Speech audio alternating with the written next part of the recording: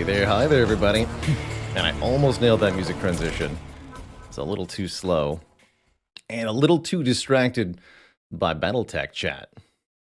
We're listening to some jams from the Battletech OST there, one of my favorite tactical games in which you control essentially a band of mercenaries who are piloting futuristic, gigantic robots in a setting where everybody's at war with each other all the time.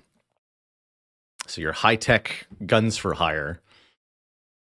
It's based on a tabletop game by the same name, Battletech, which was actually invented in the 1980s and is remarkably one of very, very few tabletop games that is from that long ago that is both still popular today and has had the core rules relatively unchanged, such that if you got an original 1980s pewter 3D miniature and record sheet to go with it, it would still be tournament legal for Battletech play today. Not that I don't think there are particularly serious Battletech tournaments. And there's an immense depth and variety to the setting. Lots of cool stuff in there. I actually just got some 3D prints for a campaign in that game, Battletech, that I've been running. Let's see if I can show this up close to the camera here. I wonder if anybody can recognize what this little tank is here. Well, it's not really little, I suppose. What this gigantic, enormous tank might be. With a offset twin-barreled design. This is from Battletech specifically. It's a tank, they say. But what kind of tank? Flaming Hito says, longtime YouTube follower, but now really invested to follow the tail end of Mastery live. I'm pretty excited too. I'm very, very thrilled to show off. Especially the Curse Mastery. Yeah, it's a 3D printed tank. That's accurate. This is a Demolisher from Battletech. Features twin autocannon 20s. A little hard to see up there, but essentially two of the biggest gun in the Battletech game. So it's a real hole puncher of a design. Thank you for showing us that. You're welcome.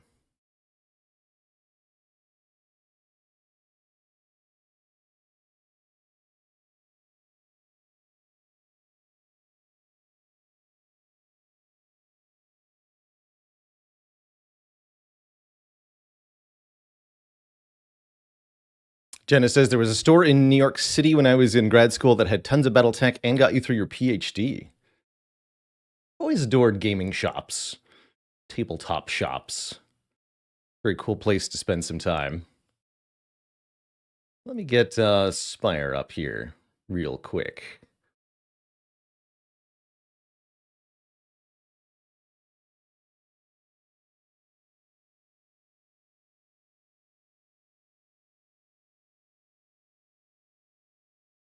Is Battletech like Warhammer 40k? Is that tank the size of the city? There's definitely some similarities with Warhammer 40k, but no, that would be an 80-ton tank. So actually about the size of an M1 Abrams, at least in weight. It's a normal-ish size tank.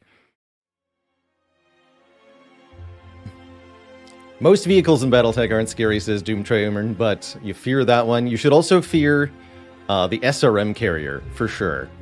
That's another big one to be scared by. 60 short-range missiles to the face will make anything fall over.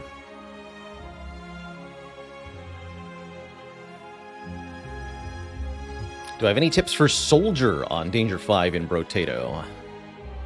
Soldier is the... can only fire while standing still, right? Elites are definitely tricky. You want to have enough damage output by the time you reach elites that you can kill them pretty quickly. And then you somewhat have to use a stutter step to avoid their damage.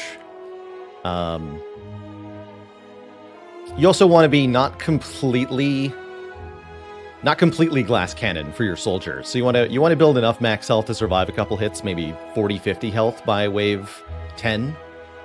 And I think for healing on soldier, you probably want lifesteal, because the soldier attacks quickly. Although this can be a problem if you start to panic because you're on low health and you move, you'll stop firing, and that means you'll stop lifestealing too. And that can be really tricky to tell your brain not to panic move if you get hit a couple of times.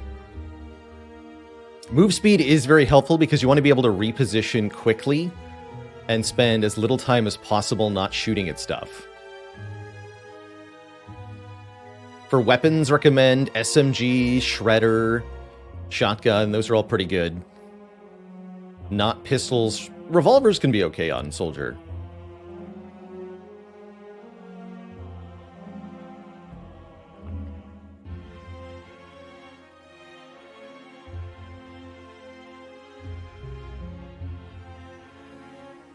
Hopefully some of that helps.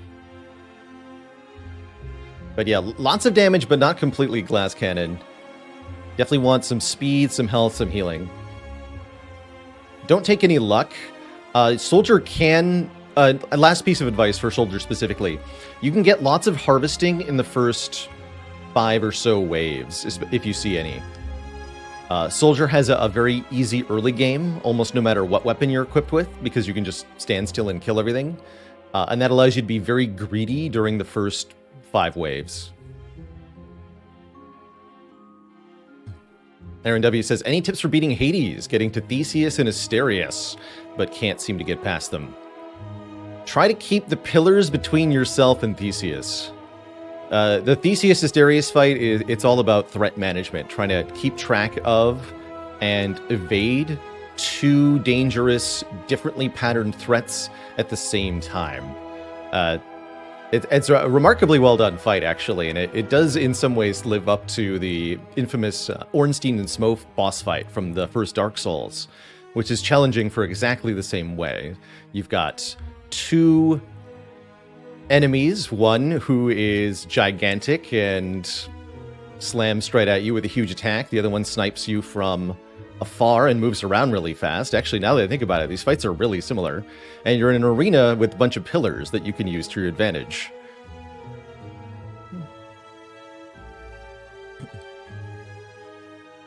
So it's about... and Theseus is very verbal in the fight, so he'll let you know when he's going to throw the spear at you.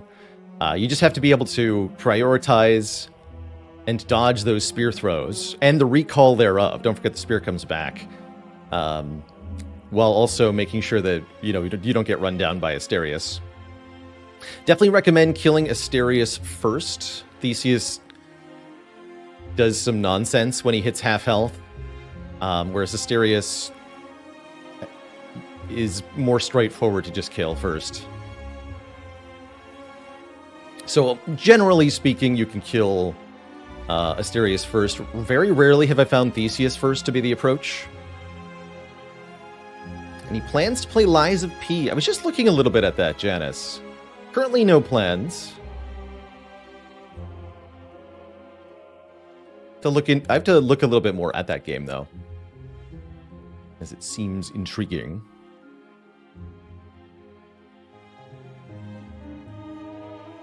Kind of Dark Souls-ish. That's definitely a game I could see myself forced to play via Game Boat, if the community thinks I might like it.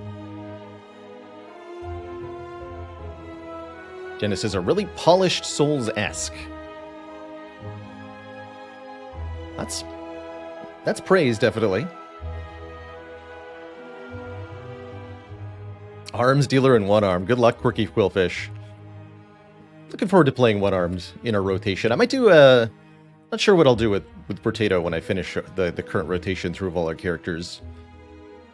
I have been enjoying it as like a once or twice a week sort of thing.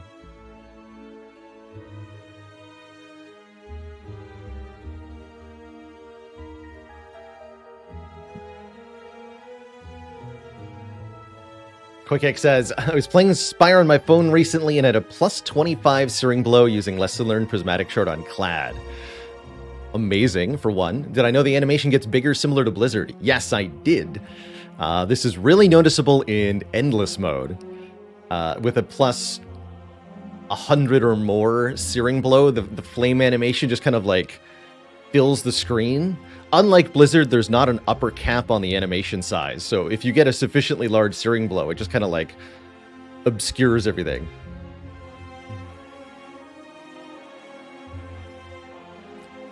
On stream, we've done a Searing Blow plus 100 against, I believe it was Bronze Automaton, using armaments in some kind of infinite loop. I did an infinite upgrade Searing Blow combo, and then whacked the Automaton for 6,000 damage. Is there a max value for Searing Blow? I don't think there is.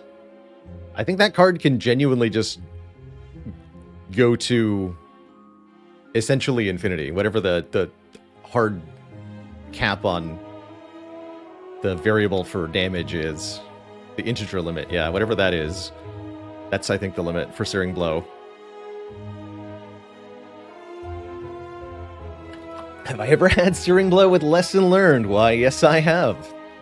I didn't get it to plus 25, though, because I died. Maybe in another 5,000 hours, I'll get to have that run again. But first, I have to master Clumsy. And that other card, too, I guess. Looks like it's Watcher's turn up to bat. We're going to be playing Ironclad Watcher for now. I'm trying to get the final cards done here.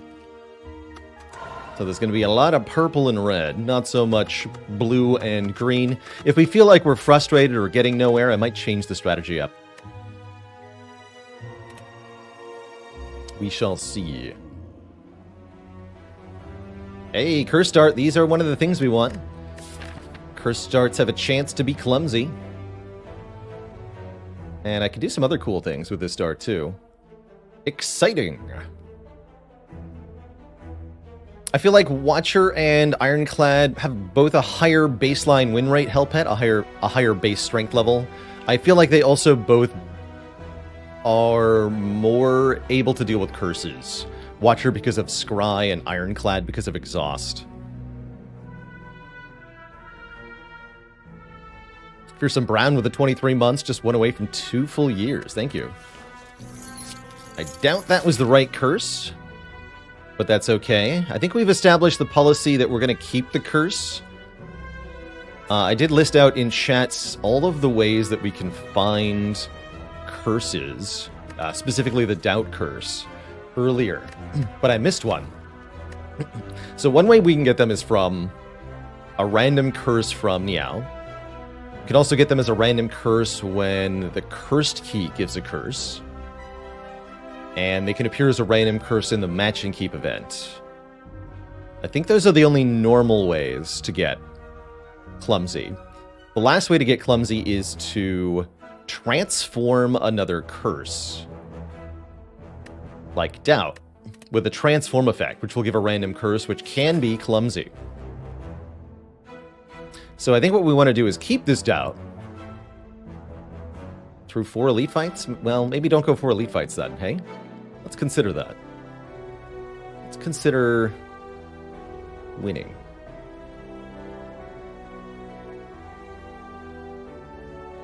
I guess I could go to this Spire. A more normal amount of elites. Alright, let's consider winning.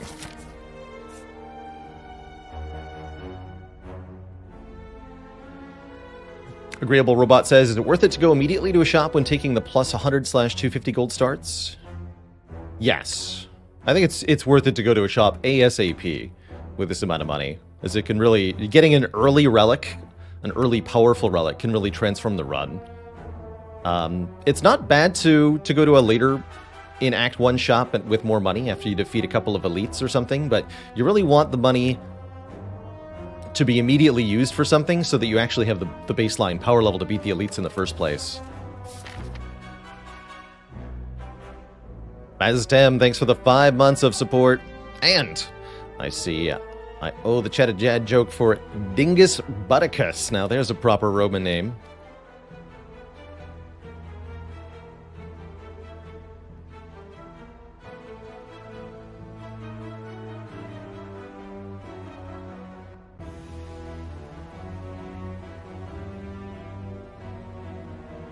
Almost, yeah, almost as good as the classic Biggest Dickus. I was thinking of Testicles, actually. That's one of my favorites. We're going with inappropriate Roman names.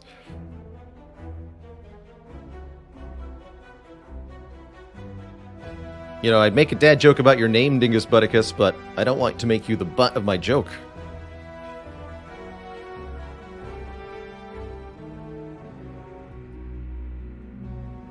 Haley says, I personally prefer Bicolus Diccolus.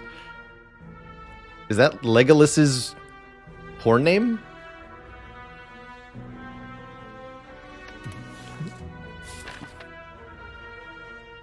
That's what it sounds like to me.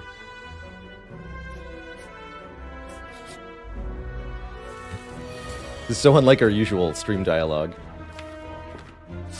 And anyway, here's the Spire. And then this gets immortalized forever in our clumsy mastery video, because I finished the mastery challenge on this run. So this is now my most viewed video on YouTube, is this. Malkavian24, thanks for the 43 months of support. After Hours Baylor is here. It's actually a great example of why I don't keep chat on stream normally.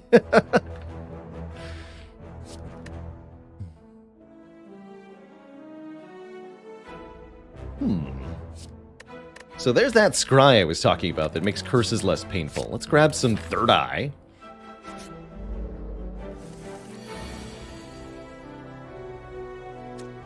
Can't take you guys anywhere. Which chat? Which chat?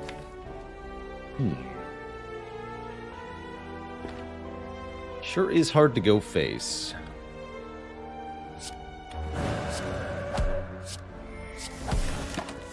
Can't actually kill even with both strikes, which means we take a bunch of damage. That's no fun. Oh, not that. These. And then I'm still weak. Classic. Where I get hit again, right? Because I'm greedy? Oh, good. Wait. 913 is 22. Oh, thank goodness. Whew. That was almost really spicy. How far did the second Hexaghost run get? Somewhere in Act 2. I think we died to Slavers from lots of hit points. Tantrum here to do a lot of damage and put itself crucially back in the draw pile. Really like that in a Wrath card. Just Lucky and Consecrator, they're fine, but they're no Tantrum, especially before a first upgrade. You can do some hot shenanigans. If you find Tantrum before you upgrade Eruption. Ooh, Halt, but also Deceive Reality. These are both very good block cards. It's actually not the world's worst Tranquility either, given that we have Tantrum.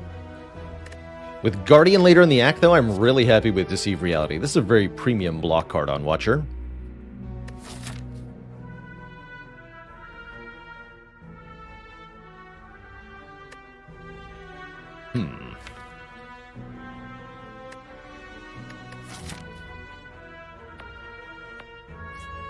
I think we're going this way. We could also go...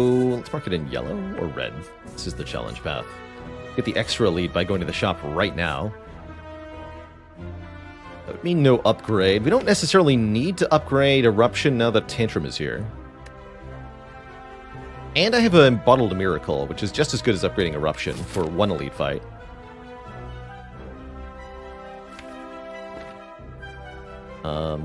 We wouldn't even have any more money for the shop, not really. Maybe I could go red path here. That means essentially no upgrades to sacked. Remove doubt is necessary. Unfortunately, we're keeping it. Even if I go to the shop, we're keeping the doubt.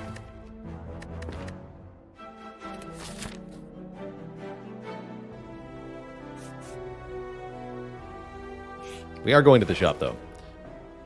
Oh, Rary is here. Second Tantrum is here. Okay, I know what we're doing then. Man, on sale Battle Hymn, too? What an insane store.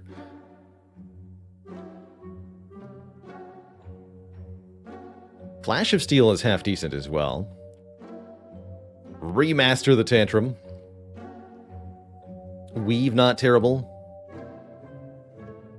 And this is why you want to go to the shop basically ASAP if you've got 250 gold from the start. Because something like an Orrery can let you build your whole deck at the same time. Let's grab this. Let's see what's in here. We might grab a Tantrum from Orrery instead of buying this one. What we got here? Cut Through Fate, 100%. Maybe. I wouldn't mind an Empty Fist. Lesson Learn, oh my goodness. And wow, Inner Peace, Carve Reality. I guess there's also Flurry of Blows, but whatever. Definitely take Lesson Learned.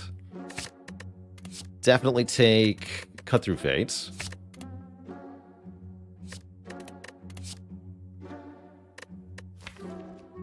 With 2 Tantrums, I'm going to want Empty Fist. And Inner Peace. Do I need Battle Hymn anymore? Definitely not. But we can remove a Defend. Or actually... No, I know what to do.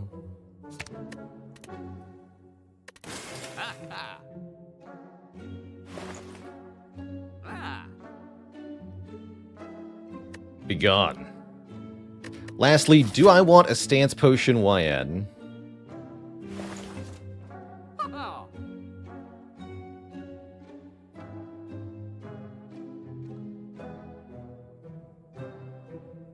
Hello and welcome to Lolograde. Lolograde says, an original dad joke for you. What do you call a mummy who likes to fart in public?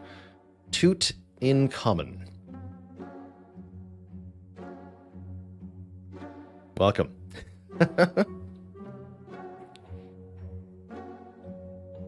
That joke royally stinks.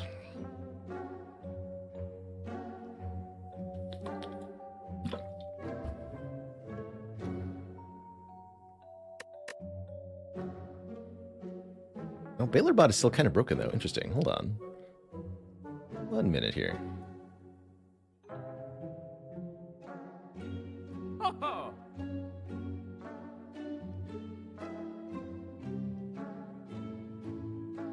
An awful joke.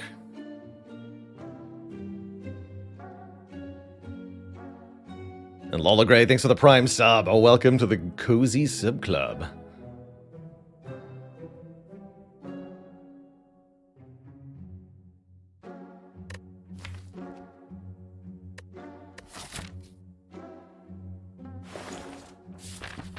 I'm gonna do 4 late. I'm gonna save the money. This might be greedy. We'll see. Got Lesson Learned. I should probably splurge for the posh, but I shan't. Shan't even lose health here when I probably ought to.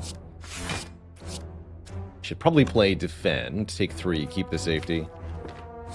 I'm gonna use the safety right now. Keep my Miracle. Prepare to bop you most thoroughly.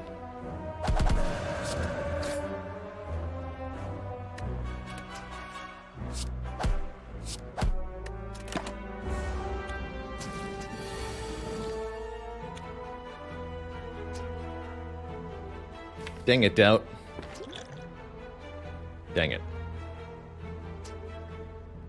Well, the good news is we kill 1, block 5, take 11. It's not the worst. Sure wish I had safety right about now. Yeah, I definitely got punished for not playing Defend on turn 1. I knew it! I knew that was going to bite me. Glad I talked about it, though.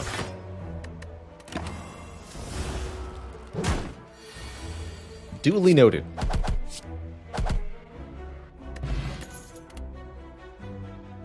Didn't even get to Lesson Learn there.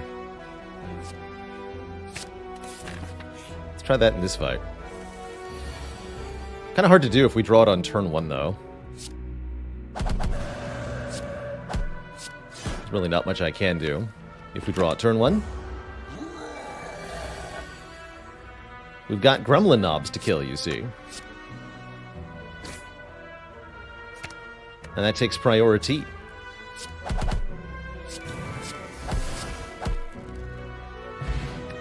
We also get a Mummified Hand, giving us free energy whenever we play a power card, plus another Cut Through Fate.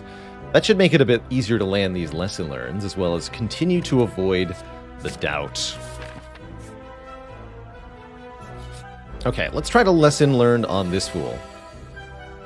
Which means I maybe don't want to play Tantrum, Cut Through Fate as my opening hand. Although we could do that. That would be lethal, right? That's 9 plus 28 plus 18.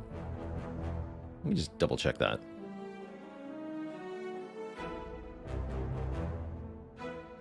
That's 55. Yeah, that would kill. But there's a lesson to be learned here.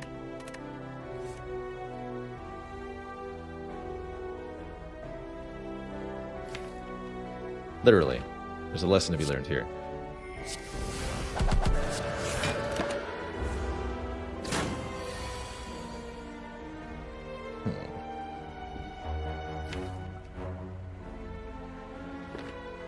Do 29. Not normally 29, though. I can play all these cards if I want. I think I will. Given the abundance of calm entries in the draw pile. We're at a relatively large deck size, given how early in the run we are. Perfect. We have a lesson.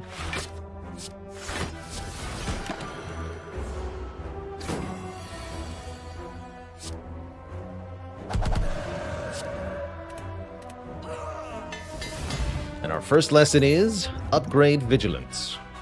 Foresight. Okay, that'll help a lot with, again, avoiding the doubt and learning lessons, so we definitely want Foresight. It's even got the Mummified Hand synergy here. Let me go into the next elite, which is the 3 Sentries.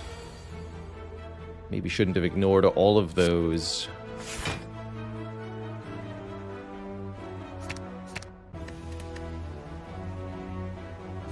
Consecrates that we saw. Really happy to get Vigilance next turn. Good, good. A miracle to play Strike here? I don't think I do.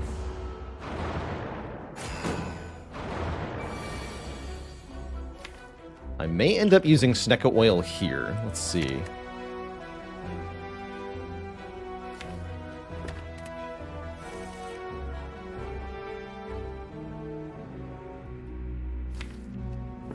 Definitely tempted to.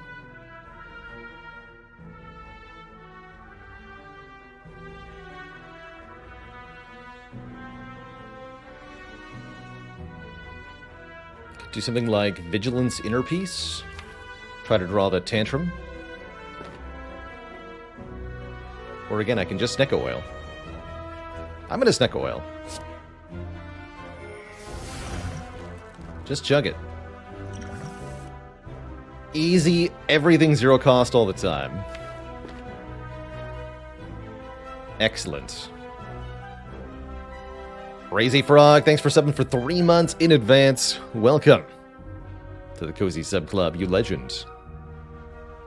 Let's go Fear No Evil.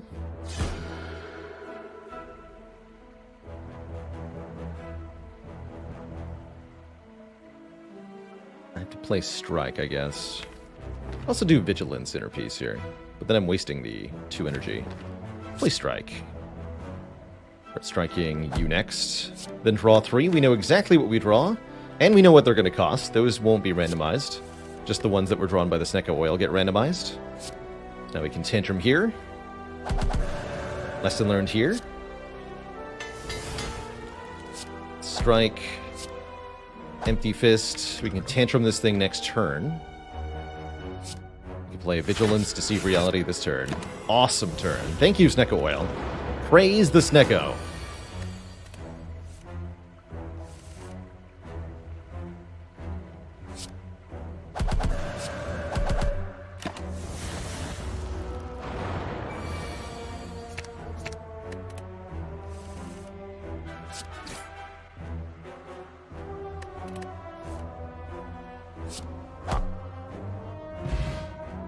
Wow. And we get Fruit Juice Lizard Tail. The Snecko has left us a blessing of Lizard Juice. Flurry of Blow is pretty strong here. Definitely eyeing Spirit Shield. But I think with how many stance swaps we have in this deck, we should probably take a Flurry of Blows. Prehistoric Ham, thanks for the Tier 1 sub. Welcome to the Cozy Sub Club. And Sonia06, thanks for subbing at Tier 2 for the half year. Getting that extra special subbage in. Please enjoy your extra special emotes. And, of course, the additional accruance of channel points. A couple of our Tier 2 benefits at Twitch. And thanks for both of you for taking advantage of that September promotion.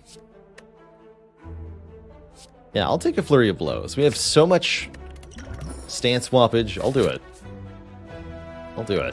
That's awesome.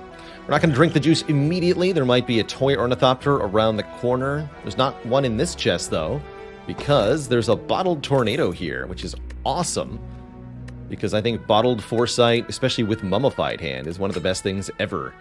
That allows you to get rid of the curses, the status cards added by Spire Spear and Spire Shield in Act 4. You get 2 guaranteed burns added on top of the deck immediately. Well, guess what? They're canceled. Also, ow. Apparently we are additionally canceled by these pair here. Attacking for 23 damage on turn 1. What have I ever done to deserve this? I don't think I want to cut through fate. I'm going to defend and keep my miracle.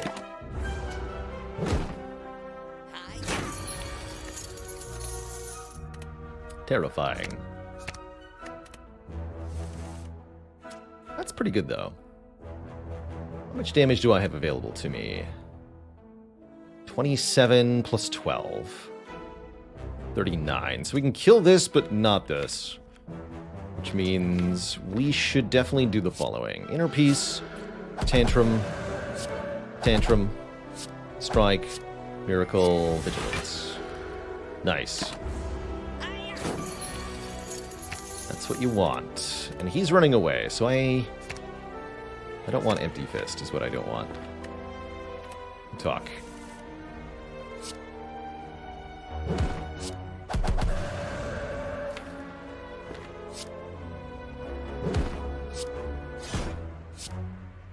Good. And then we can guaranteed Lesson Learn next turn. We scry... There are 8 cards in the draw pile. We scry 3. If we don't see Lesson Learned, then we discard all 3. We draw the remaining 5. We get Lesson Learned. So, guaranteed Lesson here. No Lesson means we scry 3. Can't play the Cut Through Fate without killing him here.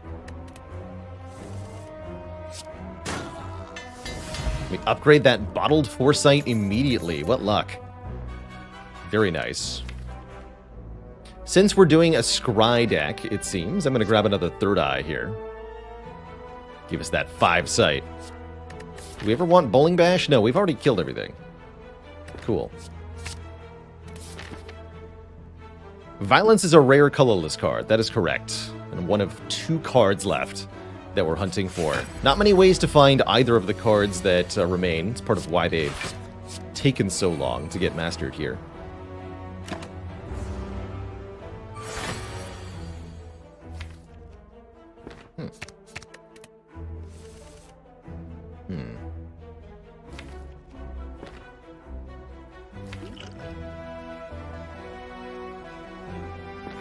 Definitely want to play at least one of these, so I might as well play them both. Clumsy is a curse, that's correct. Do I buy Prismatic Shard if I'm offered it? Definitely. Partially for the chance at violence, partially because it's awesome. And I don't need any more reason than that. Definitely don't need the Inner Peace here. But we can go Fear No Evil, Tantrum, Vigilance. Love being able to cycle back and forth, and we even have Flurry of Blows, meaning we get to double capitalize on the damage there.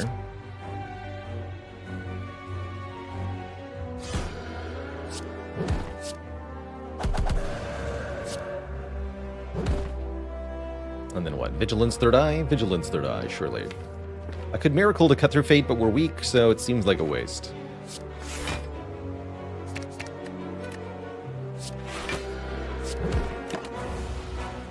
Take 1. And I'm pretty sure we can kill this turn.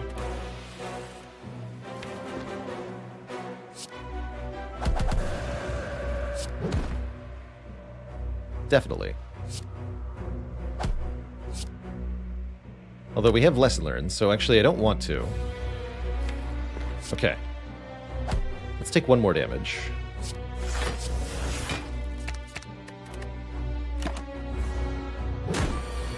How many times do I have to teach you this lesson, old man? Old egg. Oh, just one time. Got it. We're rich now. Which is wild, because I feel like we just left the shop. How do I have so much money? What the heck? Good lord. You can take blasphemy. Classic blasphemy lesson learned combo. Doesn't seem that helpful, but it's okay with lesson learned. We're insanely rich. There must have been money in the chest, too. Wow. So we're going to roll up to the next shop with something like 800 bucks? Unless there's a shop here. Neat. Oh, and a stance potion. So let's drink our juice and be on our way.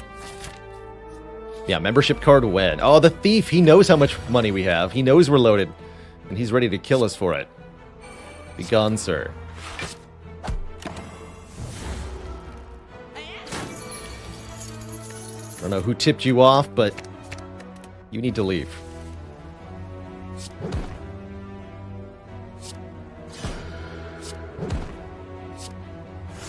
I didn't want to play that. Alright, I'll hedge my bets here.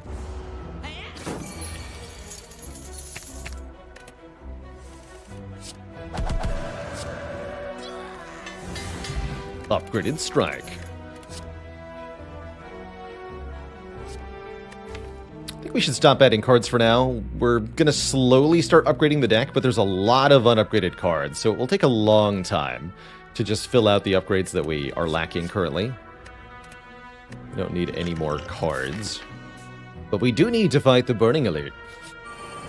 Sentries, but with more health. Perfect, I think. Let's go with perfect.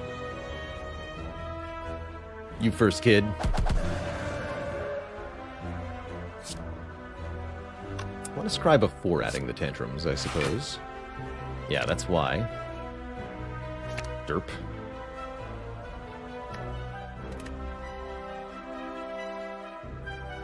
I think that gets me a kill, though. That's cool. Although, ostensibly, I don't want to kill. I want to get it next turn with lesson learned. So I guess we could put the flurry elsewhere. Or something to that effect. And I won't be in Wrath, actually, so we need to bring you below 10.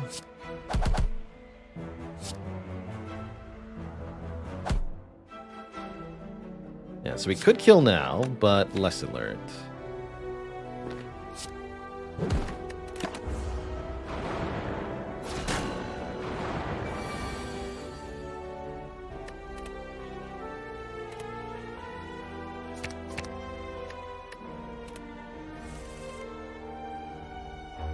Go lesson learned, defend.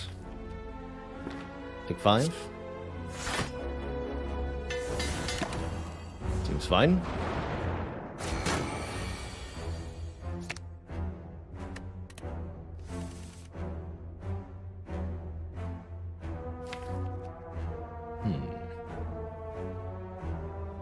Don't mind playing this slow for a bit.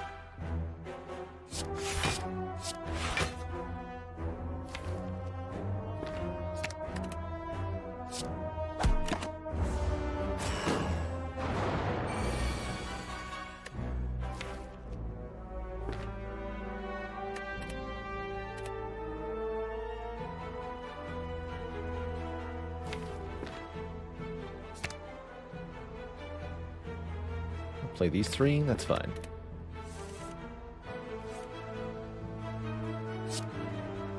This first. Okay, don't draw vigilance yet. Let's just double defend, take nothing here. Since I know I'm safe for at least 3 turns.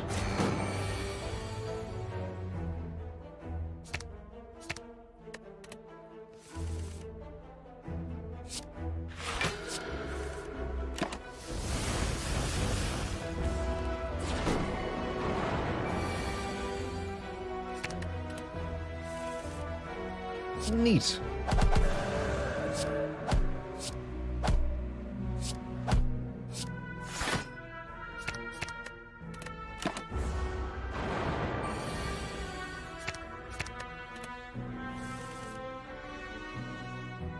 Do 9 plus 8 plus 18. How much is that? 35. Yeah, it's 35. Okay. I guess I'll just block that.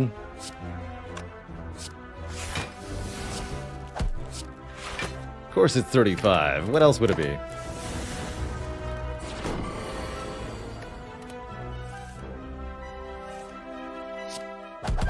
There we go.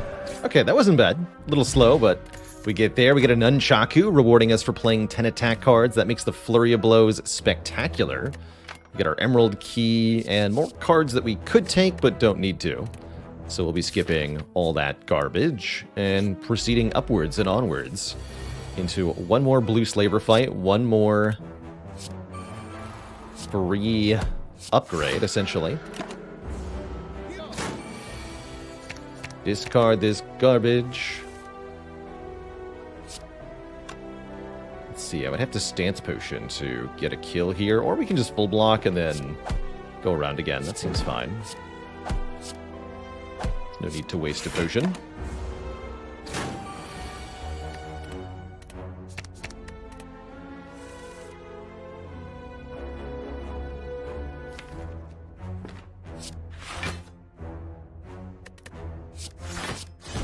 Even if it costs us a little bit of health. That is okay.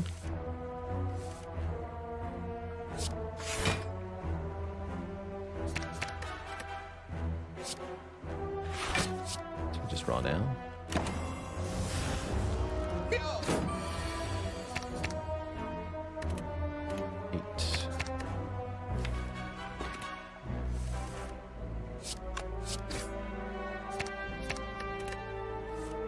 Okay, next turn.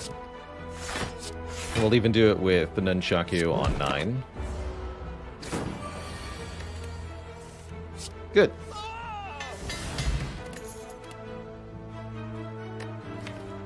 I will, however, take one more Cut Through Fate. Can never have too much scry. And with the Nunchaku, I don't think you can ever have too many attacks either. You get one upgrade prior to Guardian. Absolutely no reason to rest here. Let's just grab another upgrade. Empty Fist is looking good. We could upgrade one of the Third Eyes. That'd be nice. Flurry of Blows, since it gets returned to hand so often, also completely reasonable. Let's do Flurry. Let's do Flurry. Redwind says, thanks for the deck building skills that you've learned from the channel. Helped you in a different game where you had to build a team with skills and abilities. Bested the entire event first try. Very well done, Redwinds. It's awesome to hear.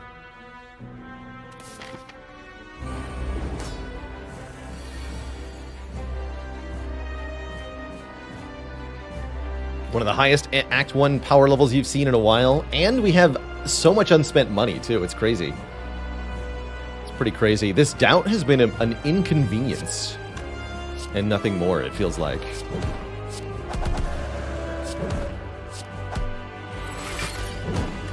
You get the instant transform. Now with Scry 4 every turn, we can just discard stuff that we don't like, and have a grand time. Seems too convenient, really. Should have played the Flurry there.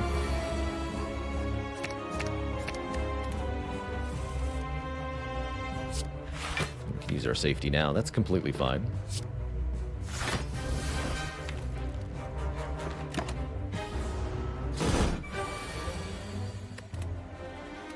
Five by 4 headed our way. We can easily block 18 of it. Let's see what else we can draw. Easily block all of it. Cool. Now I would like to find Wrath. And we need to start doing damage. After 3 turns of being passive and waiting patiently, it's our turn to strike. Perfect. Flurry, Tantrum, Flurry, Strike. Vigilance would let me transform. I'd rather look at the draw pile. Double Tantrum. Alright, put me back in Calm, please, but don't play Flurry. I want to deal maximum damage on this turn, and it looks like we've got the perfect draw for it. We go Tantrum, Flurry. Guardian gains 20 block, but that's no worry. We're going to break right through it.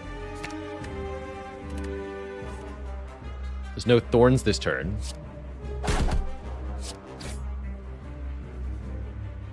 Give me Tantrum again, actually.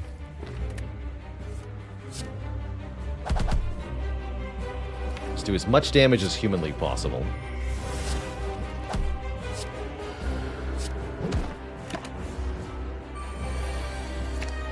And then discard all of this. And block. Easy peasy.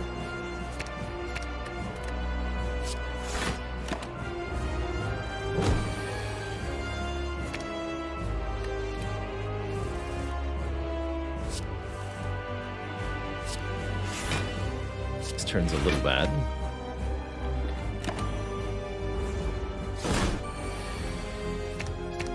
Could be worse, though.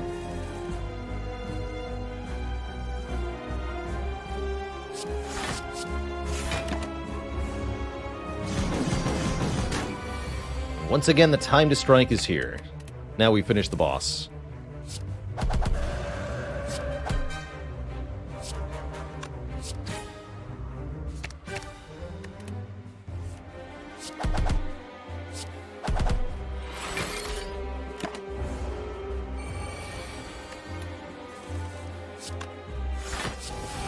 GG. We have $735. We're offered Blasphemy, Conjure Blade, and Brilliance. I don't think we need any of it.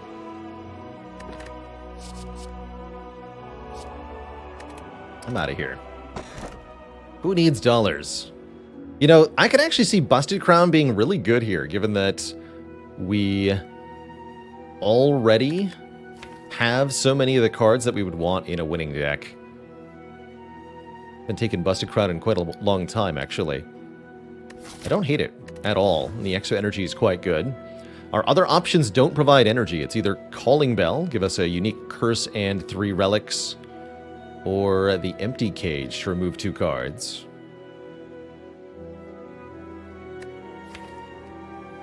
Notably unupgraded cards.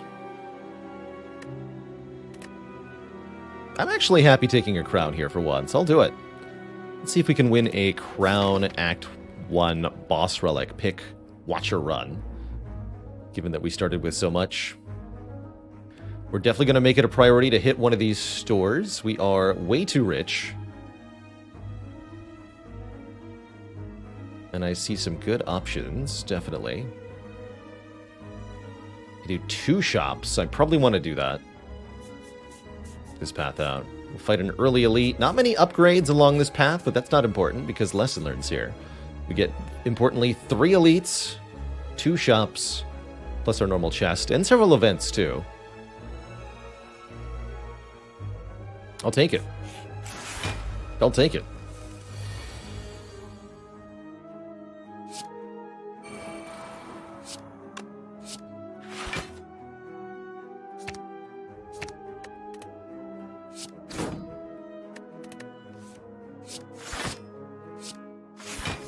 One full block, please. And actually, let's strip some artifact off you as well. Now that we have 4 energy per turn, I don't think it's quite as urgent.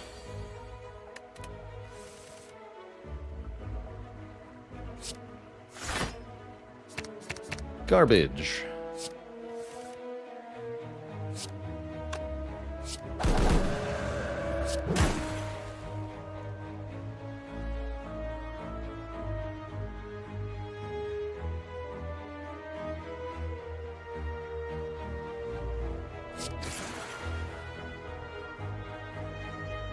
Classic.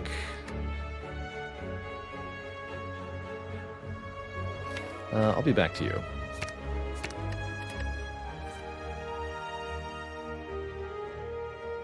So then we go Empty Fist, Flurry, Vigilance, Flurry.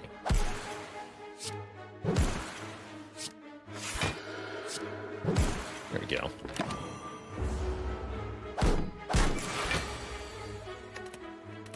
Uh-oh. Not like this. Help! Oh, we're fine. At least fine enough.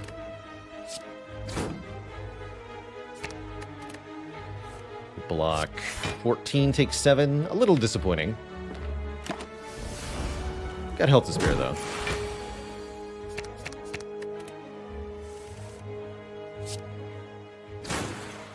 Alright, but where the lesson learned, though? Hello? This is why I keep forgetting it. It refuses to show itself when I demand it. How dare you? There we go. Upgrade Empty Fist. We're only going to be seeing 1 card per fight from now on, which definitely limits the utility of card rewards. Today is the day I must settle the score with the murderer of my beloved pet Noodles. How's it going, 80? If I had Tungsten Rod, would I click more times on the lose health for a relic event? Definitely, because you're paying a little bit less. I think it'd be worth at least 4. As always, it depends on how much health you have to spare, really. Dr. Noodles, thanks for gifting a sub. Dr. Noodles! Noodles MD is here for Noodles. Thank you, Noodles, for the gifted sub. I'm definitely betting on you. For Noodles. Give me strength, Noodles. We lost the bet. But at least we weren't gouged by a lance. Brave cause, but not a strong arm, unfortunately. And the thieves, they're back. They still know we're loaded. That chump came back with reinforcements.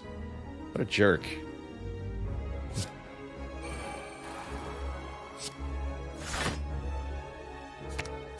What a jerk. They both rolled 50 health here, so I definitely target Mugger first. This one's more threatening on turn 3. It's the only real difference between them. They are actually different, Looter and Mugger here. Pro tip.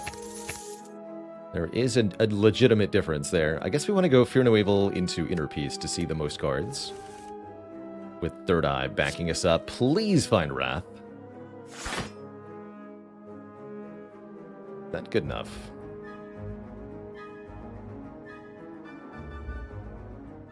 We do 8 plus 14 plus 7 plus 13, which is, yes, that's enough. Cool. I'll take it.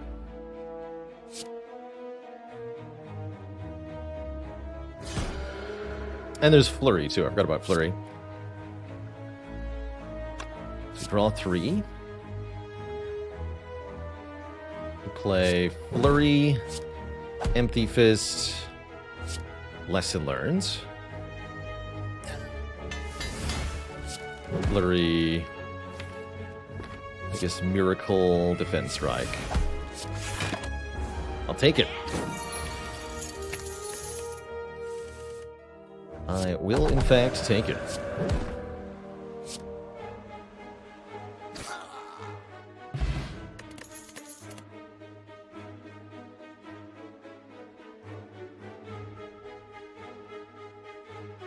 Is that the Looter and the Flurry of Blows card art? Yes, it is. Get punched, you nerd. That's what you get for stealing people's stuff.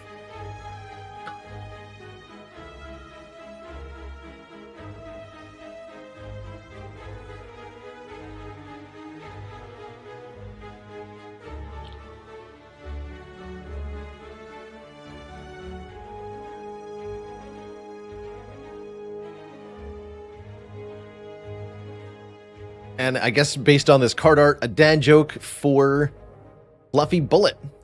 Did you hear about the dog that tried to learn unarmed combat? It wanted to be a pugilist. No refunds, Twitch chat.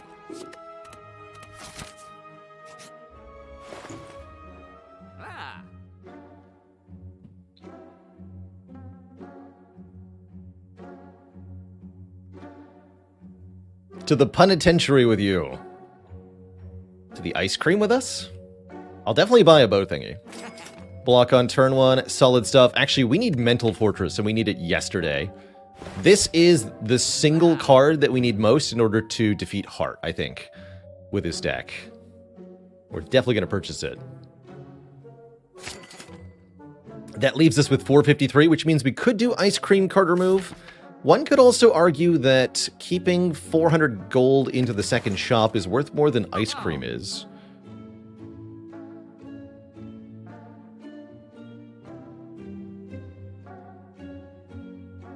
I'm actually not a big fan of ice cream usually, although it's better with nunchaku.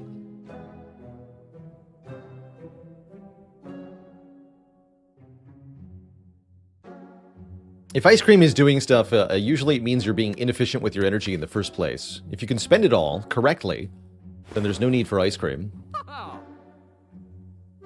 think I'm going to avoid the cream. We're going to go uncreamed to a chat. We're going to remove defend, keep that curse, and proceed with 353 gold.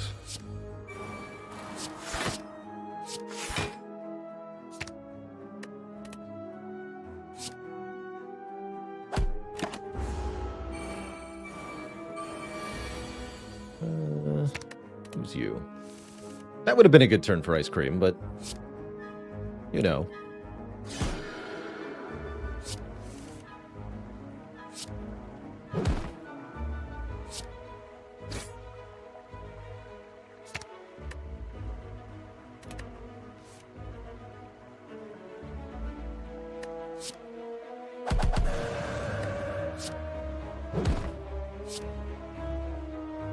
Kill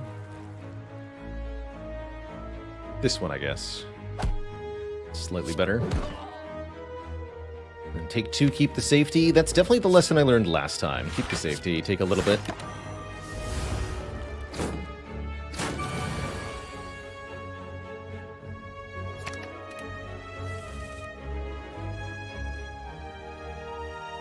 And yes, the logic behind keeping the doubt is as a transform option later. That's all there is to it. I want to be able to transform it.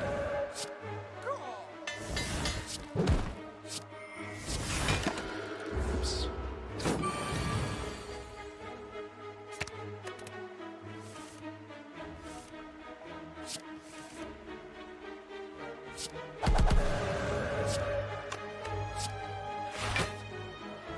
Good enough.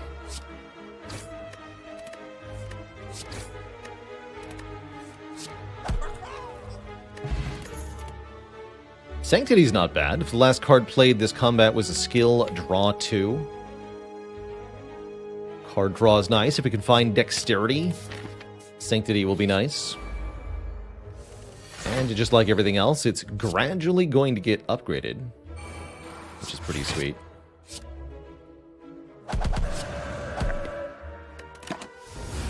Thank you, Boat Thingy, for saving the safety.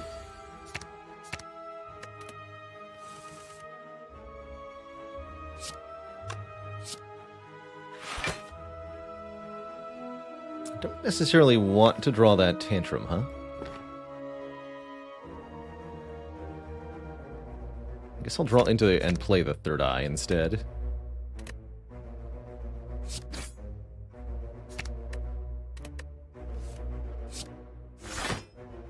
Keep Vigilance and the Cut Through Fate plus. Play this. Keep the safety, take 2. Yes. Unfortunate turn to have doubt. I'm beginning to have doubts about this fight.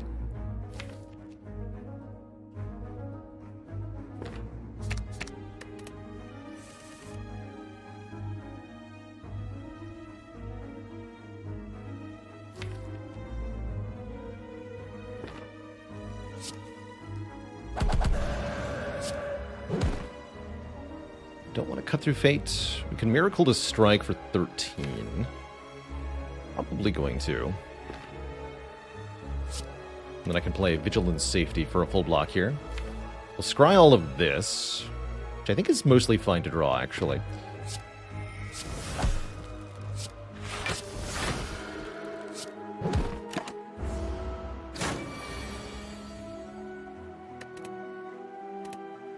Is it, though? This is not going to do 88 damage, problematically. And it's only going to generate 8 block.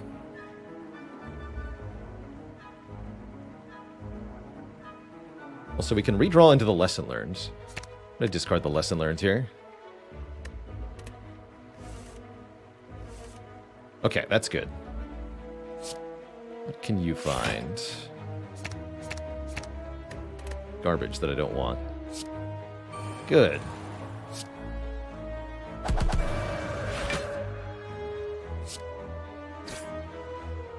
Deceive reality. Perfect.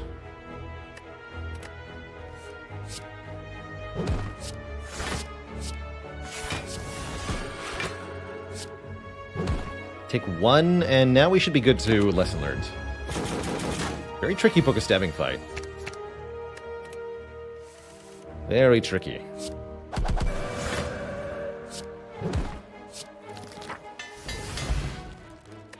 We upgrade one of our tantrums and we grab a Tori. That'll help a lot against Heart. And there is the way to gain dexterity. Fasting. I'll take that too. That should be all we need for the endgame now, with our Busted Crown.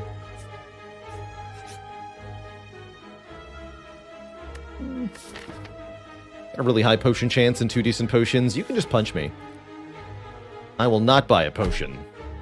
Get out before I litter the floor with your guts, she says. It's a rude lady. That lady is rude.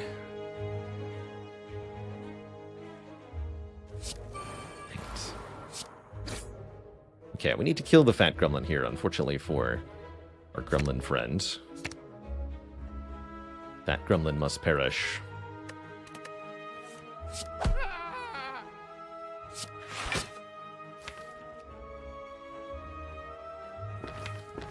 I will accept not being in calm for now. Might get attacked here. Thankfully not. We have a gremlin to kill.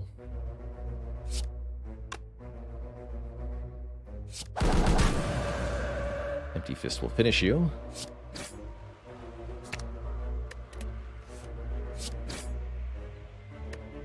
Good stuff next turn. Definitely want to chip down the leader's health as much as possible. This is definitely a race of a fight. We have to pick off the minions and tackle the leader as best we can. This is not the draw for a turn where we're getting attacked. Uh-oh. Terrifying. I want fasting? Probably.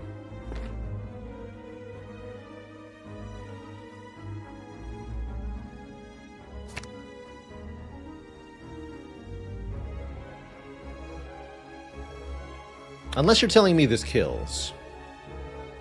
Which it might. Let's see, if I play fasting and then both tantrums, how much damage are we looking at? This would be 6 times 3, 18.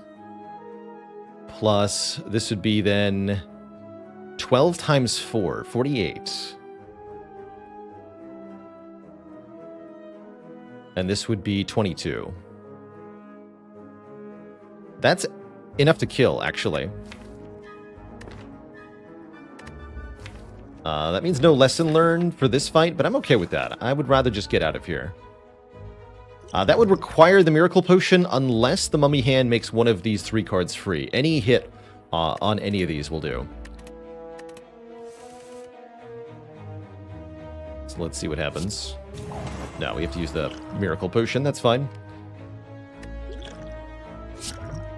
Could have also used the Stance Potion. We're at 80% for a new potion anyway, though.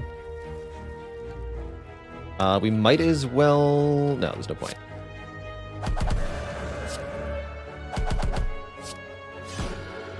Okay. I'll take that quite happily. We get a Shuriken, which is obscene with this deck. Double Tantrum and Flurry of Blows. I guess we don't need the fasting as much with that. It's still fine. Very strong. We also get Ginger, making us immune to weaken. Now that's convenient. I'll take it. Stinky Doubt, get out, and they all called it. The membership card is here, although we did spend much of our money. I'm definitely exonerated for not buying Stinky Ice Cream. Disgusting.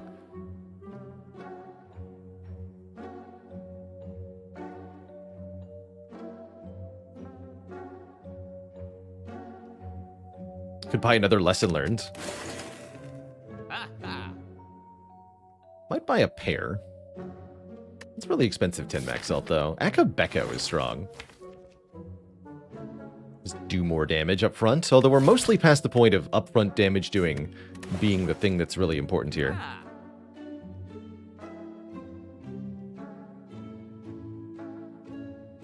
And yes, the only reason we're keeping Doubt is for the faint chance of a transform. It is a very low chance, yes. But that's all we have left in the Mastery Challenge, so very low chance is our best hope. Therefore, it's our main strategy. Feels bad.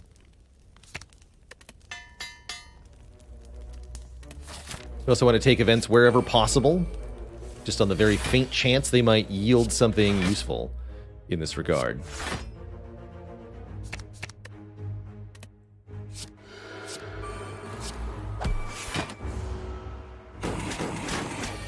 Crunchy. You attacking me? No. Convenient.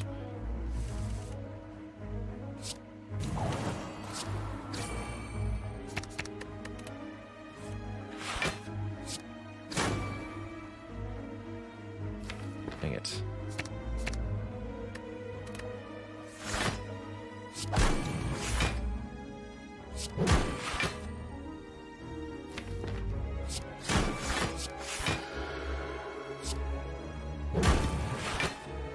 I'm immune, fool. Take that.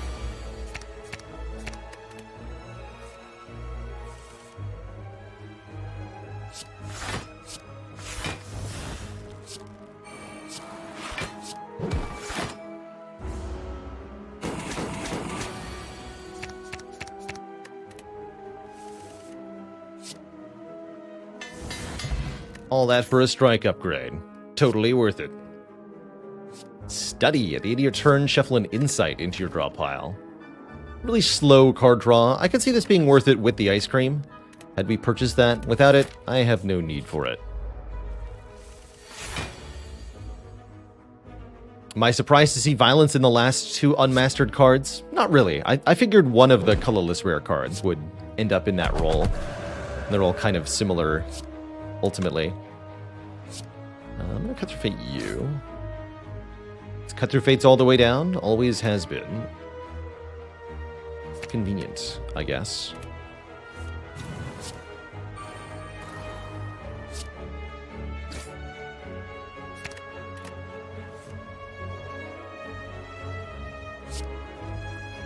I could kill two. I'm immune to weaken, though. I'm going to leave the front guy alive for a moment. Flurry. Fist. Flurry. Deceive. No penalty here, right?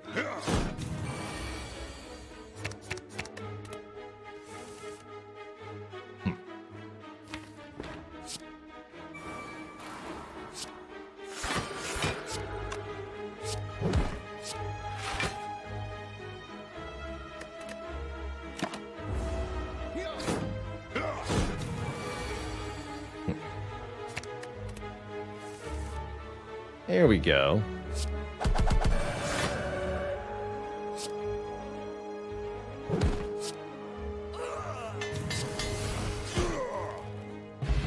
Bottled flame. We can bottle our lesson learned. No, we should bottle either Cut Through Fate. We could bottle maybe Flurry of Blows, but I'd rather not. Cut Through Fate is fine. Cheesy Bob with 49 months. 49 is one less than 50. Pretty sure I read that on the internet somewhere. Is Cut Through Fate the best common attack? I feel like it is on Watcher. Probably the best common attack. Had we taken Akabeko, this would be a great Tantrum Plus bottle.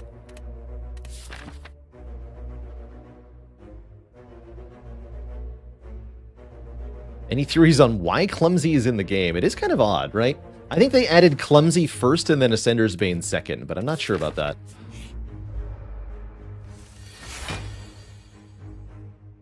It's just my guess.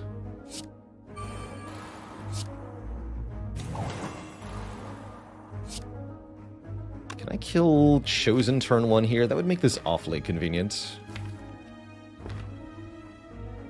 Let's see how much damage we can do.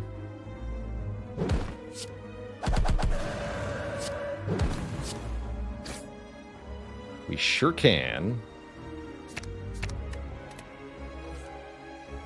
38 more.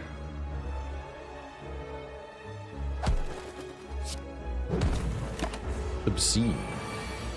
There's lesson learned.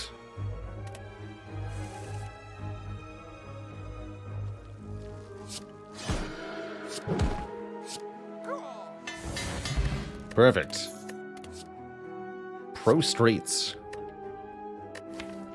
I do like adding mantra to this, honestly. Though I feel like we need a bit more card draw. I'm pretty happy keeping this just red-blue, since we are very unlikely to see more mantra cards. Pick up a power potion, though. That's useful for later. It is good block with fasting. I think I prefer Sanctity over it.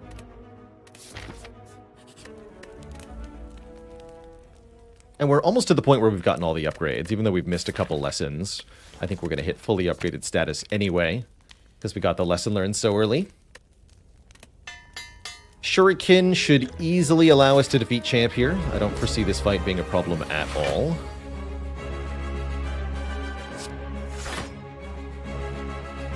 I don't think I want to put fasting in play so early, though.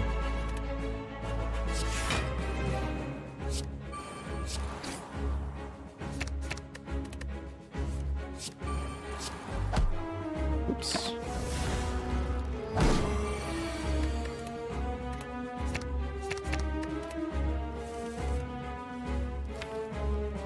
Why's it gotta hurt, though?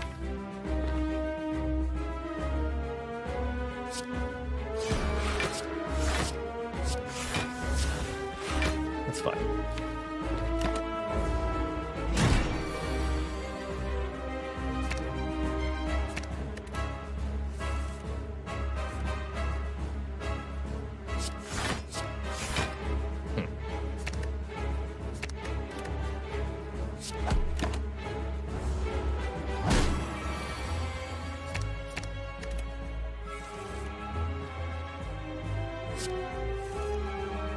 Here we go.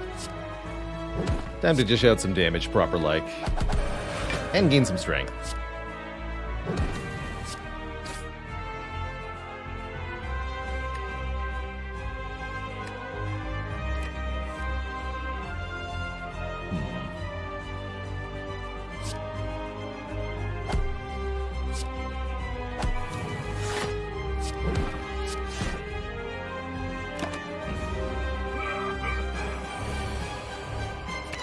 Should have played one fewer there.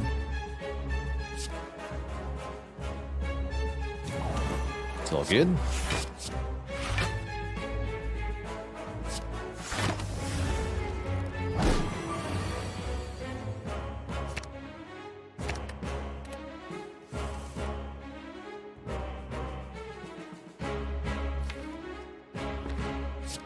Not quite ready.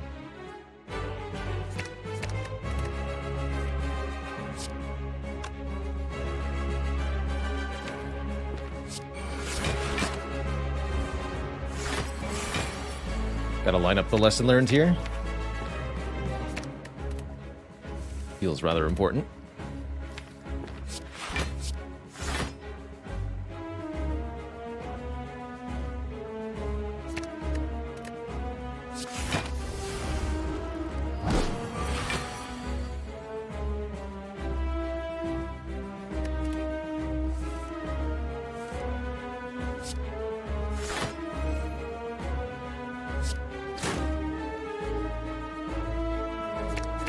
Let's go. Don't play Empty Fist. We want to stay in Wrath here. You can't weaken me, fool. Your time is over.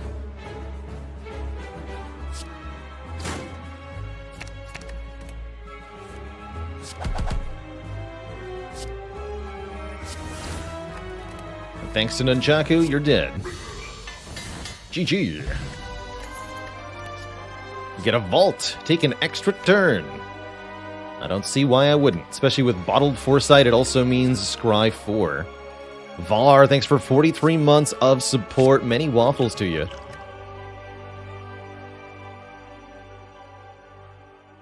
It does make the choices easier when you've only got one. Yes or no? Yay or nay? Add a vault. Yay! Yay or nay? Add a runic pyramid. Yay. Runic pyramid retaining the hand is going to make it much easier to exploit our lesson learned as well as all of our stance change cards. And we'll definitely carry this run to a pretty easy win. Could go 5 energy with Sozu here. No longer able to obtain potions. We would just keep these potions till the end game. And I think that would work okay, but not as well as Pyramid. Pole of Mars, thanks for the Prime sub and the 8 months of support. It's also Tiny House. Not even going to acknowledge it, I guess.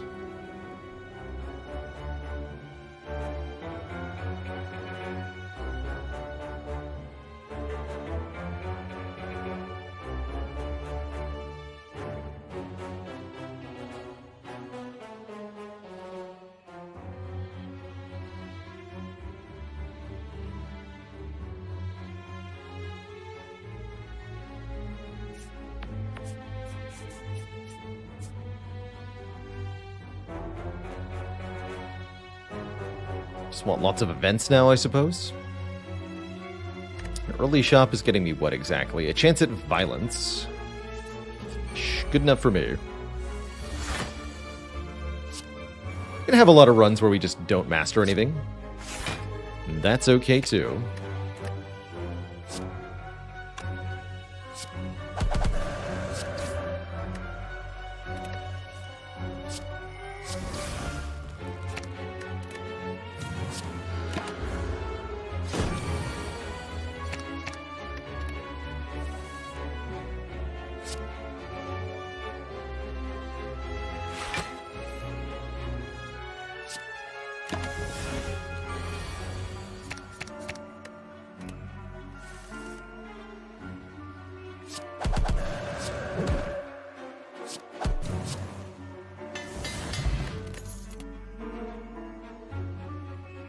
This is not bad with fasting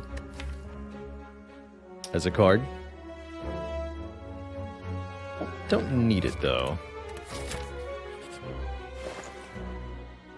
Question card means we would get more options from card rewards. Not the worst idea, actually, but I don't think we need it. Not much here that we do need, other than card remove. We got all the strikes and defense upgraded, unfortunately.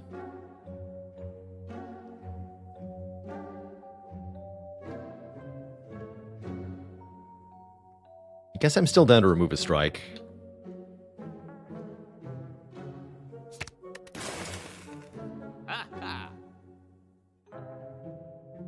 And then skip the rest of this. All right.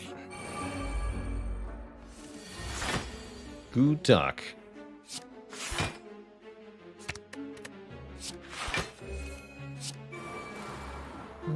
That was a choice.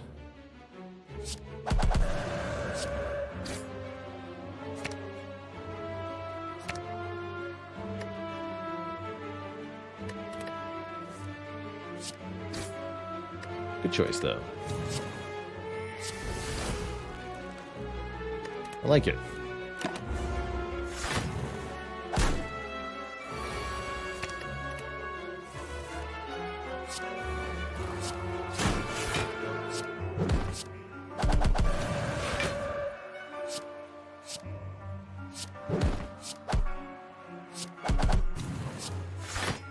Show me the lessons.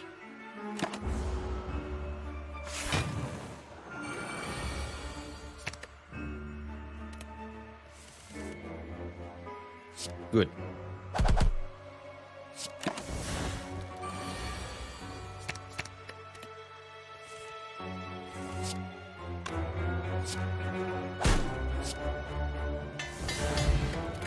Perfect. Don't want to collect. No, thank you. Can gain lots of money for another curse. Regret. Do you have 2 more shops coming up this run? Seems a little unnecessary. Let's take the 50 gold here. And we get a shop immediately. Punished? Question mark? I suppose so. 7 max health for 83 gold, 7 max health for 82 gold. Yeah, give me that delicious waffle and put a strawberry on top. Delicious. And remove another strike. Love it. Strawberry waffles. Tasty. Very tasty.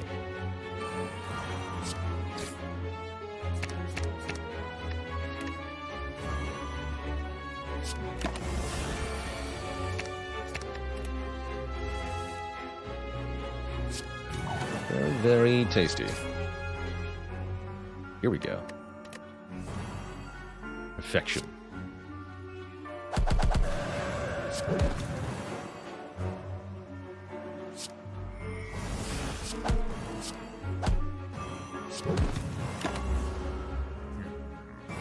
But you can't.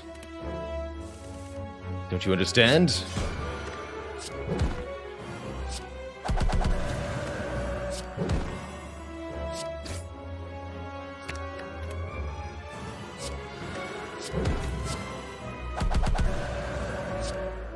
$50 damage flurry.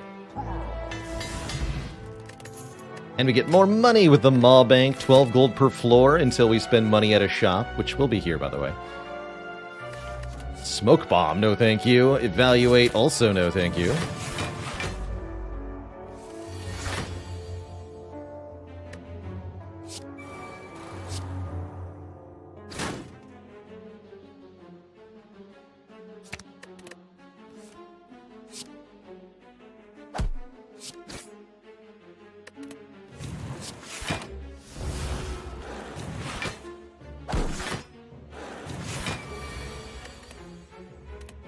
They're all attacking me. Well, that's not good.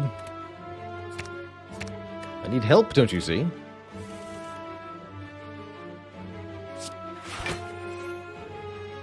That helps.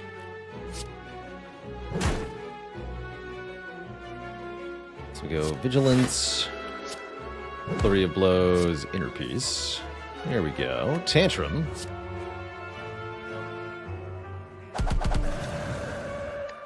Flurry of Blows. Miracle Vault. Take another turn. Easy.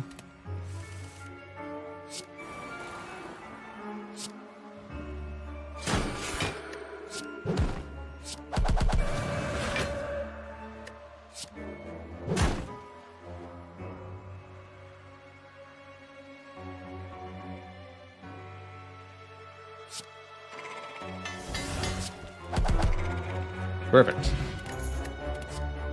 Ooh, that's a good one. Meditate. Put a card from the discard pile into your hand and retain it. Upgraded. Retain 2 cards. Basically a hologram. We have to end our turn, but we get back stuff that we are most certainly going to want. That part is really good. I'll take a little damage here. We take what? 1? 1 is fine.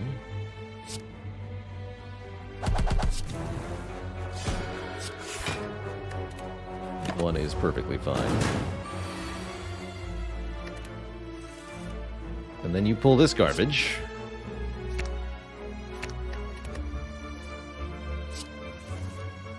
How dare you?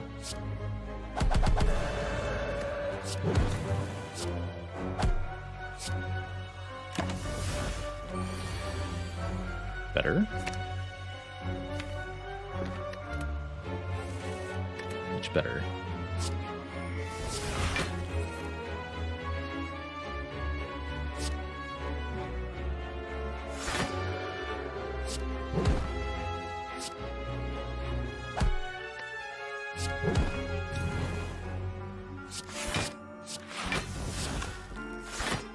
Perfect.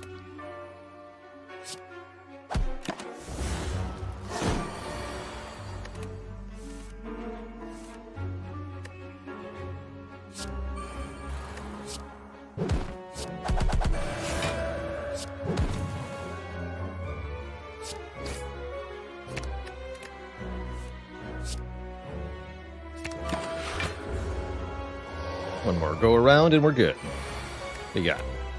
45 again, you jerk. Very impressive, though. if thou must. I'll show you how it's done. First you bonk, and then you blonk. Seriously effective.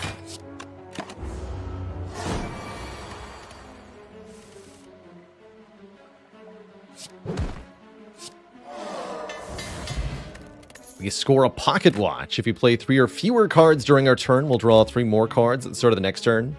That's not that helpful. Wave of the Hand, however, could be a game changer, allowing us to apply tons of weakness during late game fights. I think that's very helpful indeed.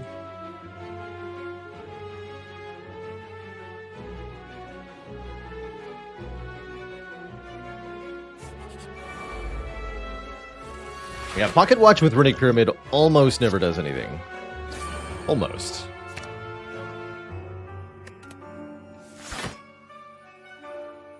How much am I going to regret this choice? You know what, I'm just going to take some damage. I'm fine with this. We'll even draw extra cards off the Pocket Watch. Truly a joy.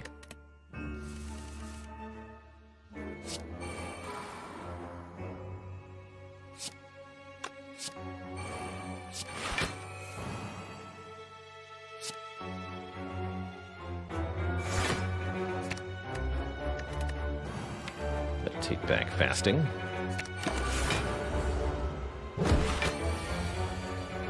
Once our hand gets full, though, it gets really full.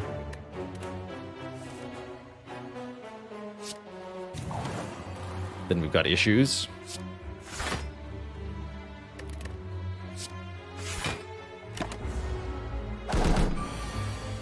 Alright, issues are over. Time for you to die. I don't care how much block you get. You're dying.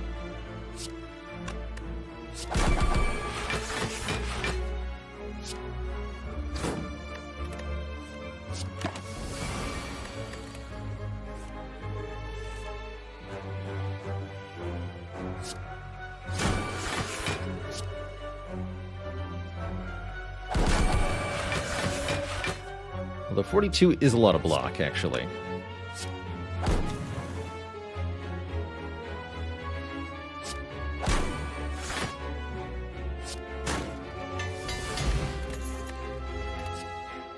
Got to break through. Prostrate's better than before. Yeah, it is. Let's get in here. Now that we have Pyramid, everything is different.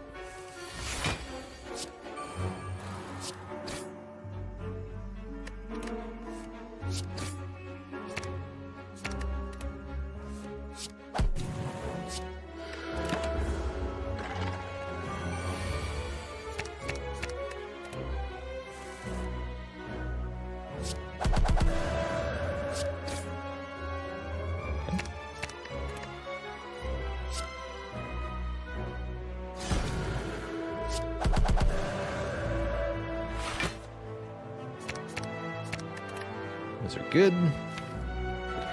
I would like to get back my cut-through bait, I suppose. You're not even attacking me, so it's definitely time to punch you a lot. Easy.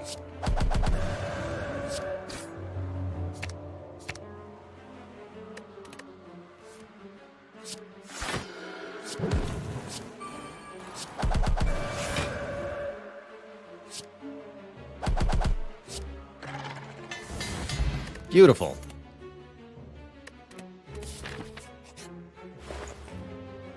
Scrawl is pretty insane with Runic Pyramid. Weave is pretty dang good. Dark Shackles is pretty good. I like Scrawl and Dark Shackles, especially. We want a bit more dexterity. The Smooth Stone is here, but I think we have the late game sorted out. Definitely take Scrawl and Dark Shackles. And I have enough for a remove, but then I won't be able to remove in the final shop. So I think we should just save money for the final shop. There's also Strange Spoon, which could allow us to keep after playing the Lesson Learned, the Vault, the Scrawl, and the Dark Shackles. Actually, that is kind of good. And the miracle, too. That's cute. I like it. Spoon, you're with me.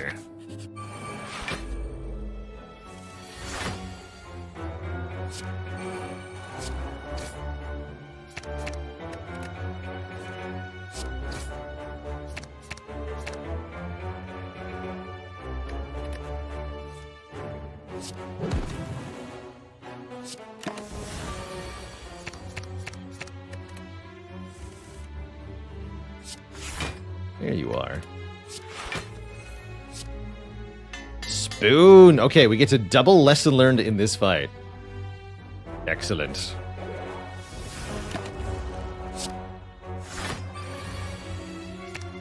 It is written. And I can even use meditate to get it back. Beautiful.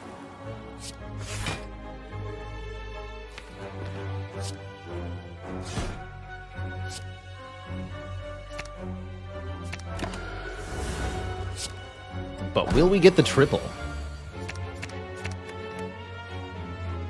That is the question.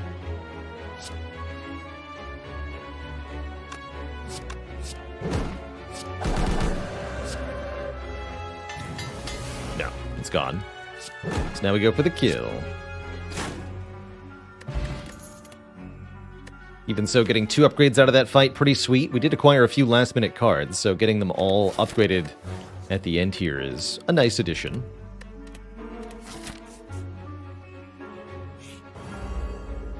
That's the Strange Spoon. Cards that exhaust when played, instead will discard half the time. Oops. Don't want to do that, actually. That's okay.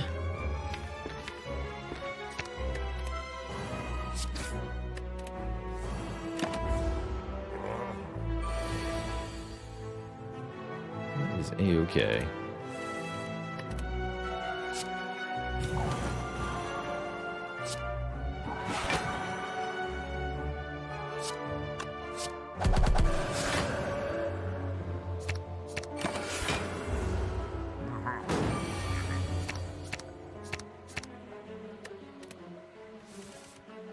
Good.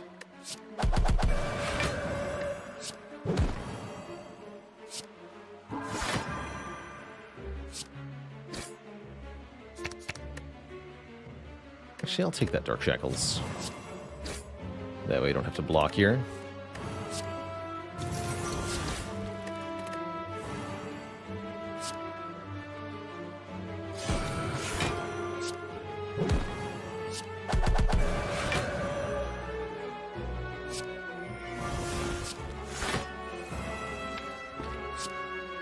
$39 times 4. I'll just vault.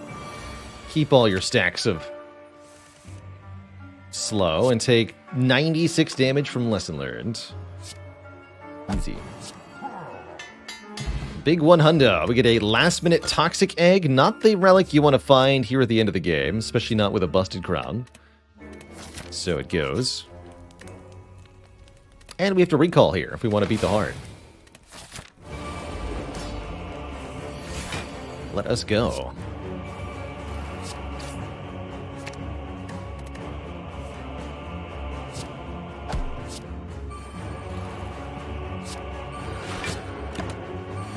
Spoon.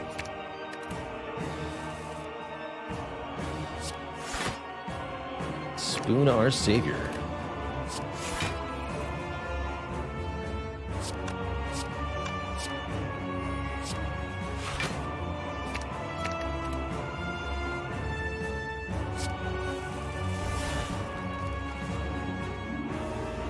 Guess we tantrum then fasting? I guess so.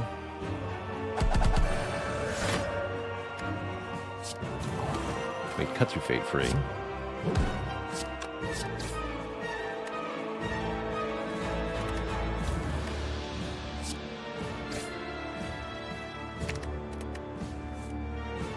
And then meditate, tantrum, flurry of blows, I guess.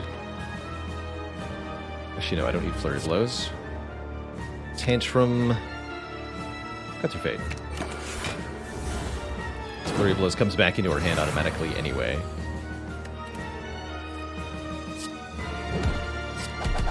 Alright, that's an easy kill on Donu this turn.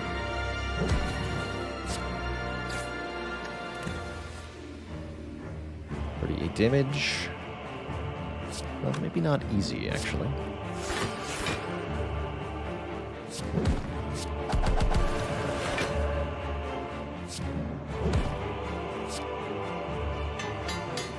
Upgrade Shackles. Keep Flurry here.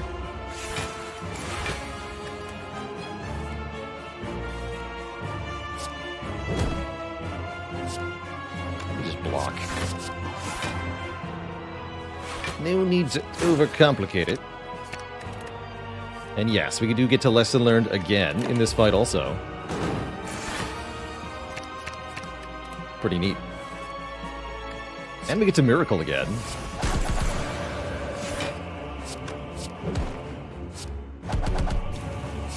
Boop. GG. First boss down, second boss, Time Eater. Only one lesson to learn here. The lesson being, never trust a Time Eater.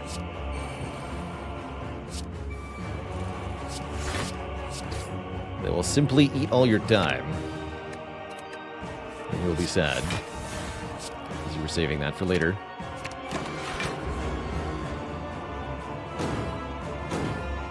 But there are no lessons left to learn, is that true?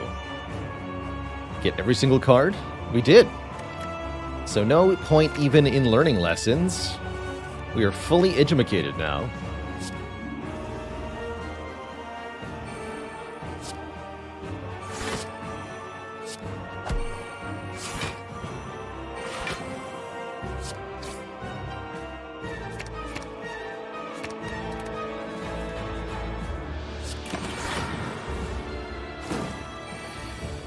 Gone full apotheosis.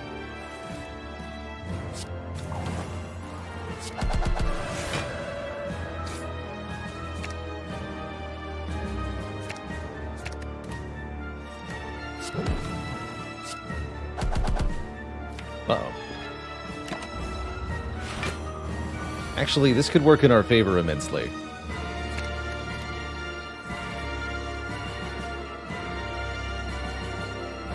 Why block when we can kill?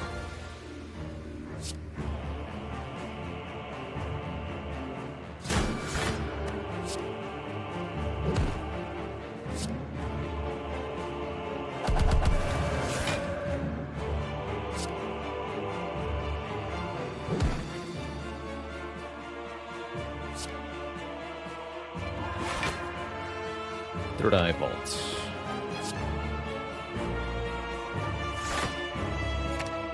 Guess I do want Vigilance.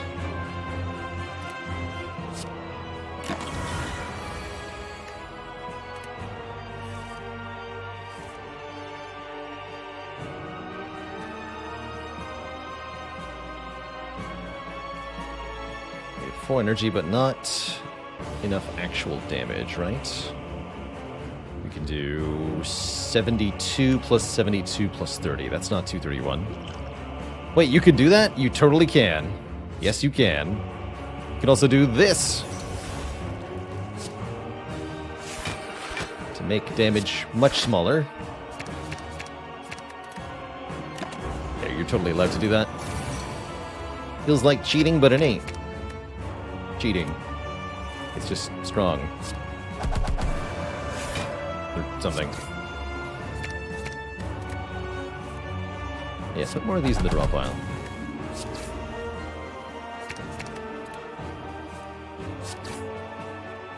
GG, nerd. The lessons are learned, so you just get punched. Two thump, a deep pulsing dread can be felt throughout the room. Is this the heart of the Spire, the source of this mighty crown? You deal 2576 damage. A good year.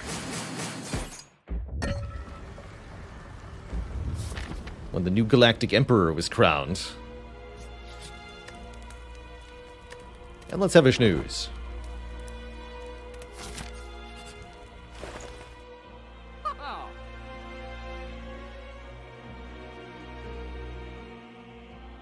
Frozen Eye, I guess, or we could just go double Mental Fortress for convenience.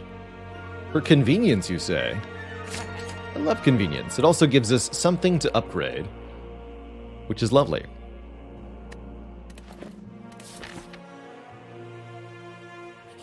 It's the highest I've gotten the post-heart punching score. I can't remember many runs that had higher than 2,500. My longest A20 streak stands at, for changing between characters, a so-called rotating streak. We had 20 in a row last year, which still stands as the record. No one has done more than 20, to my knowledge.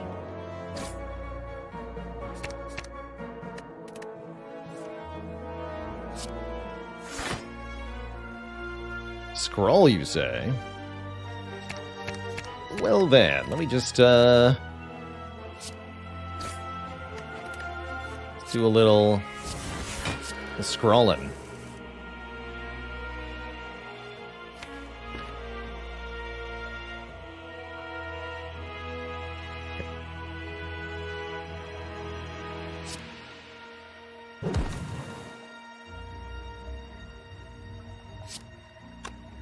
Scrollology.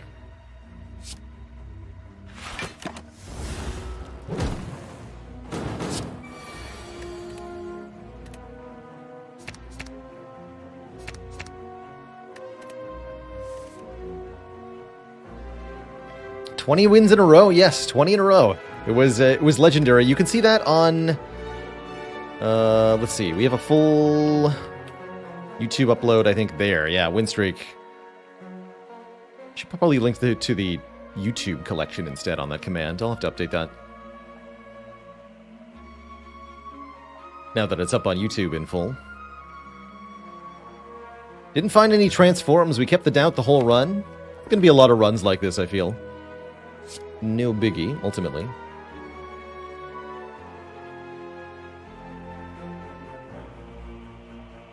How do we want to do this? It's a good start. Okay, so we can go Weave of the Hand. Sanctity here. Gonna get 2 energy back. I can do some hot nonsense here. Excellent. Hot nonsense is beginning. Maybe I want to kill the Spire Shield then? Nah. Just be vicious.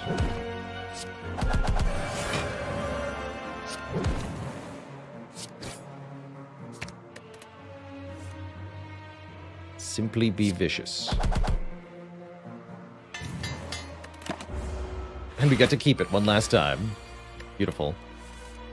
You think 30 block is going to stop me? I got bad news for you.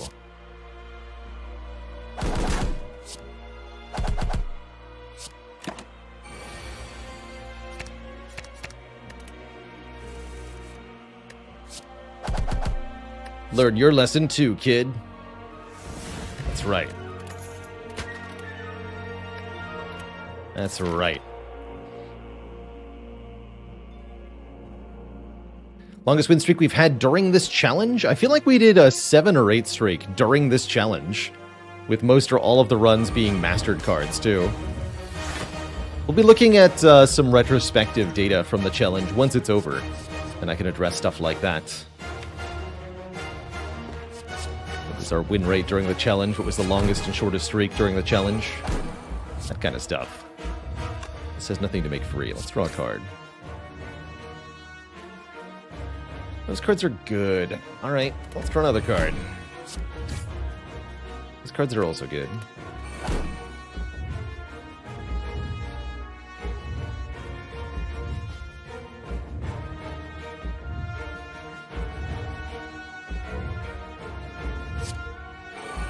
Guess I stop here then.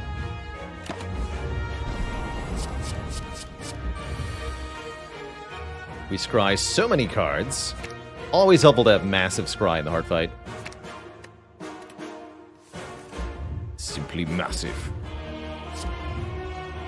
Gotta take a little damage here for optimal order. I guess I don't have to though, right? I can just do Deceive, Mental Fortress, Vigilance, Let's see, we can do Tantrum, Fear Removal, Empty Fist, Inner Peace, or I can use the Inner Peace for draw 4. I think I want it for block here.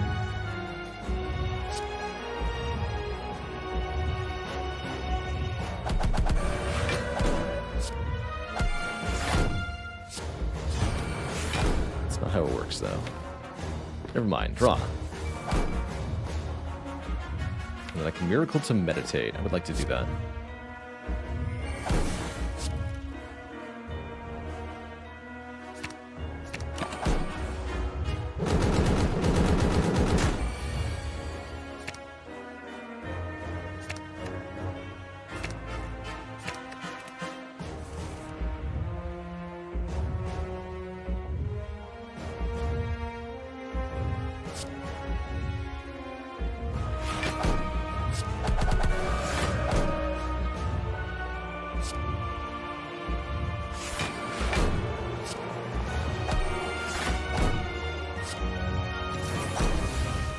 That's cool. That takes it down to exactly 45. I like that.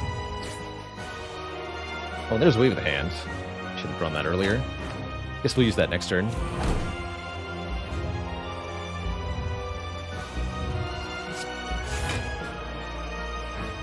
Yeah, we'll use that next turn.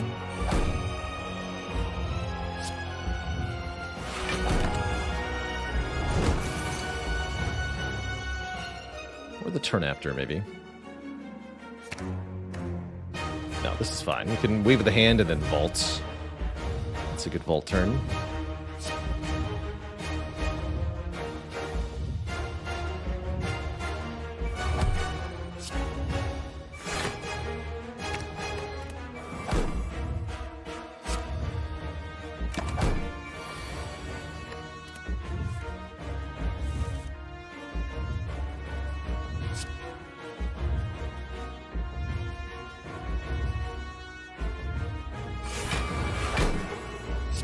Might seem like weird order, but just want to lock certain things in. Thank you for not interfering, Strange Spoon. Appreciate you.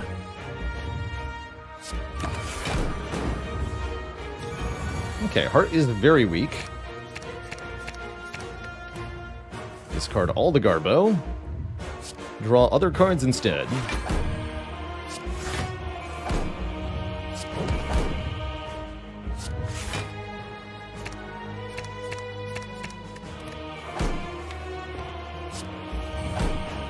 Tantrum.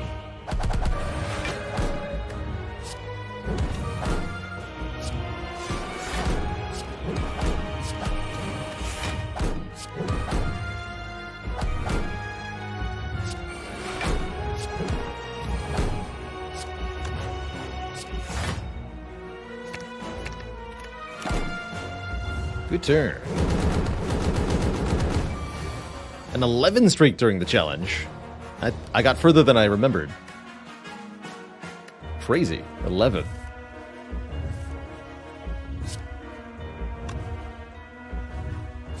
It's pretty nuts. I do want that, actually.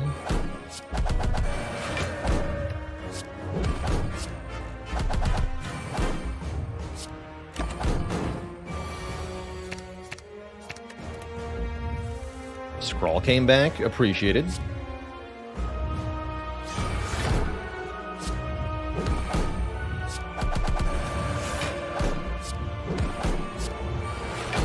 Guess I shouldn't be playing that Flurry of Blows. Doesn't matter much.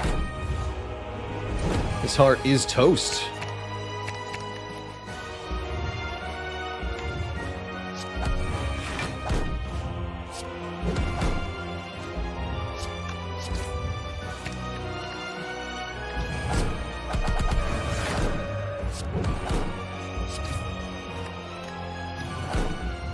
GG.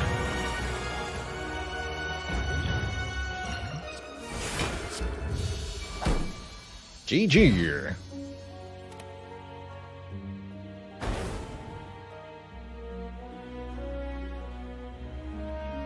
A fun run to start the day. No masteries, of course. I think we'll have quite a few of these runs, as I said. If we get frustrated, we can consider maybe abandoning runs at the midpoint if we don't have anything mastery candidate-wise, but flexing on the heart just feels good. So why not keep it up? GG. We sure taught that heart a lesson. 34-26, a very good overall score. Very, very good. But not quite perfect. Now, what has it been done? The spire sleepeth, and so shall I. That does indeed mean Ironclad is next. Don't know my actual highest score, Mezuzah. Somewhere around 4,000. I remember it being a silent run that was killing all of the elites on turn 1 and had wing boots. The secret to getting a lot of score is wing boots getting in 5 or 6 elites in Act 3. That's really big points. Even more if you can perfect those elites.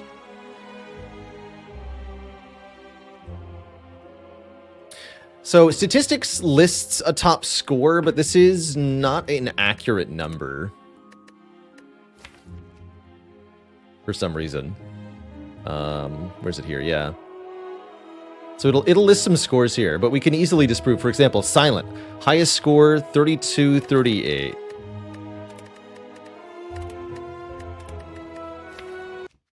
And if we look through our wins on the Silent, we can immediately find a score that's higher than that. So, yeah. Anyway, I'll be back in a little bit. Twitch chat, gonna take a break, refill the water, stretch the legs. When I return, we'll play some Ironclad. Be right back.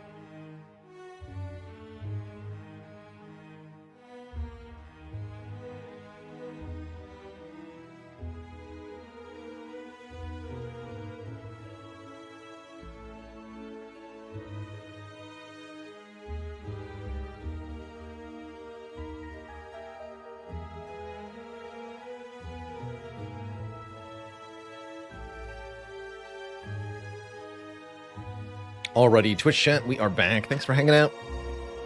We're gonna play some Ironclad.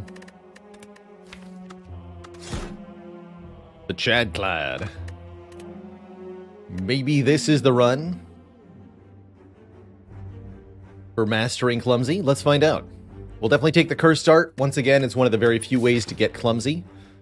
So I'll be taking it with priority here. It's a shame instead. It's a shame that's not a Clumsy. We'll do 1 strike, 1 defend, transform into Feel No Pain Headbutt. That's kind of cool.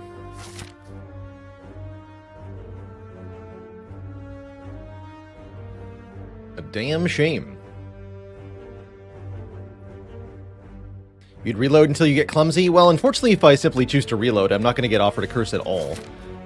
I would do that if I could.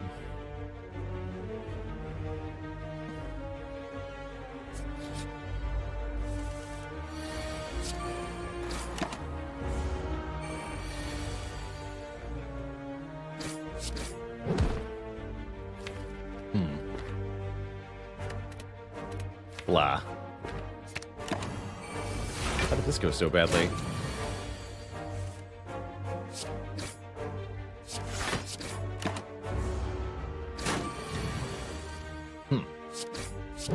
Guess having a curse really is not a good thing. That makes me want a True Grit. Most definitely.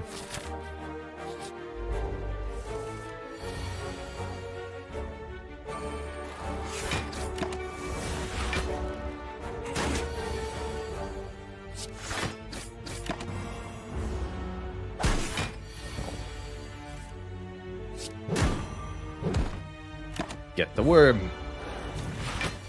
Crush it.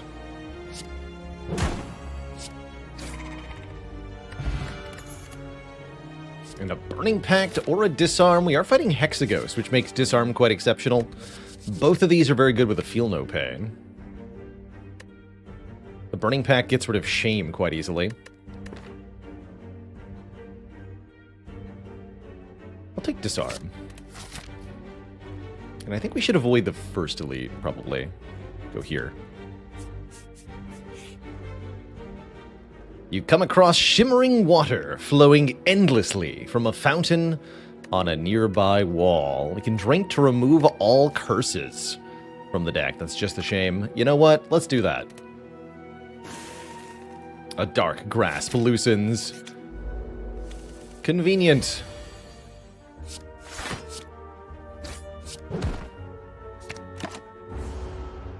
You have no shame.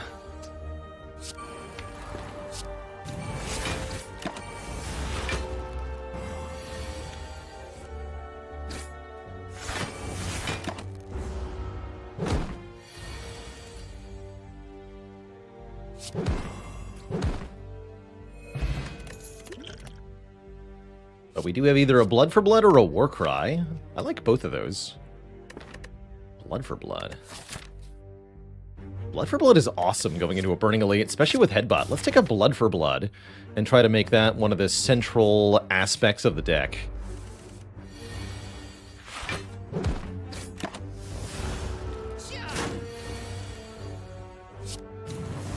Each time we take damage, no matter how much or how little, Blood for Blood gets further discounted.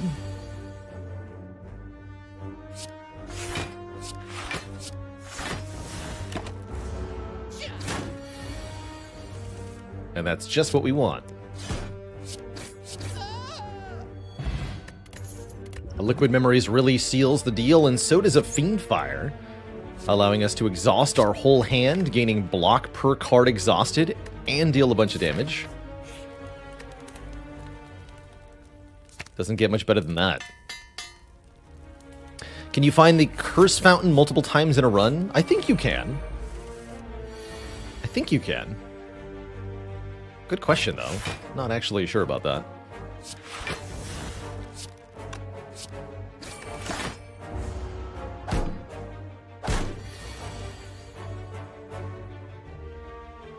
Pretty sure you can.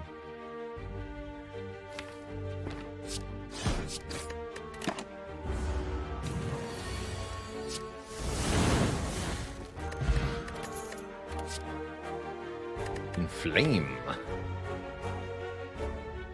Not that necessary with Blood for Blood. Dropkick could be interesting.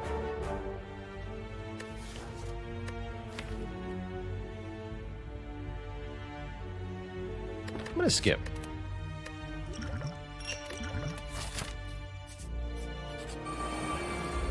Easy. Very easy. This will be a long and slow battle, but will turn into a victory for us, almost assuredly.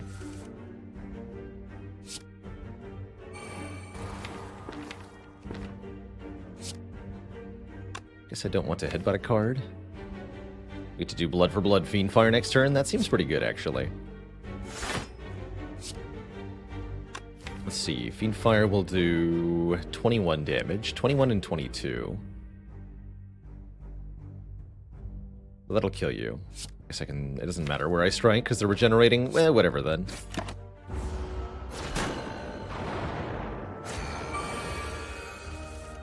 Doesn't matter.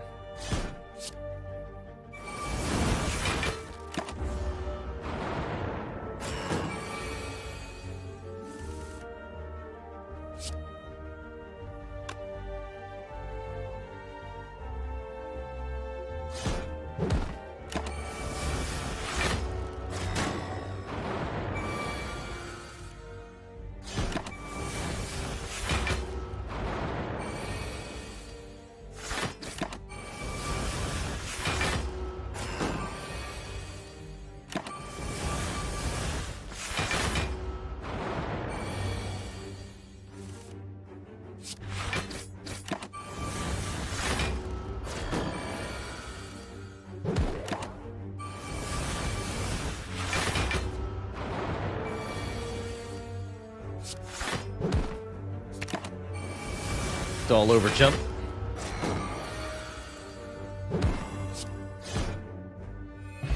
Okay, we score a meal ticket, the Emerald Key.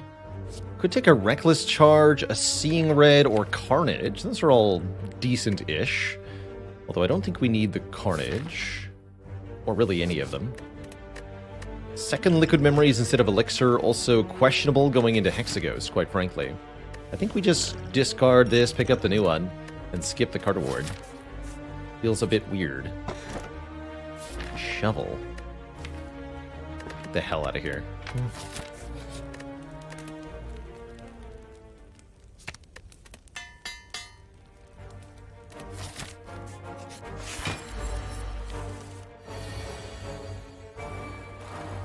Sad shovel noises. Indeed.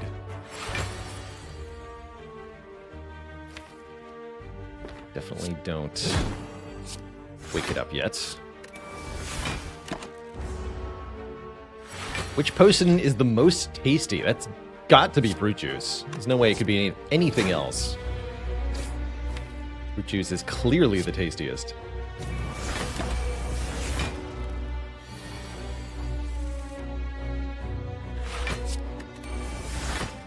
Yes, hit me for one. Blood for Blood demands it.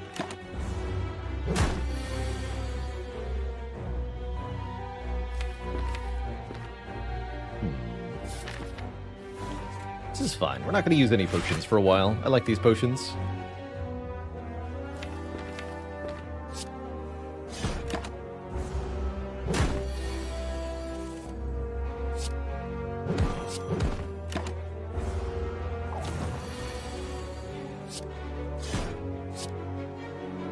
Ooh, that doesn't kill, huh?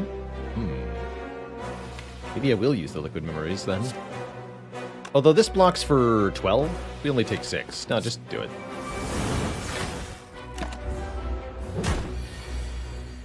Seems fine. Get a question card. One more choice after card awards, just not this one. Don't want this one anyway. I want a Pummel Strike is what I want. Oh, hey. You can't do that. That's illegal. Ow.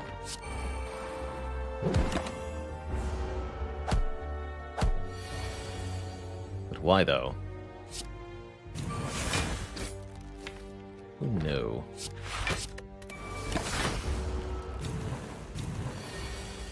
But my face, though.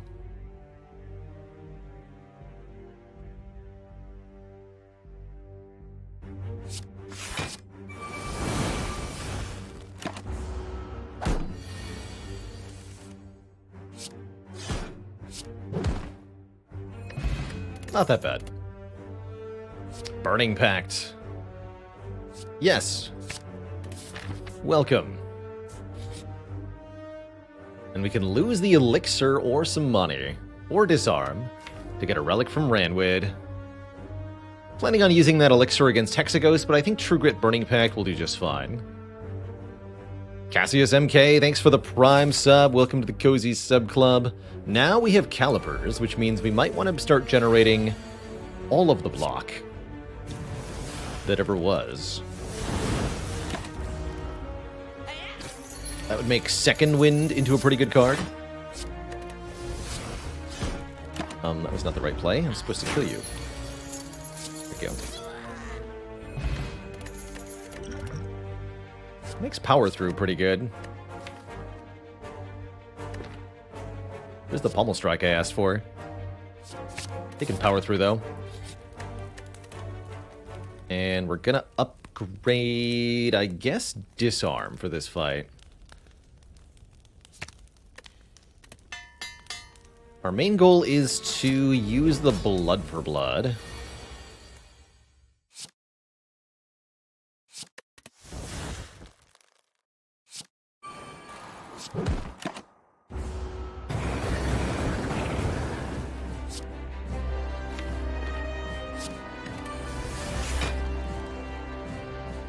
Six block.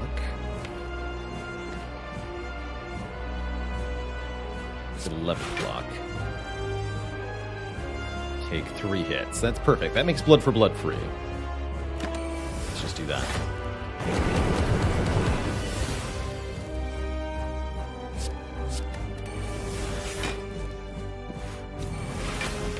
So we get rid of essentially everything that isn't Blood for Blood.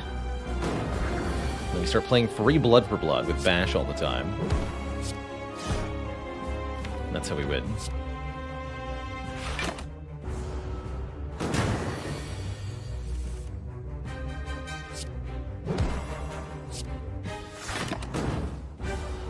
Get a lot of burns at it, but we can destroy those almost as easily as we can make them. Let's just go power through Fiendfire here.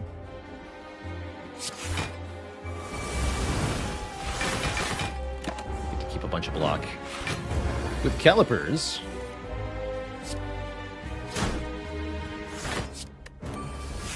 Now I don't have Burning Pact.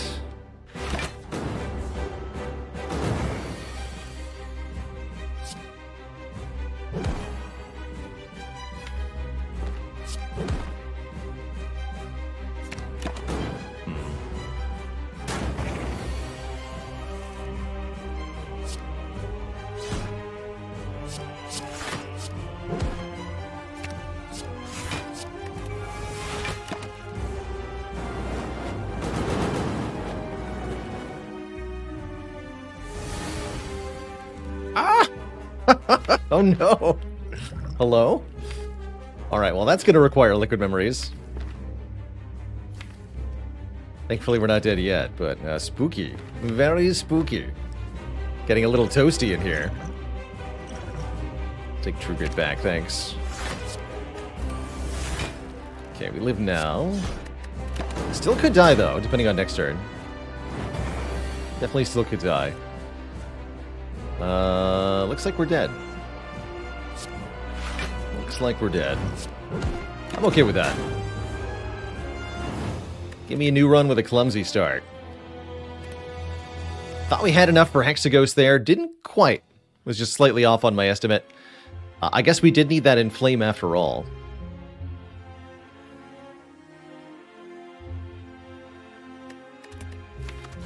Again! I choose Apotheosis. Good talk. Alright, then I'll definitely find 3 leads.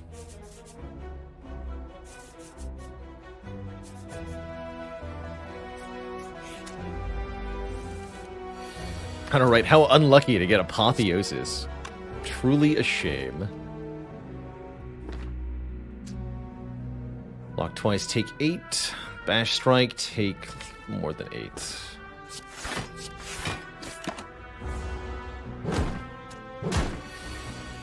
Perfect.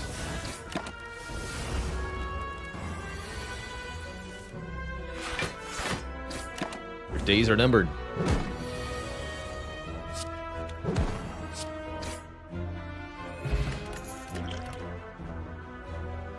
Pommel Strike versus Shrug It Off. Actually, a tough choice here. I think with the Apotheosis, I'm going to choose the Pommel Strike, as it upgrades for more draw rather than more block. That's what Shrug gets. Hello and welcome to Cryo's Final Cut. Thanks for the 1,000 bits. Been appreciating the YouTube vids and tutorials. Welcome to the live stream. We're almost at the end here of our Slay the Spire Mastery Challenge, doing our dangdest to find the final 2 cards, which are, well, they're proving tough, let's say. I'll grab Cleave here with Slime Boss as our rack boss, and we're going to transform a strike. Could outright remove a strike. I'm going to transform a strike into a headbutt. I like that. Instant headbutt get.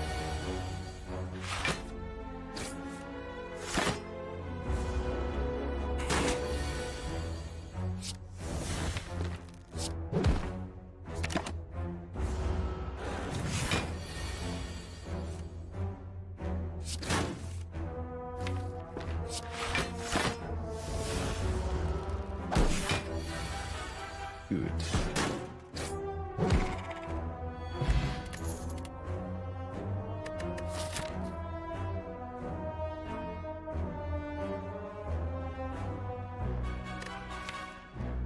I'll do it. We're now a Searing Blow deck, Twitch chat. That's how we live. Also, holy crap. This might be the single worst Gremlin loadout of all of them. Double Sneaky Gremlin plus Fat Gremlin plus Wizard is big yikes.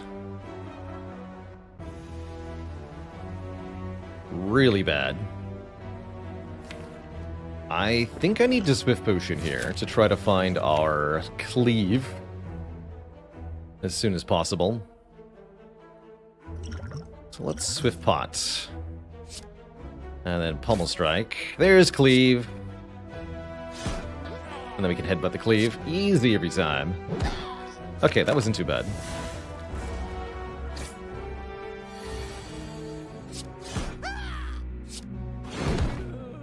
Good potion. Also good Cleave. Glad we took Cleave. Could have had so many perfected strikes. But we're an Apotheosis Searing Blow deck. That's more important. Or something.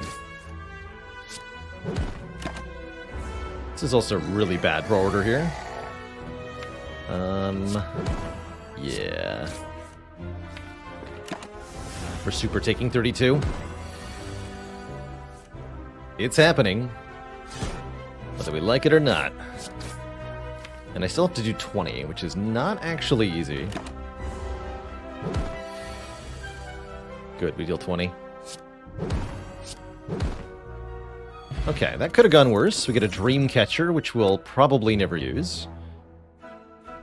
And some other garbage. Now we can begin to upgrade the perfect Searing Blow.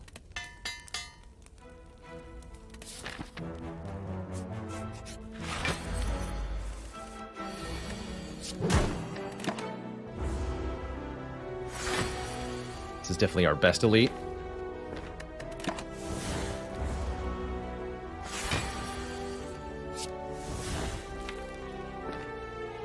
Although the draw order here was not very good.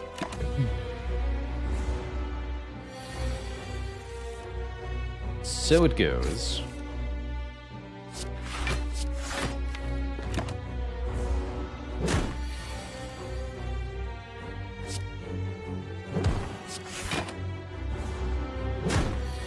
Here's our chance Chance is gone. Taking 20 more.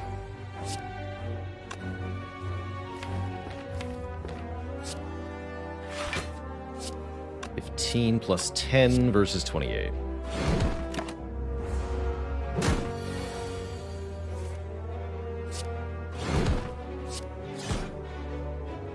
It's pretty bad.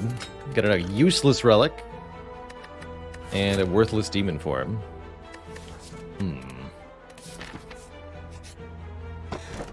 And a crappy sundial, too.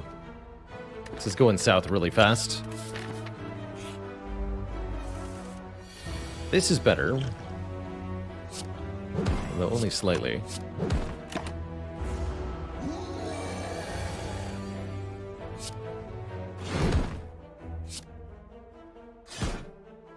$19.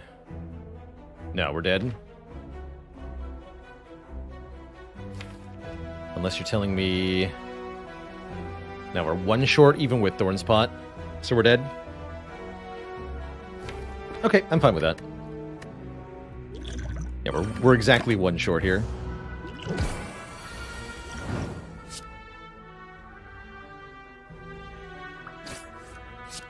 We take him out with us. GG.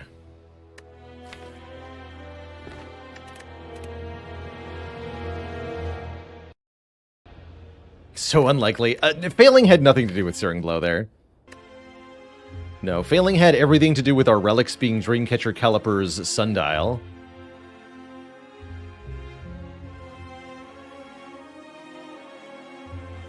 And the draw order versus the Lagavulin, too. One more time with the Clad.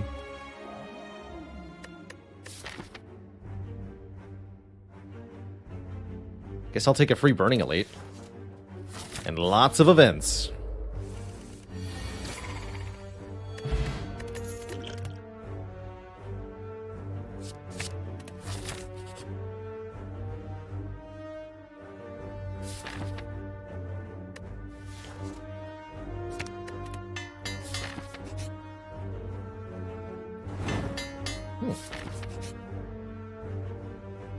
All my hit points. Be gone.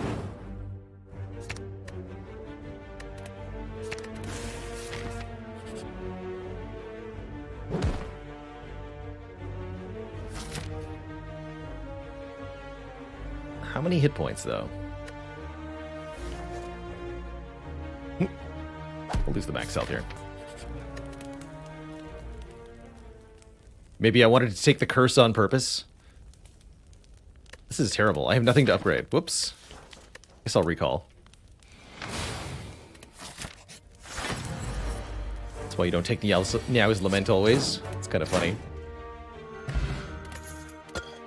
Molten Egg? You know, actually... Oh my good lord. I'll take the Feed Plus, I guess. Anyone hungry? We still have one hit point enemy, by the way. We now get to try to eat them. Delicious.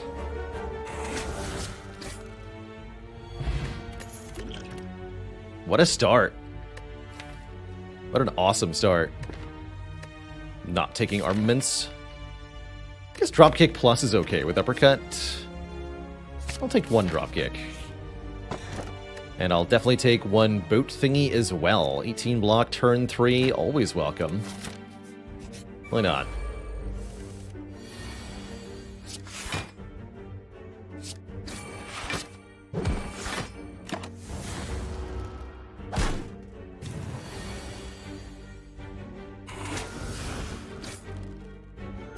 And all that health comes back easy peasy. We're offered Evolve, Spot Weakness, Flex. Evolve's not bad for Slime Boss, actually. Could also very reasonably take Spot Weakness here. I'm gonna grab an Evolve, just to make sure the Slime Boss fight goes well. It's also good in this fight. Uh-oh. I'll use the Spike Potion here. Whittle them down a bit.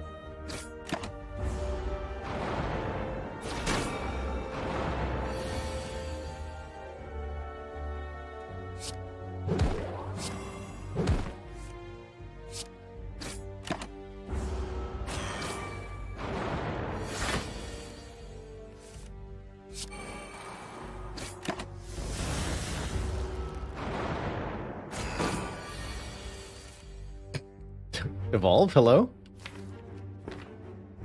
Hello?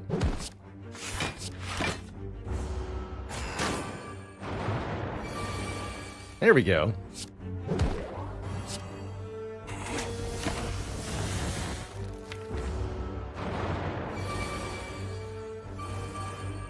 What I think is the scariest super elite variant. It does, as you note, depend on the character. Book of Stabbing with max health can be really nasty also. I also find a sleeper scary one is Nemesis with additional strength. Because then Nemesis attacks for either 33 or 49, which is way too much damage. Regenerating or metallicized Nemesis can also be really a nightmare if your damage output draws aren't great. Oh good, and we took an Evolve, now we get to take a Power Through. Always love being able to take a Power Through with Evolve. Super efficient block card. Slavers with anything is also really nasty. Whether they have regen or metallicize or max health or strength, it's pretty tough. As a general rule, I find the Burning Elite most difficult to take in Act 2 because all three enemies are really tough with the bonuses.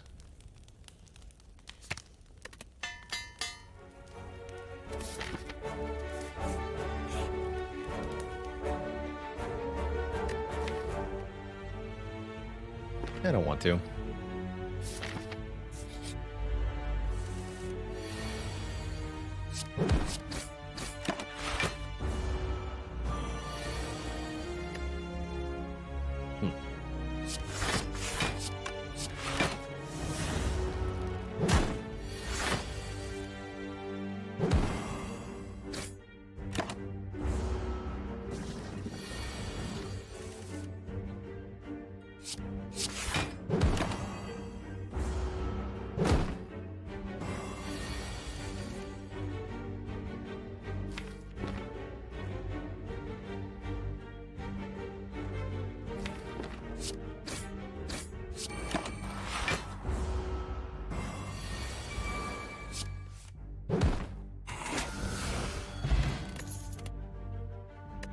Perfected Strike Plus.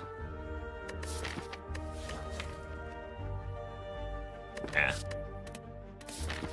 Just give me an Evolve upgrade and we're good. Life's good.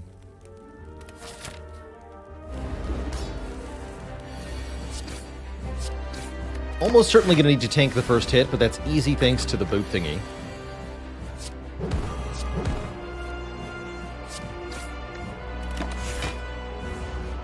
Our job is just to get Evolve in play and then start dishing out the damage.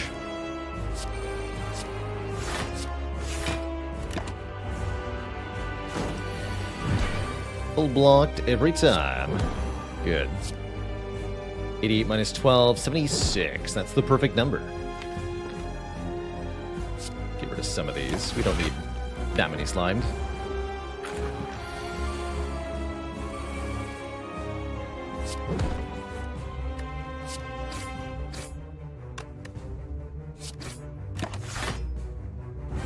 Splitting at 33 makes me very confident for the fight.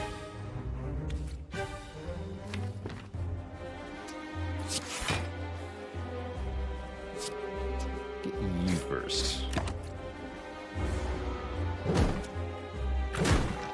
Okay, there's definitely way too many slime now. Yeah. I can't even kill with feed here. Shoot.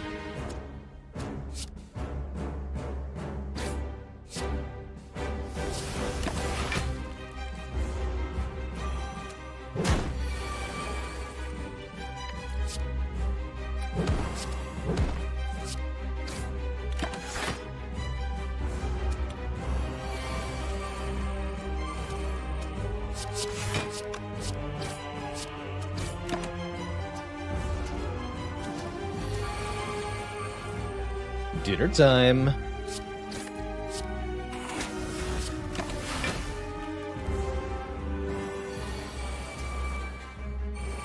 Dinner slime. GG.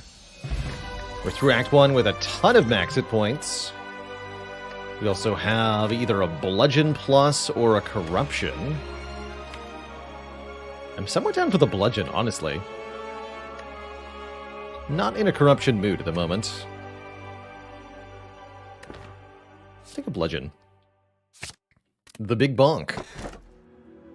And we can take a fusion hammer. That's pretty good considering we have basically all upgraded cards at the moment.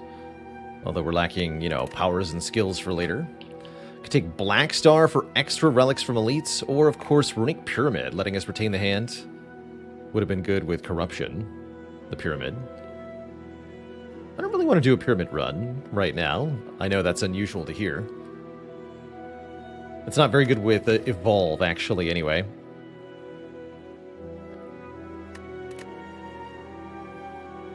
So it's either Hammer or Star, and it feels like we need the Hammer. So we're not energy efficient enough to actually fight Act 2 elites with the current deck, if we don't have 4 energy. So let's go Hammer here. Otherwise we just die to the first elite we go to.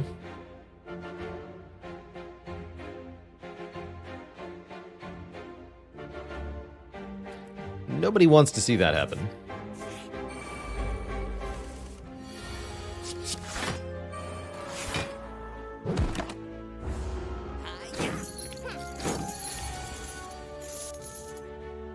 And that's why you get the 4th energy. For the bonk chomp.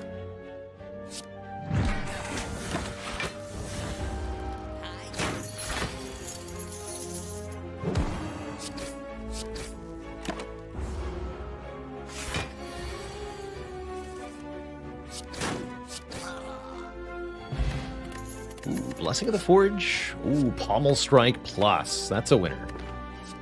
Get in here. I'll keep the current potions. We have very little unupgraded after all. And some of the things that are unupgraded are getting removed. Like all of these unupgraded strikes, for example. They are leaving. Immediately.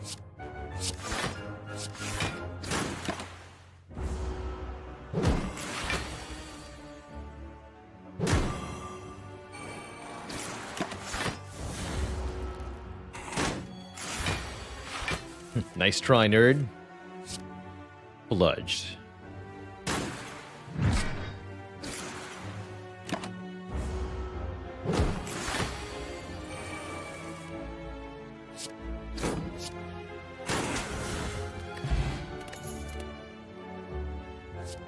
Battle Trance, Flame Barrier, Heavy Blade. I guess Battle Trance is fine. One Battle Trance is good. What would I like most to see next from the Spire developers? I would like to see another roguelite. Something different than Spire. But something equally motivated by player feedback to create a heavily refined experience. Interesting shop here. Feel No Pain would have been nice in the world where we have corruption. I'm down for Preserved Insect going into 2 elites here. I guess maybe we would have been okay with the Black Star. Necro Bludgeon. Was tempting to get second Bludgeon. Oh, we can upgrade any one unupgraded card. I guess Battle Trance. You say plus now?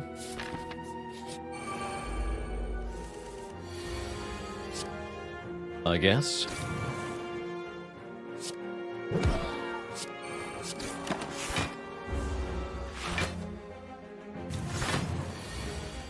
Bummer.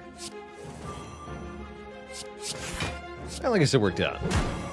Nice try, nerd.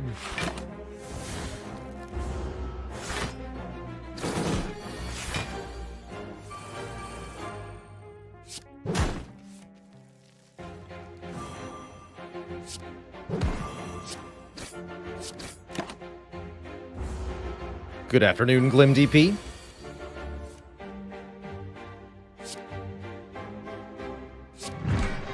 No. What do you mean I'm one short? Heck.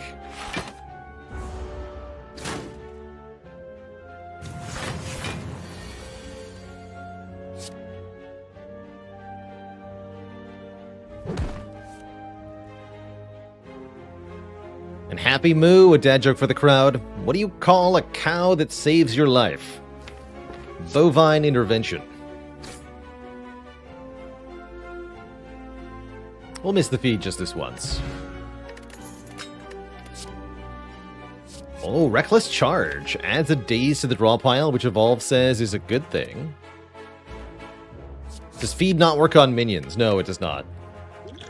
The fatal keyword used by feed specifies a non-minion enemy.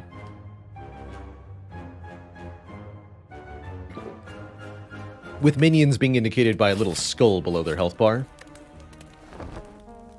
I guess given that we were forced to rest on the next floor, I should have tanked that hit.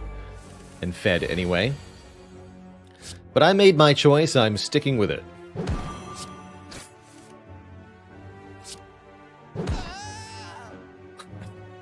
Was wondering. Alright, what do you got, Distilled Chaos? Not much.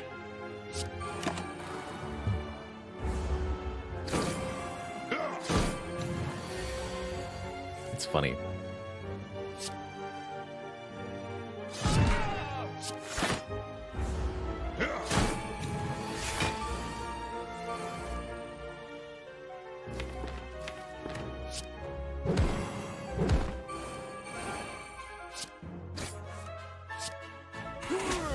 $100 and a corruption again, or a limit break. I think I take neither. Genuinely neither. We do need a feel no pain though.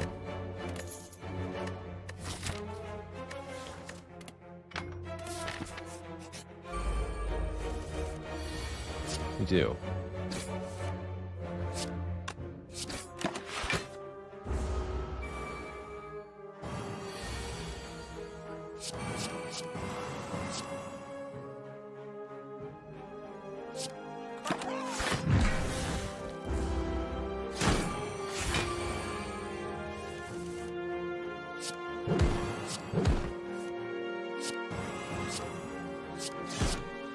Round and round and round we go.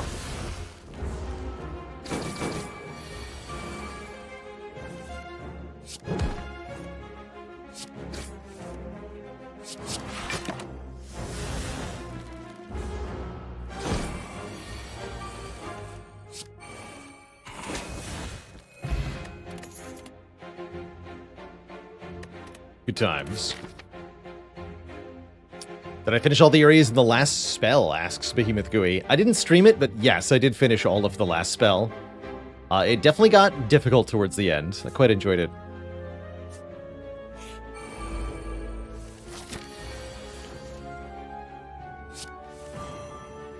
The good kind of difficult.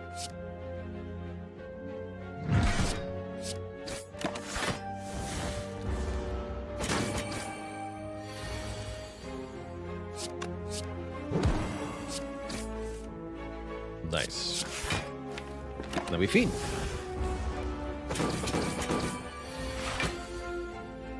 And then we feed. Get a Guria! We can now gain strength at rest sites up to 3 times. Permanently increasing our damage output. You love to see it. That is genuinely good reason to pick up another Reckless Charge. Let's go double Reckless Charge plus. Yeah, Limit Break, come back. It's okay, we don't need Limit Break. Yet.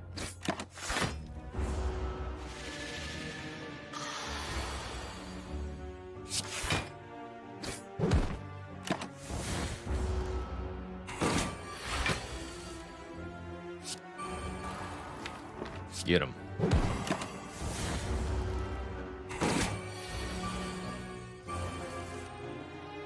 Legend is unfortunately overkill here.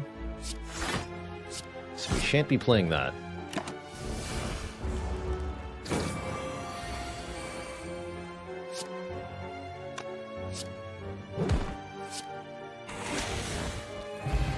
Geriatric Millennial with the full year. Thank you for 12 months of support. Heck yeah. I want another Pummel Strike. I'm gonna go with Yes I Do. And it's time to lift. Become strong. Don't become a ghost. Become strong.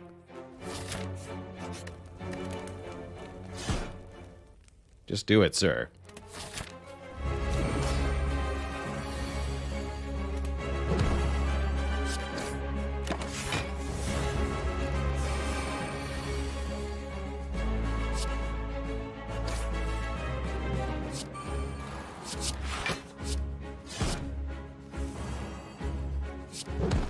Feels like one of those situations where we should just ignore the boss. Or ignore the minions, hit the boss, excuse me. Since I don't have any AoE. None whatsoever.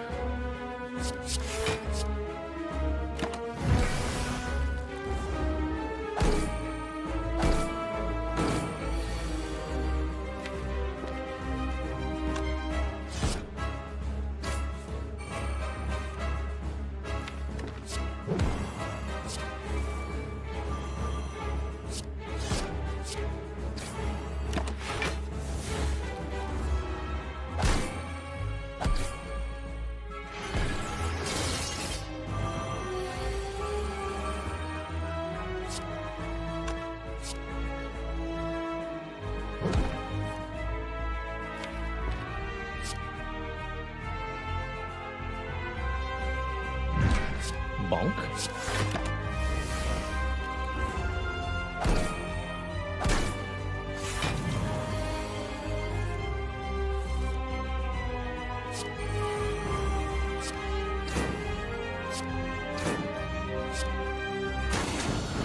Crunchy.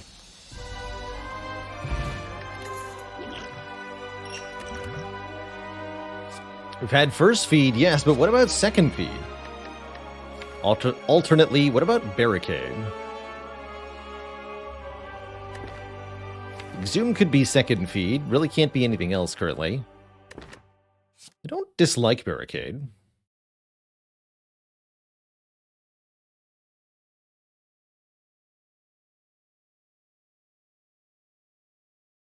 Yeah, then we just need a second wind or something. Currently, we're struggling to block in the late game a little bit.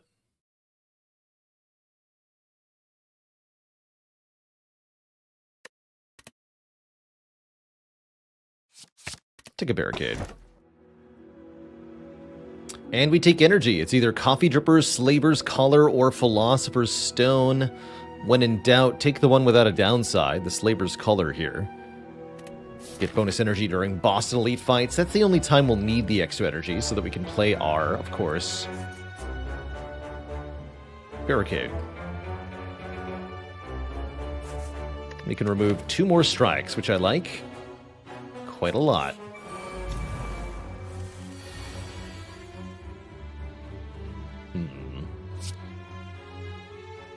Interesting dilemma here.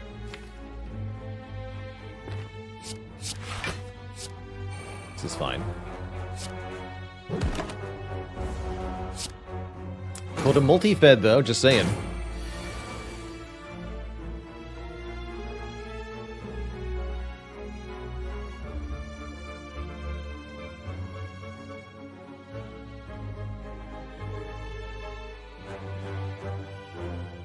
Onomatopoeia, yeah. Thank you so much for the Prime sub. I love your name. I had to stare at that for about 20 seconds to get it, but that's great. Onomatopoeia. Yeah.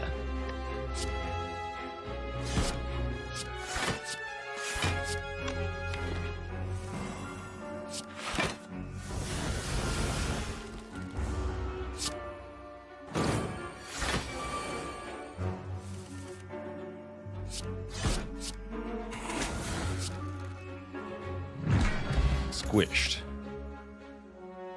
Do we ever want a flex here? I don't think so. Shrug? Unupgraded? No.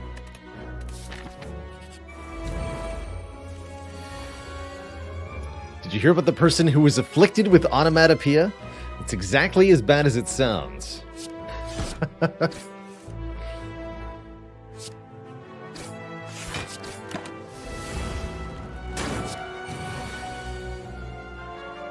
It's a good one, too. Hey.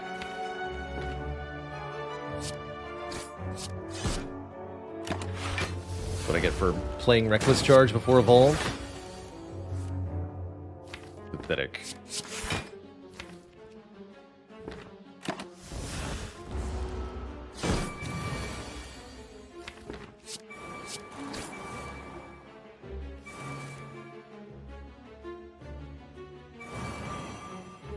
You die now.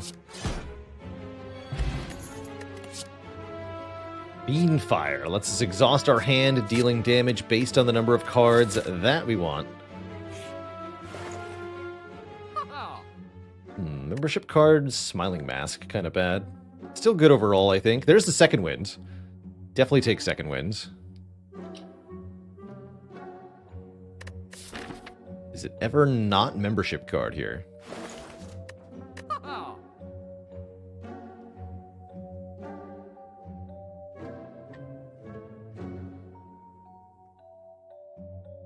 No, I think we still come out slightly ahead.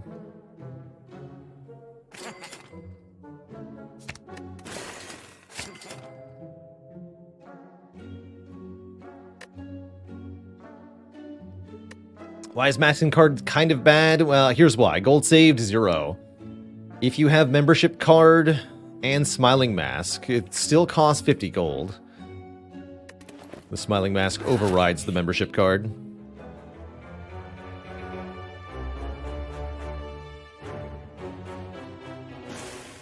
Use a defend. So many bludgeons. I feel like this is the second on-sale bludgeon we've seen. Kind of cool.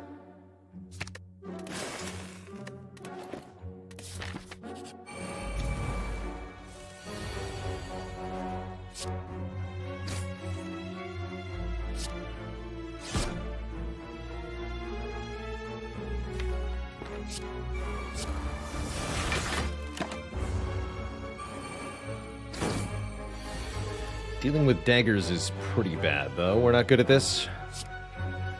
We're not good at this.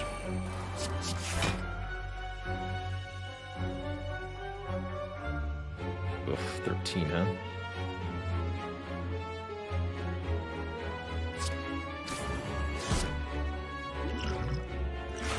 So we do that, too. We can do a whole bunch of damage. We ought to. Dropkick's going to be useless, though. That's fine.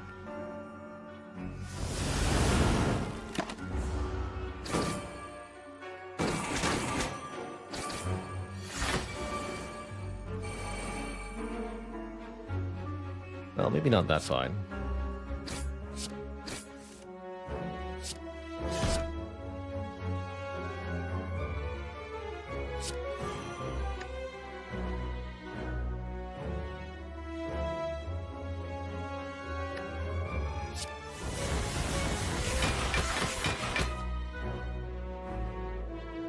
Let you die. We do.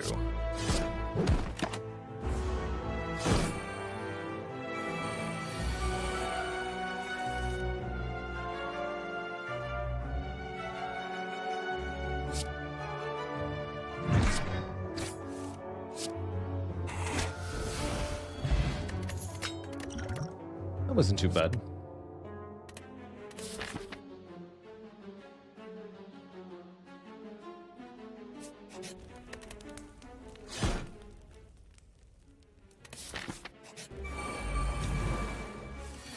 This won't be bad either.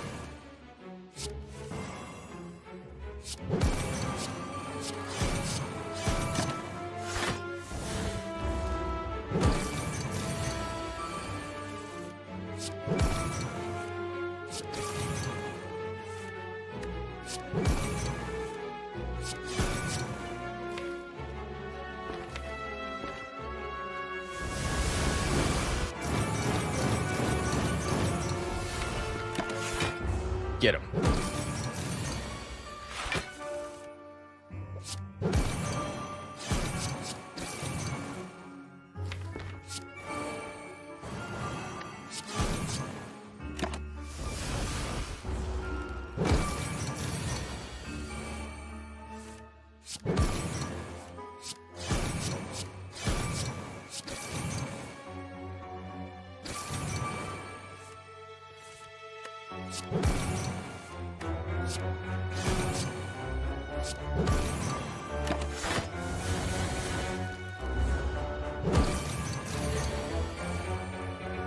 We're able to do pretty good damage here.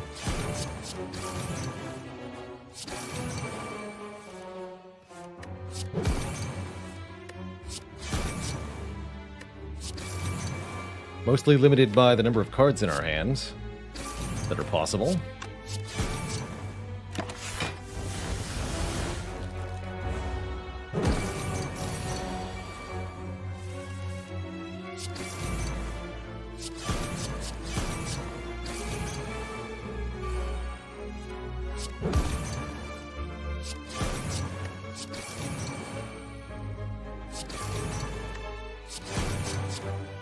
So close.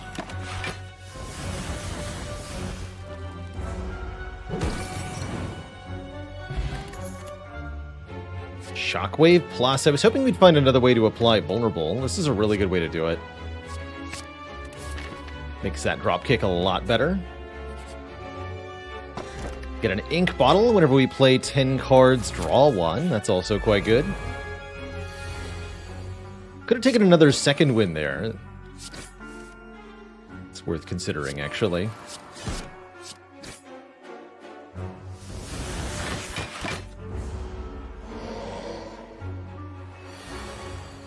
Excuse you.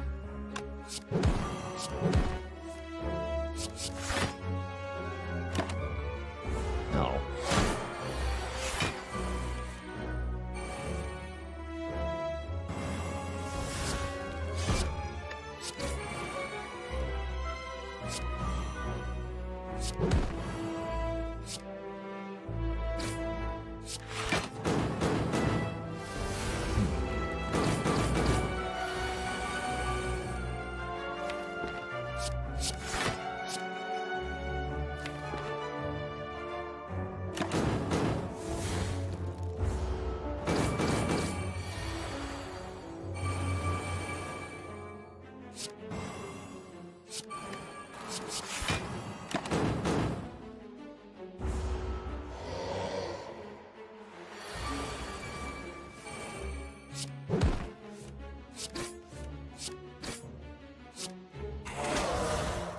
Delicious. Exhume is back. I'll take a second dropkick, too. Panthyron with 21 months, another month, another sub. Good times.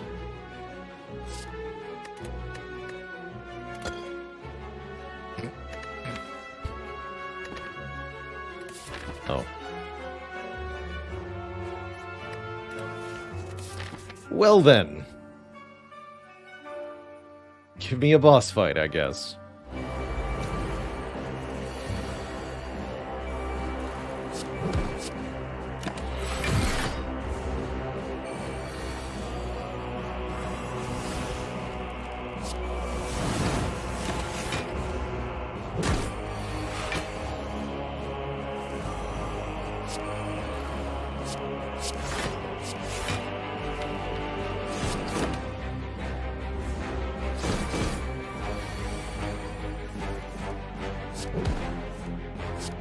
Bonk.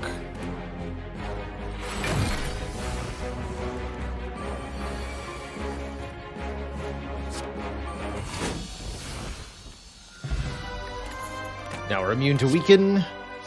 And honestly, one more strength potion's probably all we need for the end game here. 5 strength during a fight should be plenty.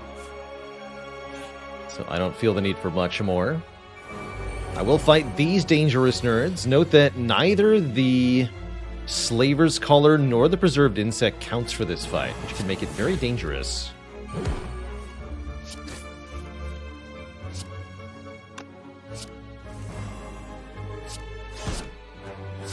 Ooh, so close. Oh well.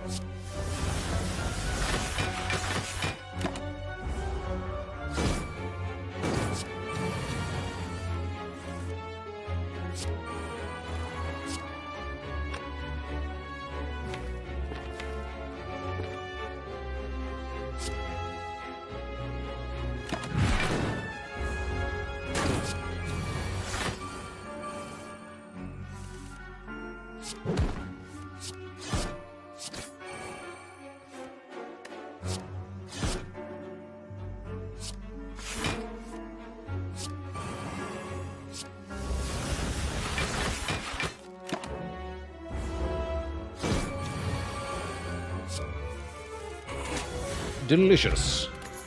Tori, now we can probably just face tank the heart for as long as necessary. I think a Rage is a really good card.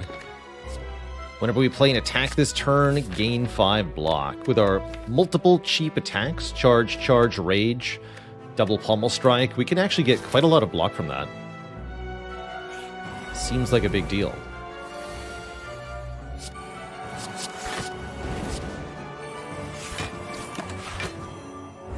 Does taking Philosopher's Stone cause enemies to attack more often? Nope. Just confirmation bias, probably.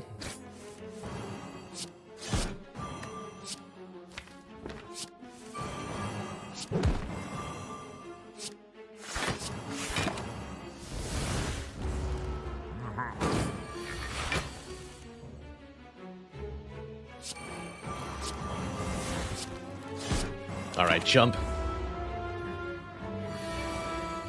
Same as like getting birds always if you take Philostone, or getting thieves if you take Ectoplasm. It's actually a 40% chance for both of those things to occur. And you just kind of notice it more often when it happens than when it doesn't. So you end up feeling like it's disproportionately likely, but it's not. You're just taking more note of it.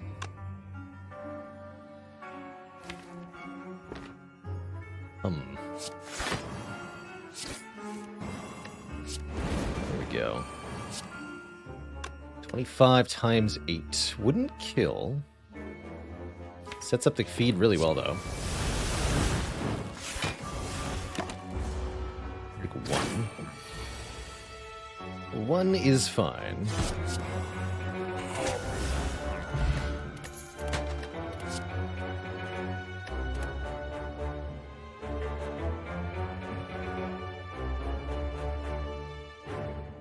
Jengor says, still new, but really not sure what's making this deck special. It's a combination of lots of starter card removes, plus very high upgrade density. Almost any deck will be really effective if you can make sure all of the cards are upgraded. And it's quite hard to do that normally. And then we've got a powerful interaction between Evolve and all the statuses. That's doing pretty much most of the work. I wouldn't call this deck particularly special. Or complicated. We're just using some straightforward bonuses to be really strong, and then feeding a ton off of our 1 feed.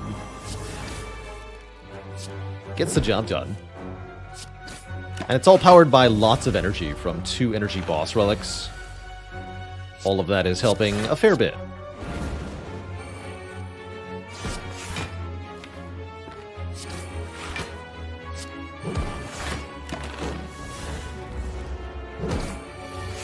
Rage continues to do good work.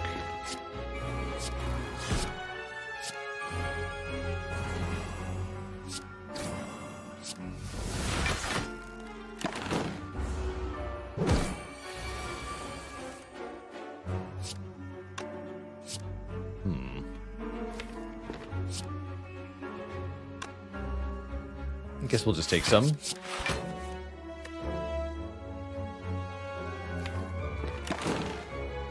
Take 1. Worth it. 144 max health. There's a lot of max health.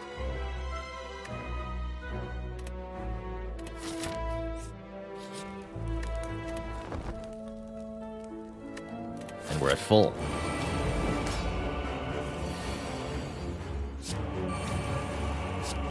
Bird Nerd.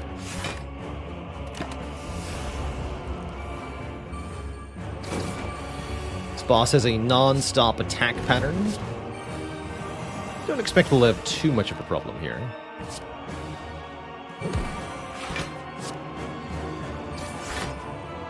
Did that wrong.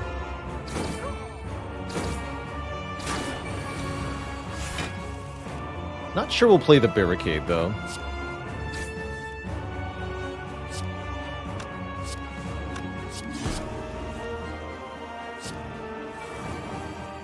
think I'll just get rid of it.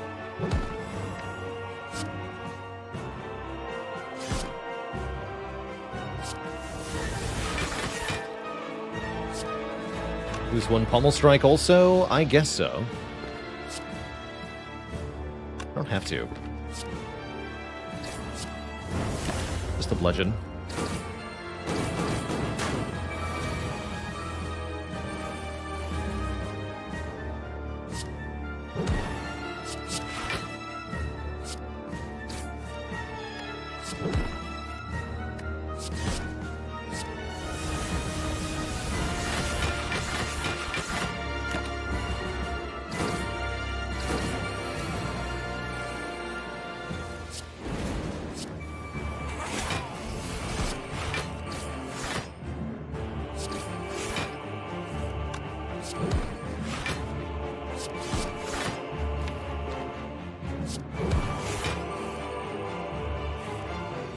Not bad.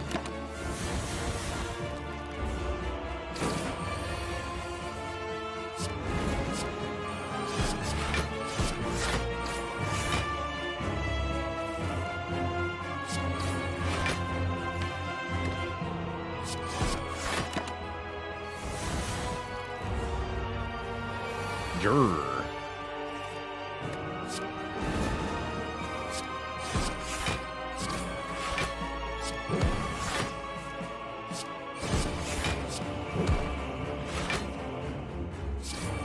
You block just by playing attacks. It's kind of cool, actually. 50 block just from that. We also did half the boss's health in one turn. Not many actual special effects happening, but you can just see that the cards that we play each turn really add up to quite a lot.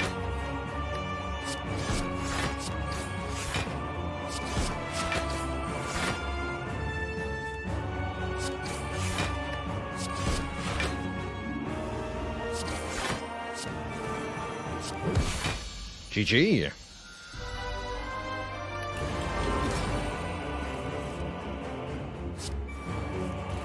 Do I remember beating Awakened One with Anger and Unceasing Top? I sure do. It's been a long time since we had a really good Unceasing Top build function. Bludgeon. Get in here, Bludgeon. At least we got perfect block. I'll take it. I will take it.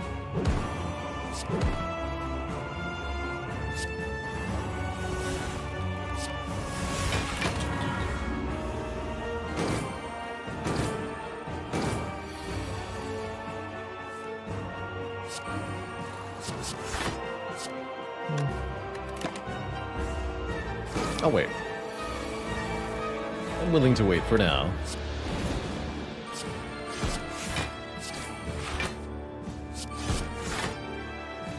Bonk.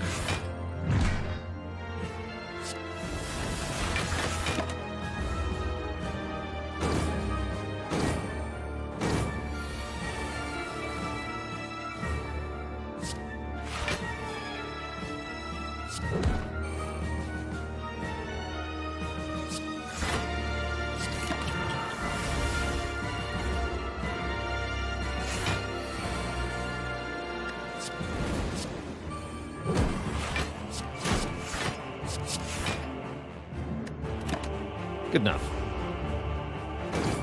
It was the silliest Prismatic Shard interaction I've had in Spire. Ooh, that's a tough one. We've had Juggernaut with Afterimage and Frost Orbs before. That was definitely a good time.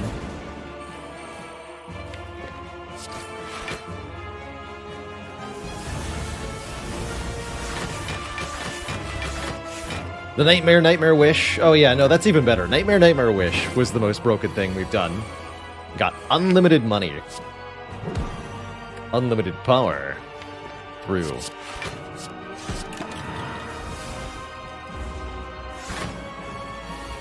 And then there was the Searing Blow Lesson Learned thing, too. So hard to choose just one.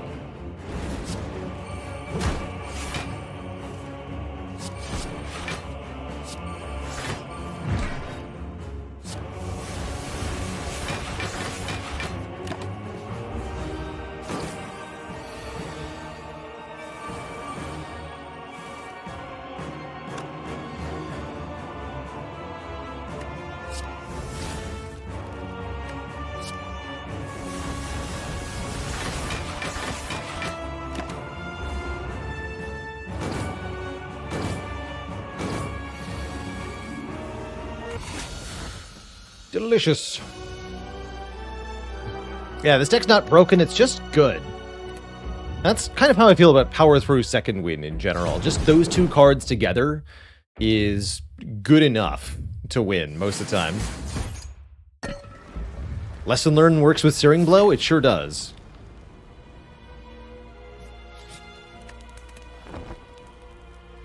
Oh, it sure does. Can Alchemize make fruit juice? No.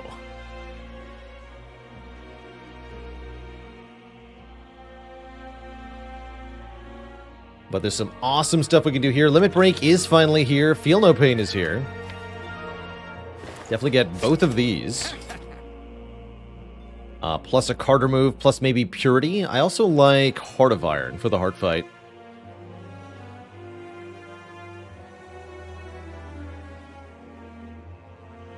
I figure, Snick, if we're here in Act 4, I might as well fight the Heart. Even if there's nothing to gain. I can still have a fun run.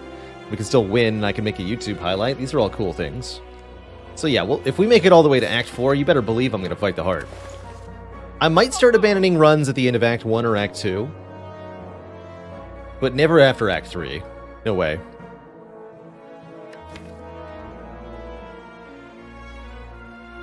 Nothing more Paint would upgrade that I actually care about.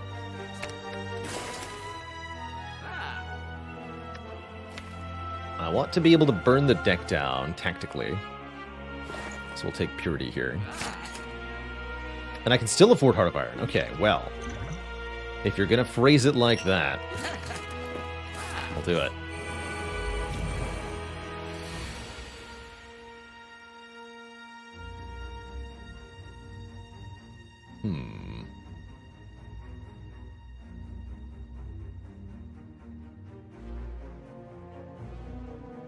Interesting problem.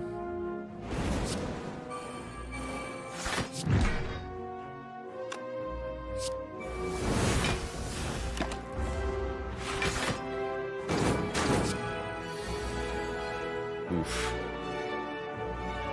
Well.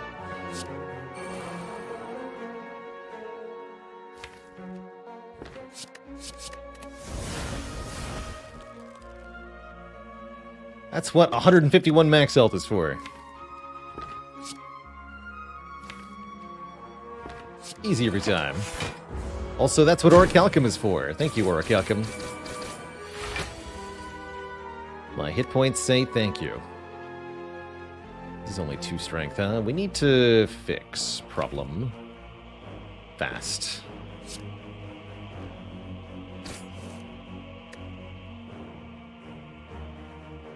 Gah.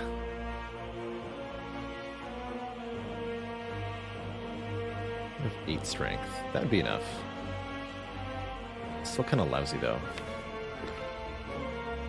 Thank goodness we have meat on the bone.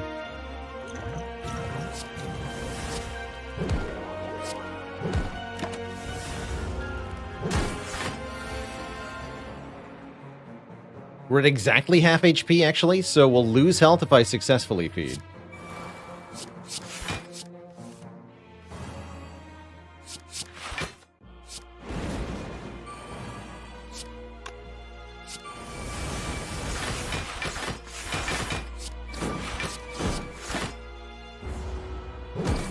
So what I'm saying is we shouldn't feed here.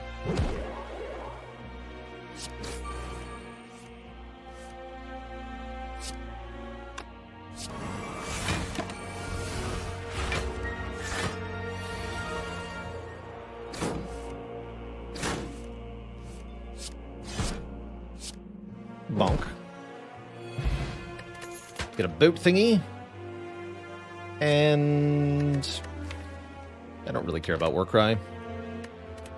Onwards to the hard fight. 94 health and a Heart of Iron and a turn 1 barricade. Really ought to be enough here. I think we'll be just fine.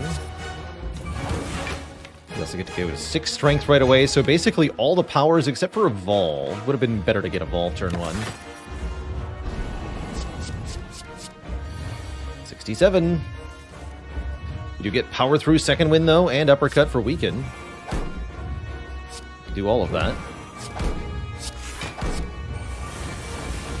Delete this garbage. Full block every time. And Tori has her back here if we need it.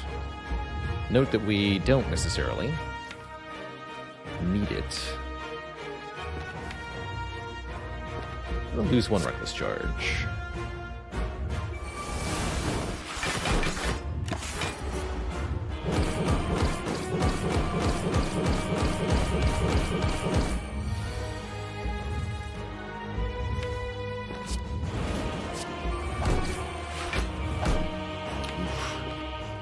Bottom card Shockwave, as it applies Artifact, is quite bad.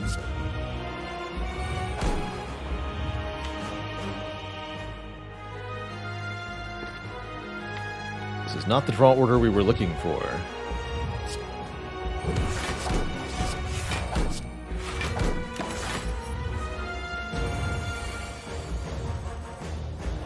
All is well, though.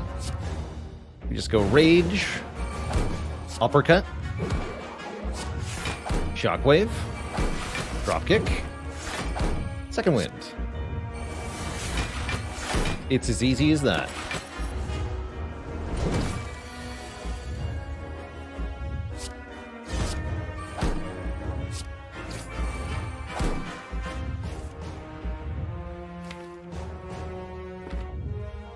What would we like to lose here? Guess we can lose Uppercut now. Uppercut and Bludgeon and Defend.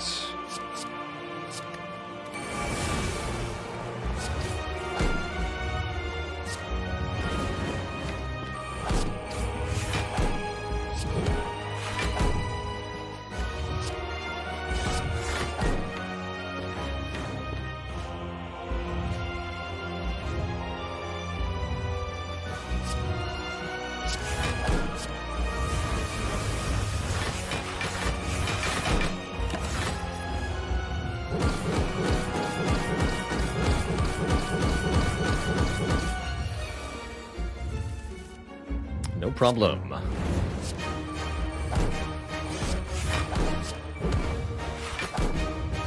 Now, shenanigans are readily available. We do Reckless Charge, Dropkick.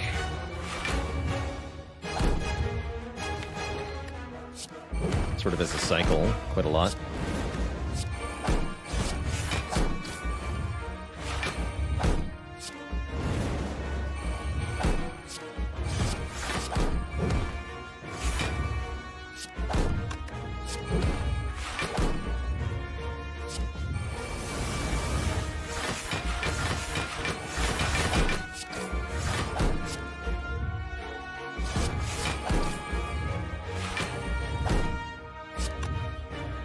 Rage, Reckless Charge.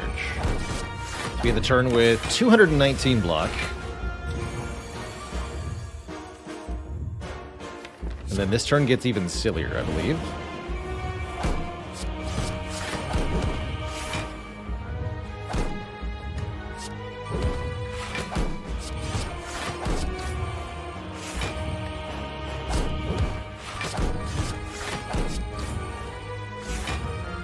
GG.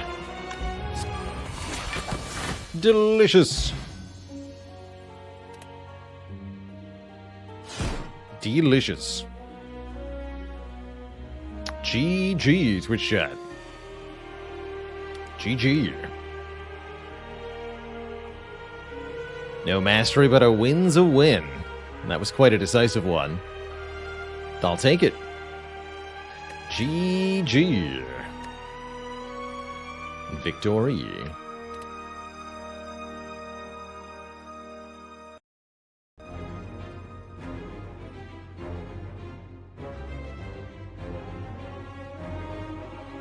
Yeah, what, Twitch chat?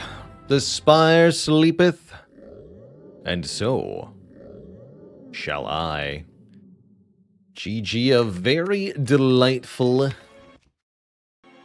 feed-heavy run, early Molten Egg into floor 7 feed plus. Definitely transformed this run. We went from 68 health to 156 health. So we got almost 100 max HP from feed. Pretty crazy. Leet Nanas with 43 months, here for the clumsy violence.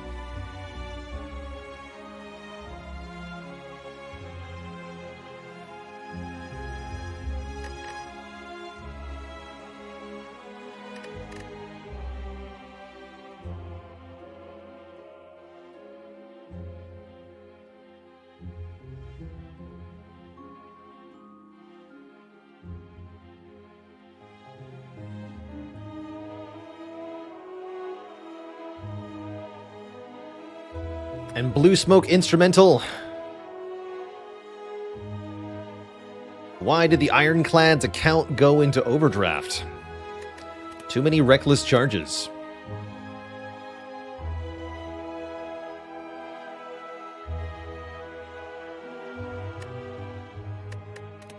Alright, next up, I'm pretty satisfied with my Spire efforts today. It seems like it's not the day for Clumsy, and that's okay. I want to play some Monster Train. So what's going to happen here is I'm going to take a quick break, refill the leg, stretch the water. I'll be back in 5 or so minutes, and we're going to play some Monster Train, looking to complete the Extra Pain Train Expert Challenge, which is extra brutal. So we'll get our butt kicked in that game. That should be a time. Katawu with the Prime sub in the 14 months. Thank you, thank you. Alright, I will be back in a few Twitch chat upon my return. It'll be time for hell. BRB.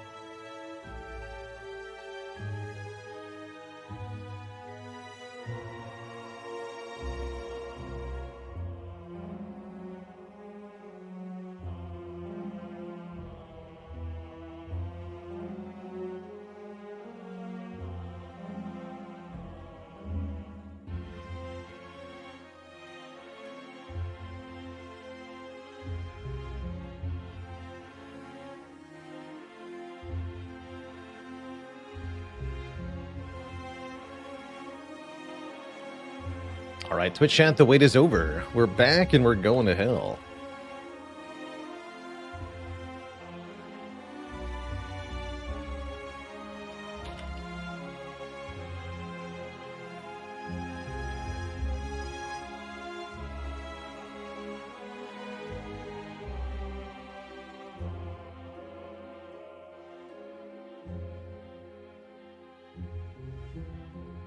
Alright. If you've not seen it before, Monster Train is my second favorite of the so-called deck-building roguelites.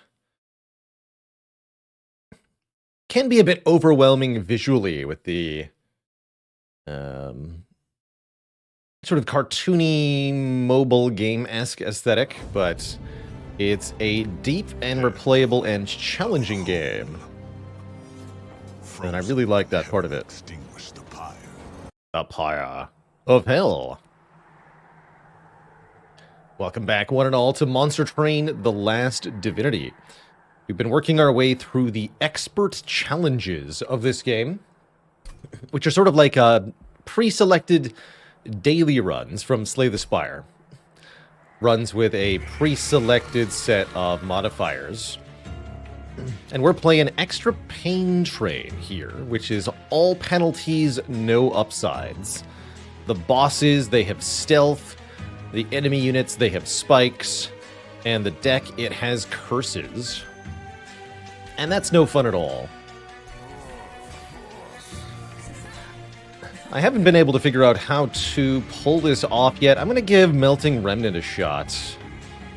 Maybe Secondary Wormkin? That sounds good.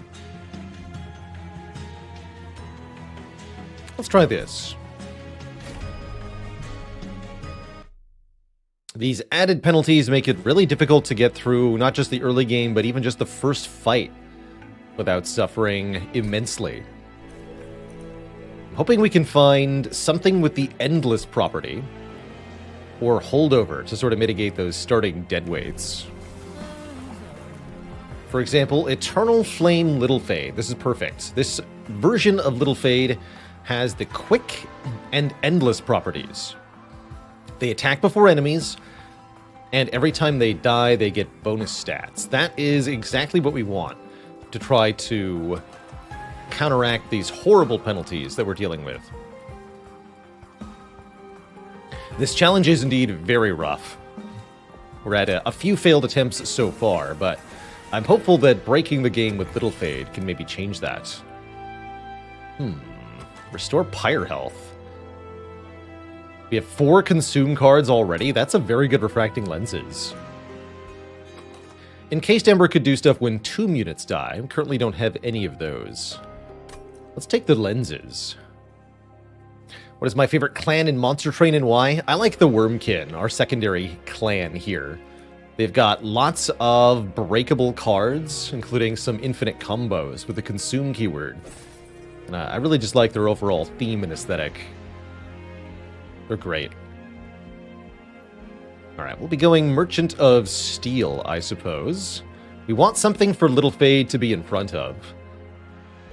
And I'll take bonus money as well. So, we definitely want a unit draft. That'll let us get 2 units at the same time, upgrade one of them, and then fuse them together with the Divine Temple. So we can have a really powerful companion for our champ here. When the boss arrives onto the train, we need to have something for our Little Fade to sit behind, effectively. So, in Monster Train, you're sort of playing tower defense plus deck builder. The idea is we have a 3-tiered wedding train, don't ask, onto which enemies arrive each turn. Enemies start at the bottom, and then they'll move up 1 floor each turn, eventually reaching the last shard of the pyre, where they'll begin to do damage to our overall health. Our goal is to kill the enemies before they reach the top of the train. And sometimes that involves letting our units die, sometimes not so much.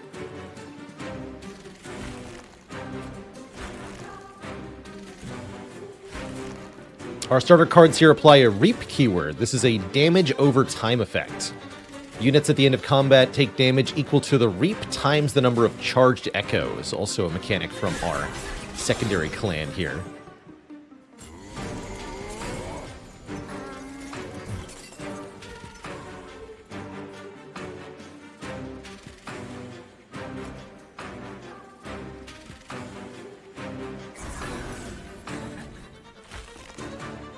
Good. And I want my units to die so they can be reformed.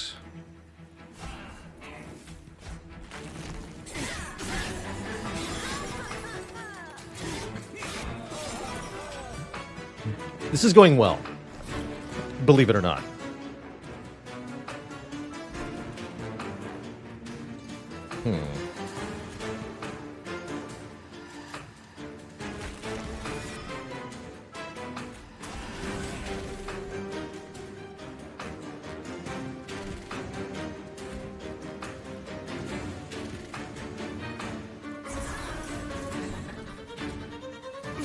Good.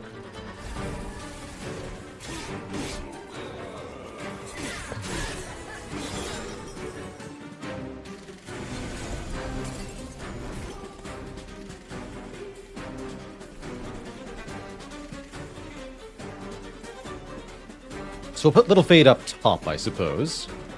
Although I could deploy in the middle here and get Little Fade killed on purpose.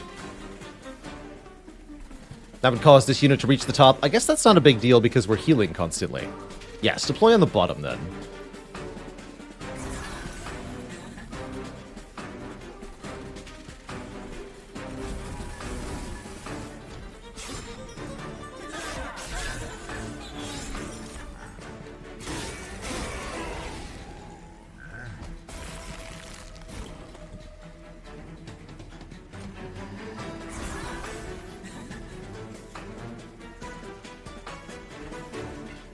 Each combat round will cost the boss 1 turn of stealth. Hopefully we're drawing 1 more steward next turn. Otherwise we could be in trouble here, actually.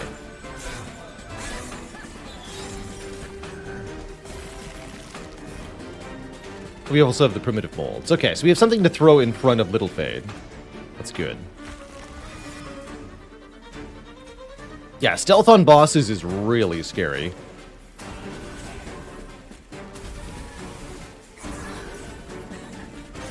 Fortunately, we're A-okay. Careful or I'll nick ya.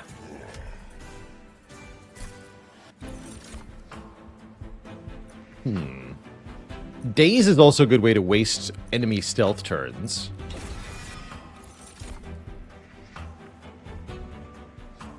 Fogfly, huh? I don't think so. I guess it's not a bad support unit to have. I think I'll skip these. As for our unit draft, we've got some really good options. Wickless Baron is excellent with Little Fade, because we can just feed Little Fade to the Baron turn after turn by putting Little Fade in front. Could do stuff with the Keeper of Echoes or the Lady of the Reform, but I think Baron is the easiest, no-nonsense, best combo for the champ. Do I want a bigger deck than normal in this challenge to counteract the deadweights?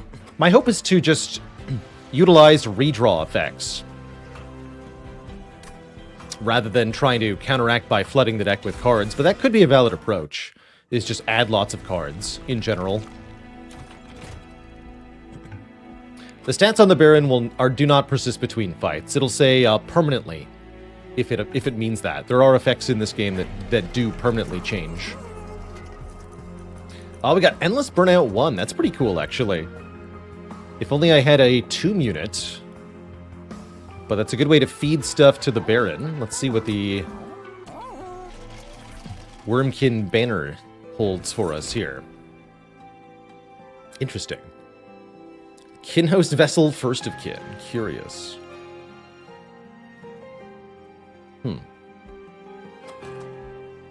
Very curious. I guess Endless on the Wickless Baron is actually a pretty good thing.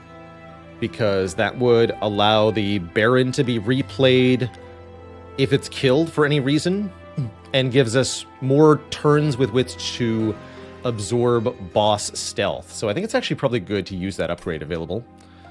Do I want either of these essences? Not really.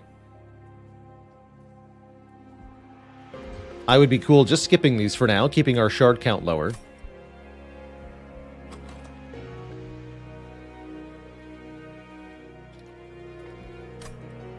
I'm gonna skip.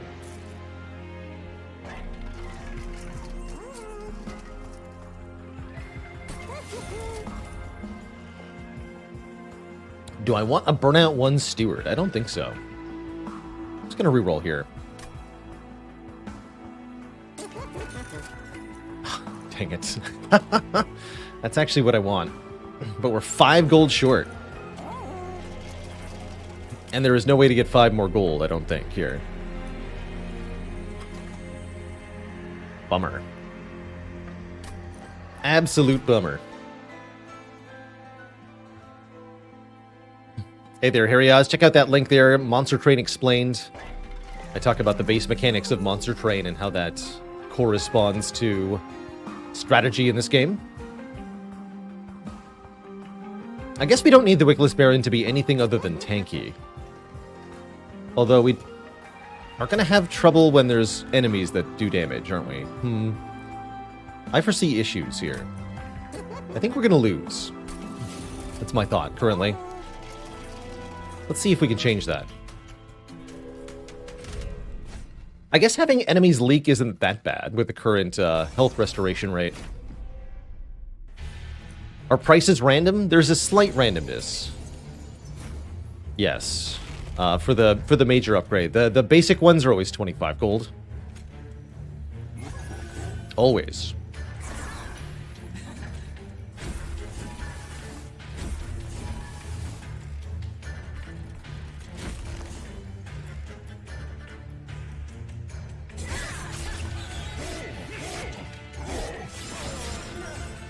So this Baron will gain stats every time an enemy is killed on their floor. Or, I'm sorry, anytime any unit is killed on their floor. Doesn't have to be an enemy.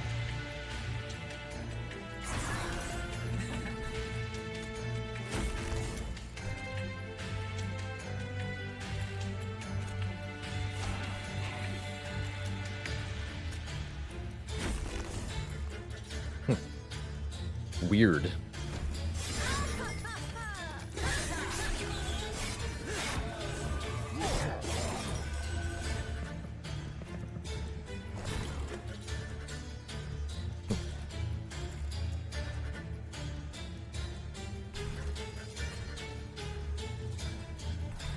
Want the echo up top.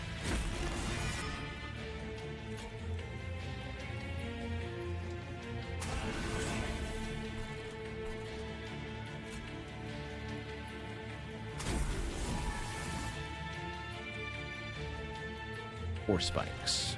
Okay, so Little Fade will die, actually. That's good. Did that wrong, then?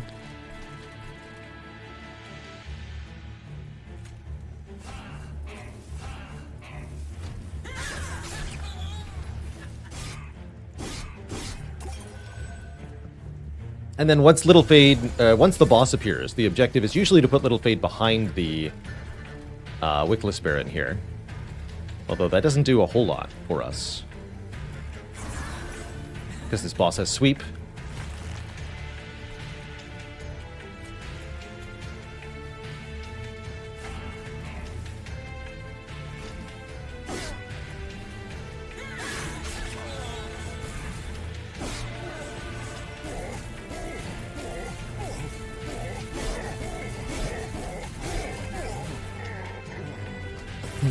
I made a mistake by putting train stewards down, though. I'm supposed to be able to replace our units, but I can't. Bad move. Looks like Baron will win easily, though.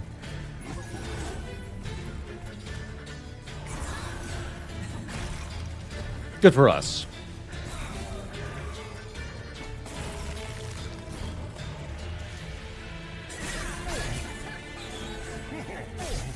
Okay.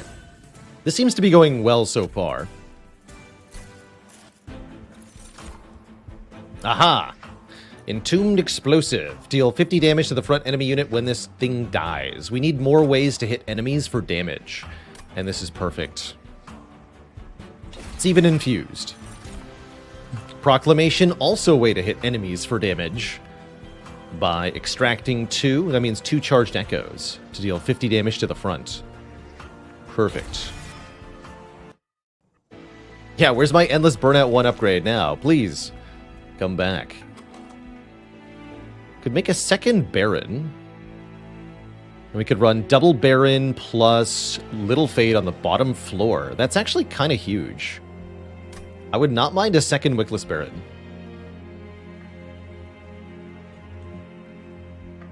Not at all.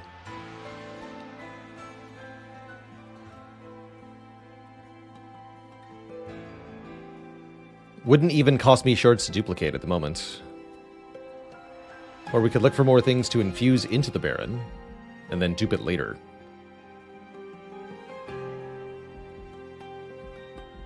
Looks like dupes are a long way away, though. Let's dupe it now. Let's do it. Look at the cavern first, though, in case we get a third upgrade, or a free duplication.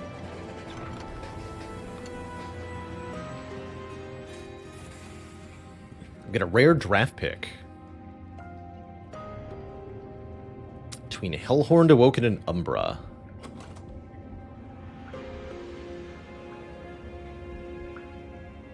Inferno is not rare, I don't think.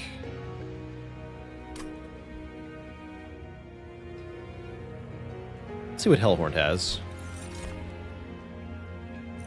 0 damage, Impolate. These ain't it, unfortunately. We have no existing rage. This does nothing. This is a terrible card normally. Skip.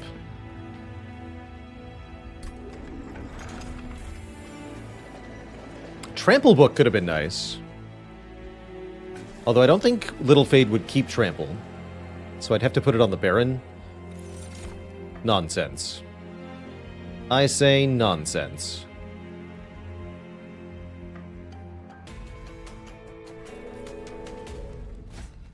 Our first major boss is Talos. With only 10 shards, I think this will be a pretty easy fight.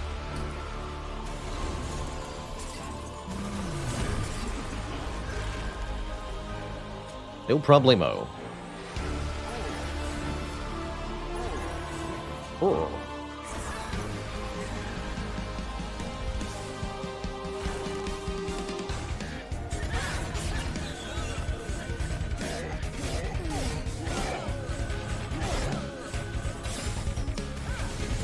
Each death only makes the Barons stronger, including their own.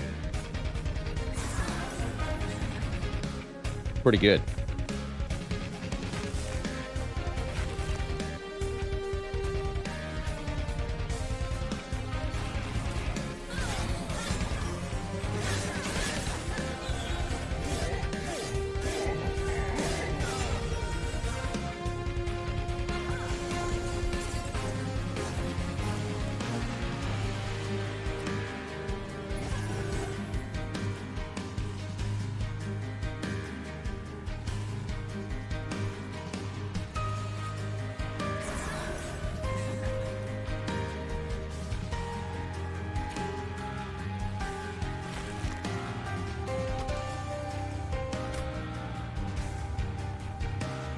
You die too.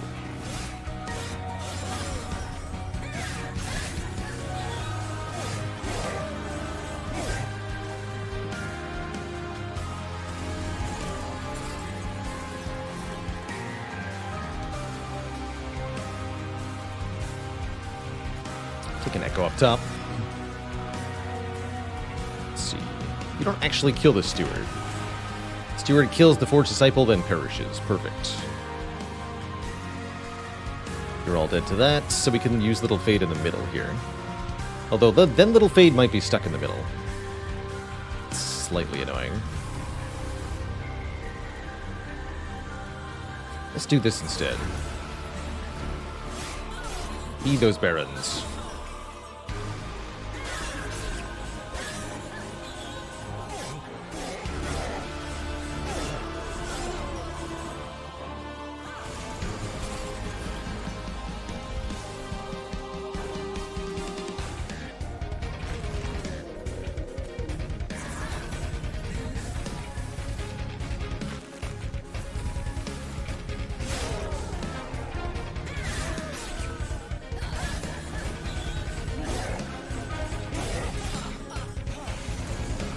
Final wave. Now all we have to do is deploy Little Fade behind the Barons. And Little Fade can do immense damage, effectively for free. 80 with quick each combat rounds. And the Barons are very tanky. This should work against most bosses. Note that only the minor bosses are going to have stealth, not the major bosses like Talos and Fel.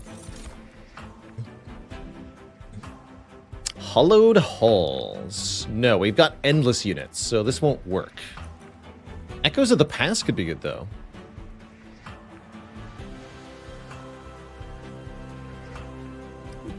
Fade does gradually die to the Spikes 1 that everybody has.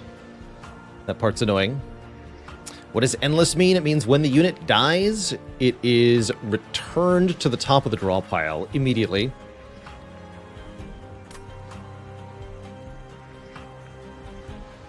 It means you can never reform an endless unit,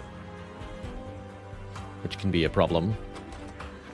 I don't feel like we generate enough echoes for this to be good. I'm going to skip all these. Unless we want this. Might want that.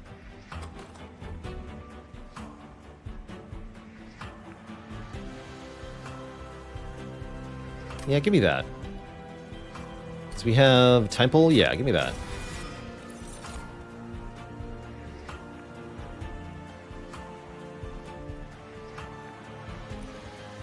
Harvest gain gold could be interesting.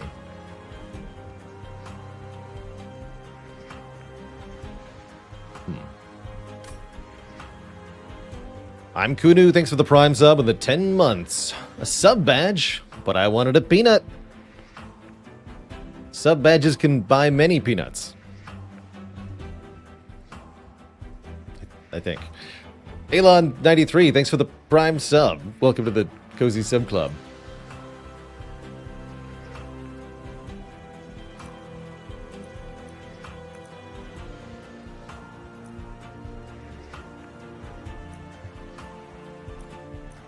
And Ira Incel, thanks for the 4 months and the Prime sub. Explain how. Sub badges are worth peanuts. Literally.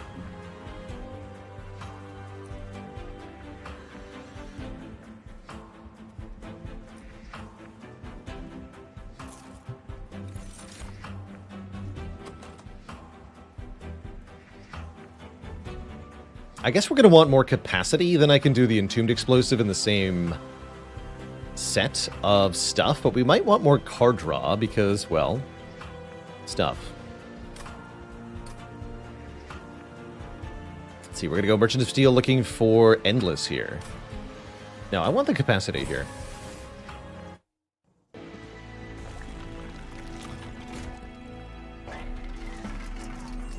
Oh, easy. All right, check this out.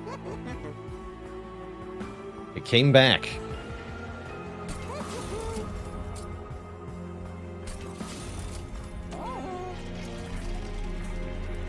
Wait, before I fuse, what's this? No. Okay. Sacrifice this into this. Ooh. Now we have endless bomb thing. It's probably good. Maybe.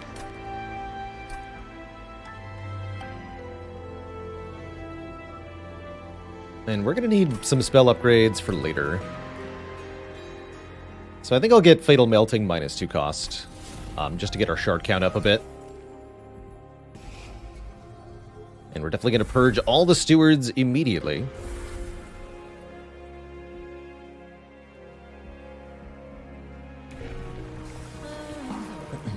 Our second and third bosses in this run are going to be Arcus. Not sure which Arcus that is. And Seraph the Patient.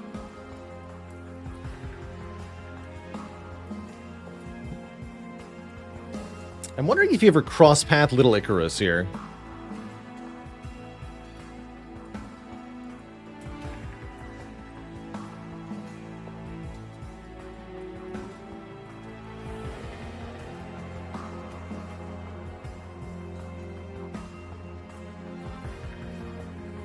Wait, what's the bonus on Eternal Flame 3? Is it 60-60?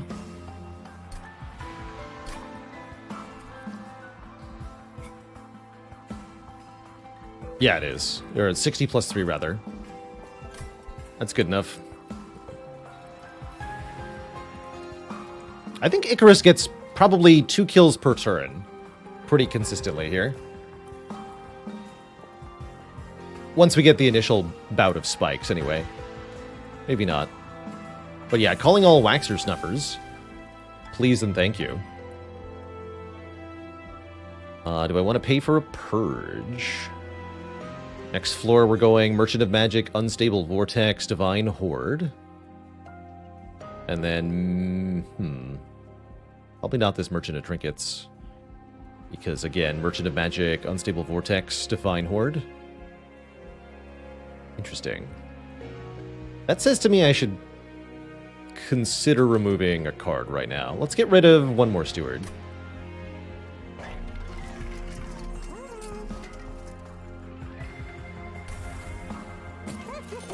Overall, though, I think we're in pretty good shape now. I think the deck has the essentials. And I think it's going to work out well.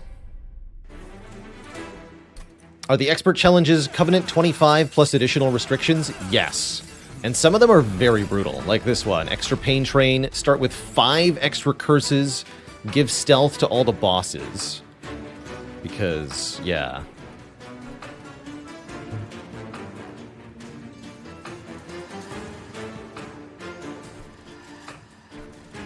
We can let the Pyre kill these if we want to. Although I might as well kill these 4.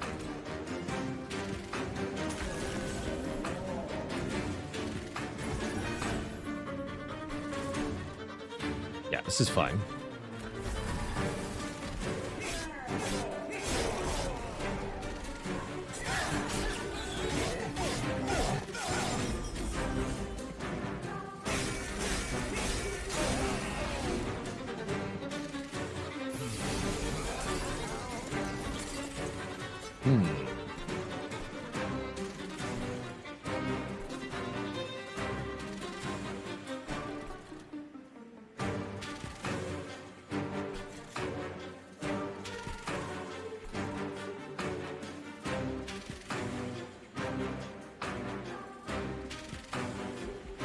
I think this is fine. You're gonna go up top. You 2 down below.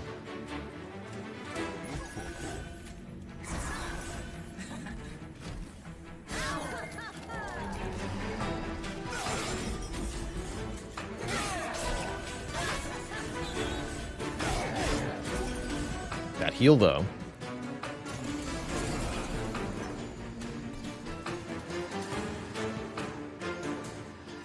Don't necessarily want to let both of those reach the top. This Entombed Explosive is going to have to put in some heavy work here. It is why we're doing what we're doing.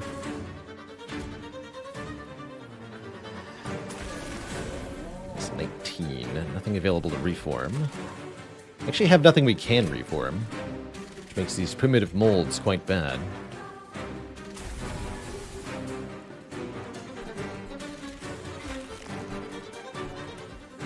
See, you die in 1 hit anyway, so let's use this here.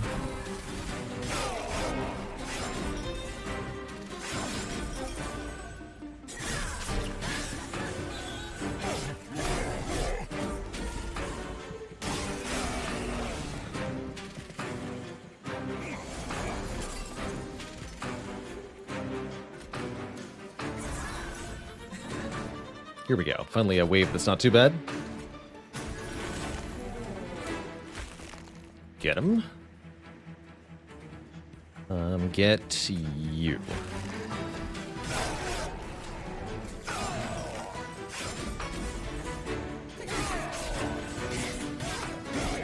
Oh no, Little Fate didn't die.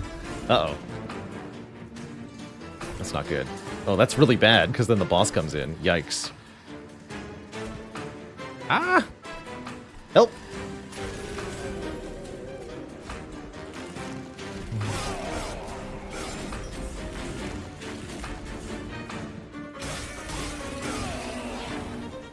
Thankfully, we'd built up a bank of health. Boss is stealth here anyway. No biggie, actually. And they all come back. We can play them on the middle here.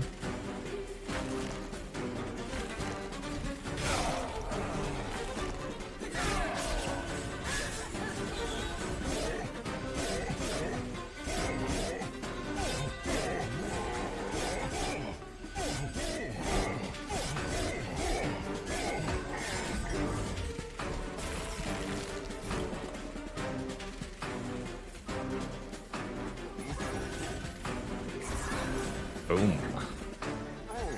The damage.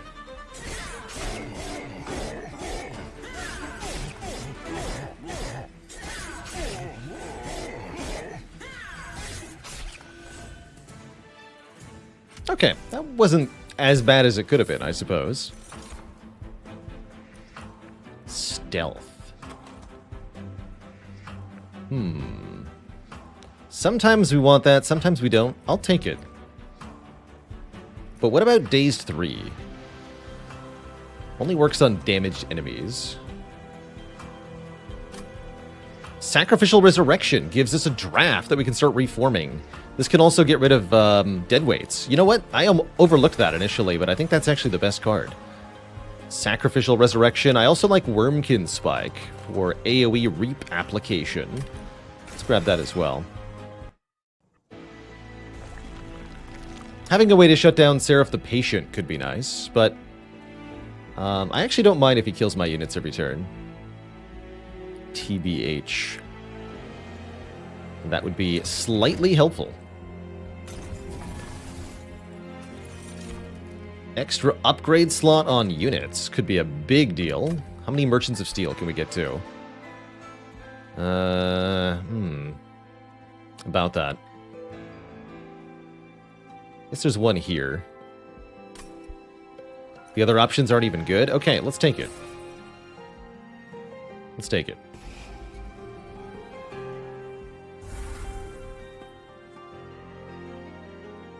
These hollow drippings are not helpful. Let's lose one of those. Even though they consume for 5 health, that's not good enough.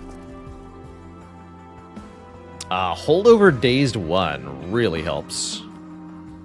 What about Holdover Sacrificial Resurrection? That's interesting.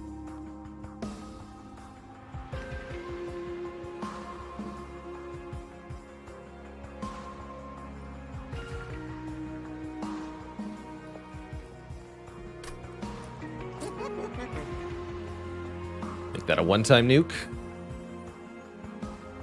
Not sure about that.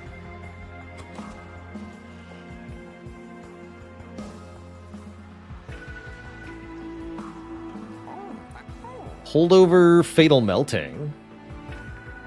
Actually, that's kind of good, right? Because that would be an AoE equal to 3 times the number of friendly unit deaths, which is rapidly going to turn into a big number. That's not bad. I'm down for that.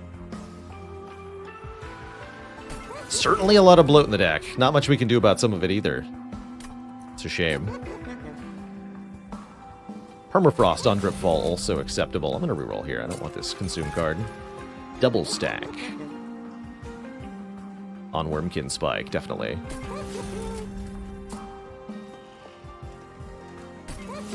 $8X Reap. The power. Probably going here.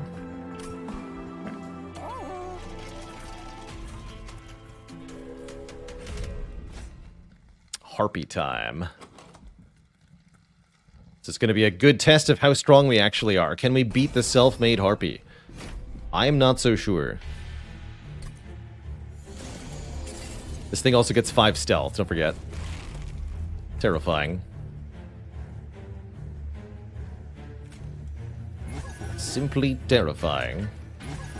Well, you've got sweep. Extra terrifying.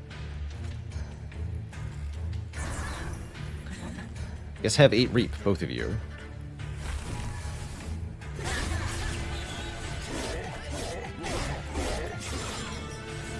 It's a big lad.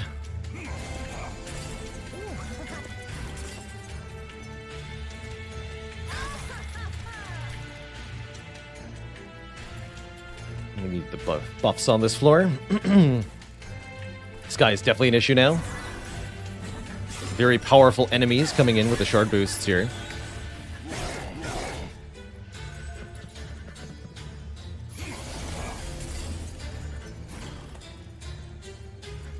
Okay, the Entombed Explosive and Little Fade are both here to help. I think together they'll kill this fool. But we're going to get overwhelmed really fast.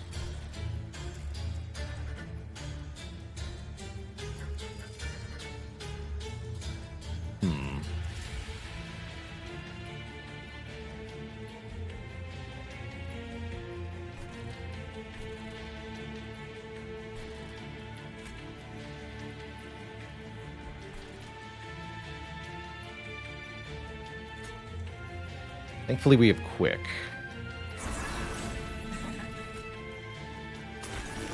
Yeah, that gets him. Okay, but then this guy. Problematic.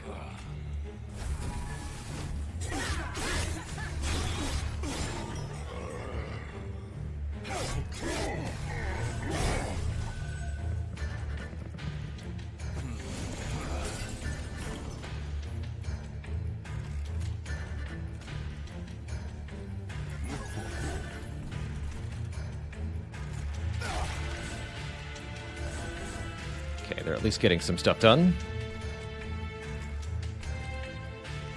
You're too strong, sir.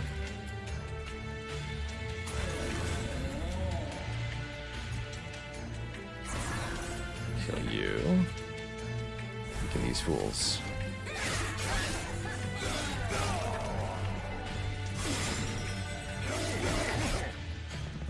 Also, be really careful about where we put Little Fade because of the incoming boss. We need the boss on the bottom next.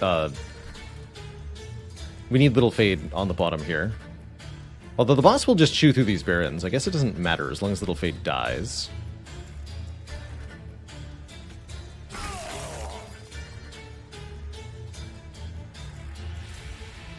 Currently, she won't.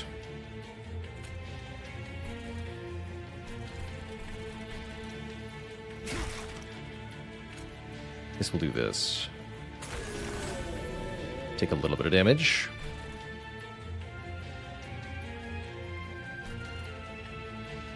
So you go here. Now in front to give the barons more health, actually. Like that.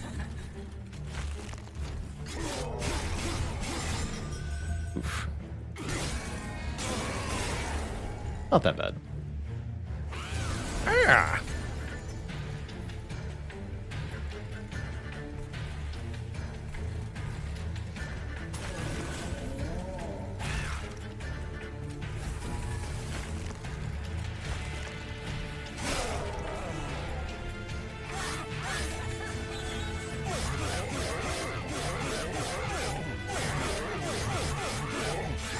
Lost 3 stealth there. Let me go. Baron. Baron. Little Fade in the back. That does 344.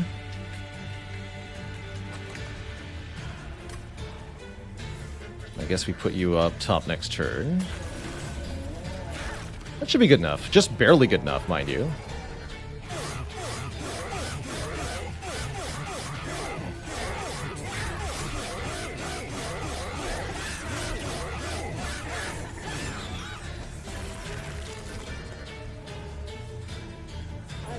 But if it wins, it wins. GG.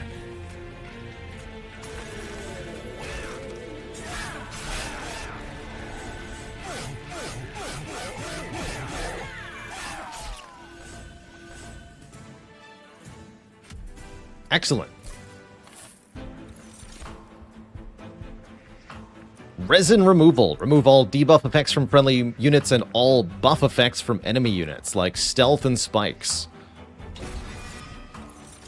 I'll take that. Return a consumed spell. Not actually that good. These I'll skip. Raisin removal.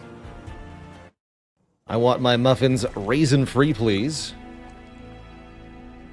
It is tempting to go Merchant of Trinkets and look for Waxer Snuffer, But I think collectively these will help more. Getting permafrost on resin removal seems particularly powerful. So let's look for that.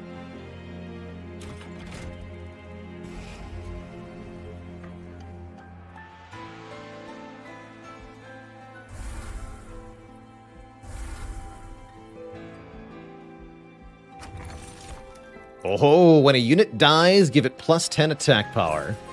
That's a winner. That makes Little Fade much stronger. And we could put holdover on raisin removal. It's an interesting thought. Or we could have the holdover dripfall thing again.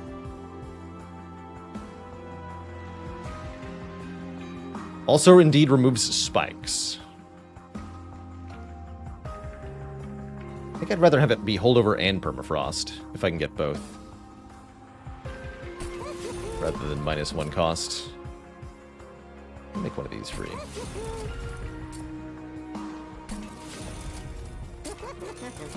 Yeah. I don't necessarily want to play that every turn.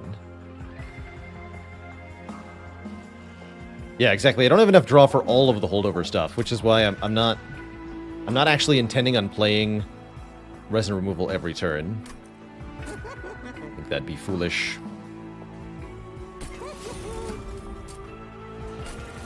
Alright, we'll go here. Let's see. We can get... Oh, we have to get some shards, too. We get a maximum of 25 shards from these two events. We need 35 more shards to go to the last divinity fight, and this is the last divine temple. So we have to take 10 shards here, which means we might as well make something intrinsic.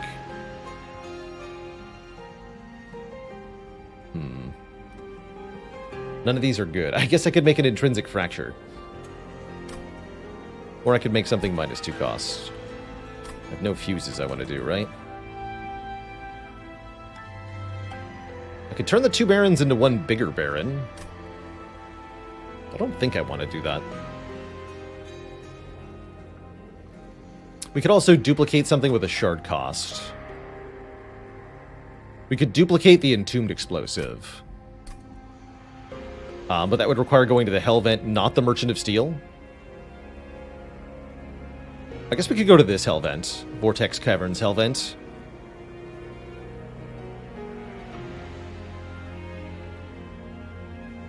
Let's do that.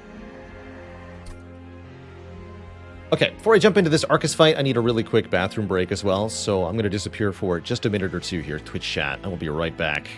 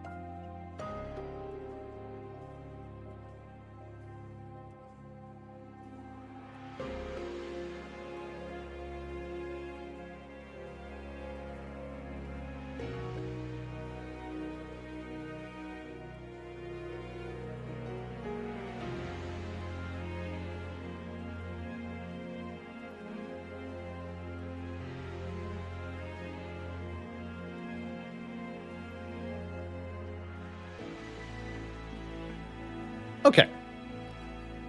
Let us move onward to the Arcus fight.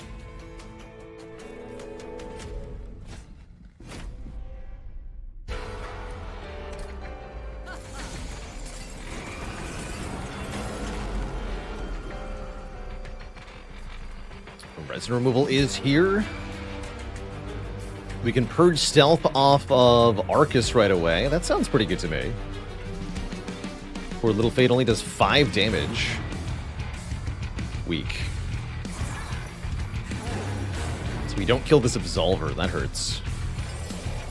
This seems to be the version of Arcus that summons lots of curse-generating enemies. That's going to be annoying.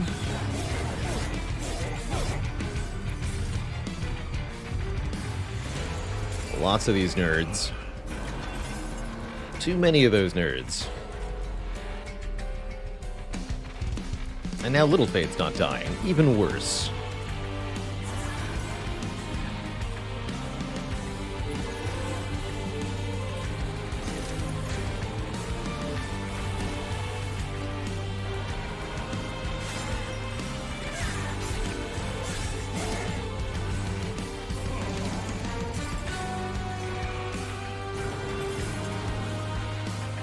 Play any non-morsel units like Entombed Explosives.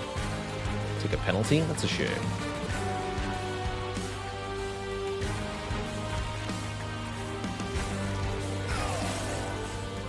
Get wrecked, sir.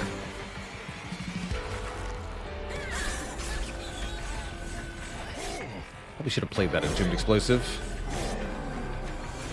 Definitely should have done that. It's not a good idea to not play them.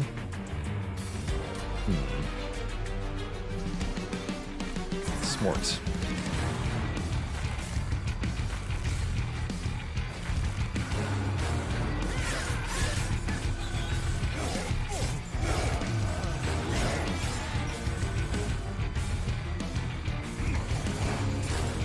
Yeah, now problems begin. Here we go. We get our draft, though. Super draft. Super draft is good. Put you here for now. You're going in the back, buddy. Yeah.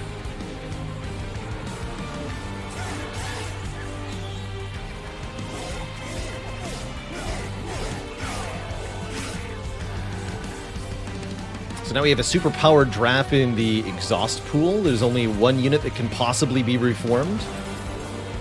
So every time we draw our reform cards, which apparently we're not going to do very much, we can get stuff to happen. This is perfect, actually. You need to die. No curses, please. This guy hits the fire, that's okay. He only gets it one time. Good note to self, though. We absolutely have to play that Entombed Explosive when we draw it, or we're in for a really bad time, it seems like. Fatal Melting helps a lot.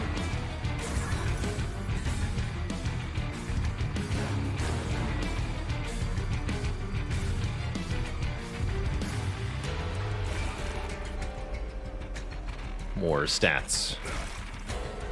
Please.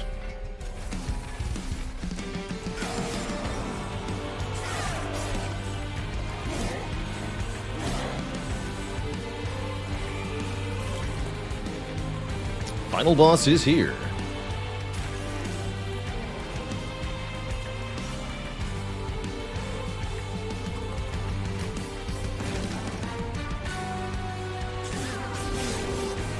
And we win easily, thankfully.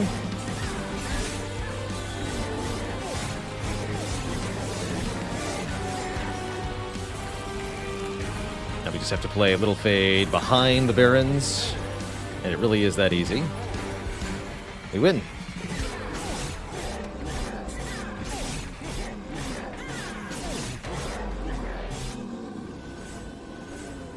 GG.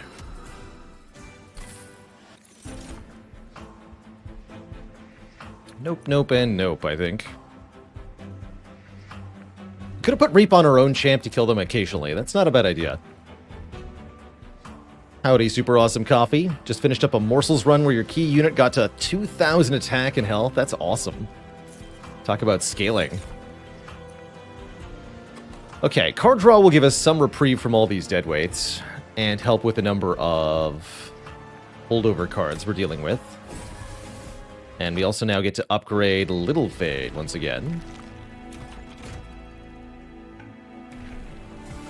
To have plus 60 attack power, actually plus 70 each time she perishes.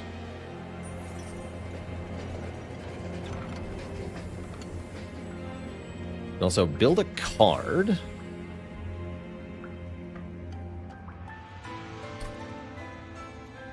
Rage buff.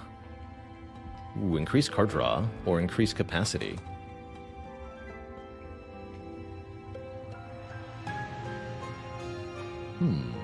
If I'm duping Entombed Explosive, one more capacity is not a bad thing. Give me this. Yeah, I'll take that, actually.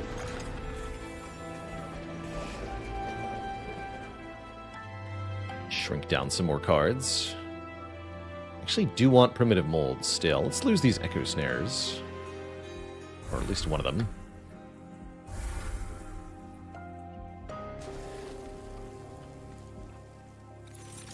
Okay, and we still need to take both the Divine Boons and the Divine Horde to go to the Divinity fight. Very important to do that. Easy.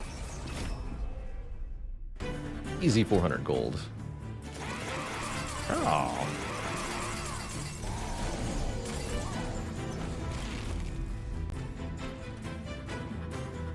Is it easy, though?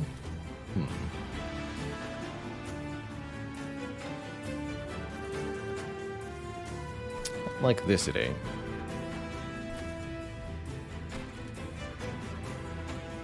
It actually looks like it's going to be quite a bit of trouble.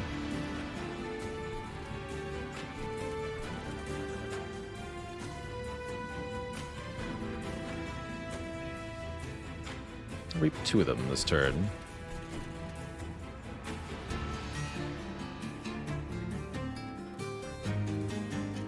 Don't really want to build top because that defeats the purpose of being endless for the most part.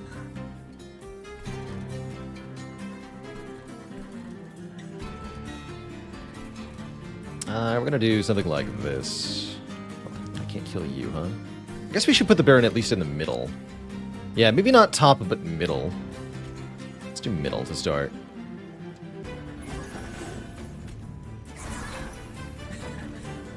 Looks fine. I'd like to kill all of these. No, not all of them. 2 of them. Save some health there. Okay. This is troublesome. Oh, that's really troublesome. Oh, dear.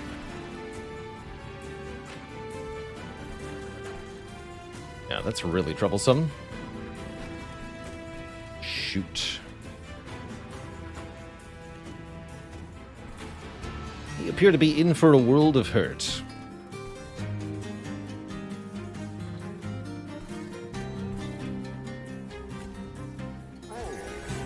You need to be descended. That's going to put 2 of these on the same floor. I have no idea how I'm going to deal with that. I guess the answer is I'm not going to.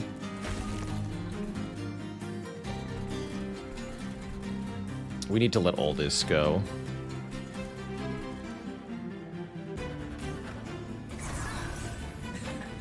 Starting yesterday. Echo here. This is really bad.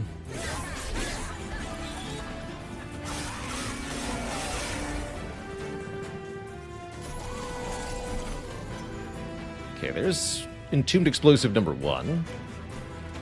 Can help. Either use it on this floor, or we can put Little Fade. Little Fade has to do damage here? Not really. Little Fade can't do meaningful damage on this turn. Which means that next turn is really bad. Oh boy. That's gonna hurt. That is most definitely gonna hurt. Unless we draw Proclamation next turn. That would save quite a lot of health. I do believe we do this.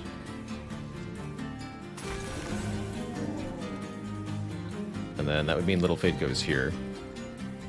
Just kind of a weak place to play, unfortunately. Guess you could all lose your spikes. Although I didn't want to do that because of holdover, right?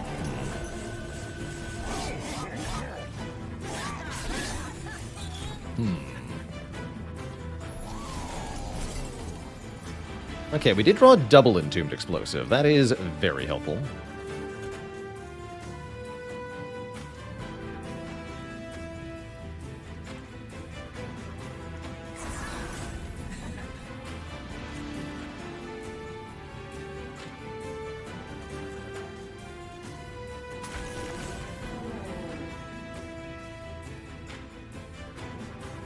So we just put both behind. Is that enough, though? We still might die here. It's concerning.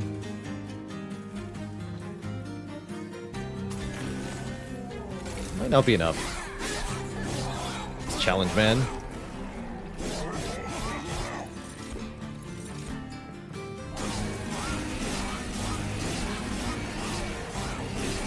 Okay, we live for now. But there's more nonsense coming. And more curses being added, too.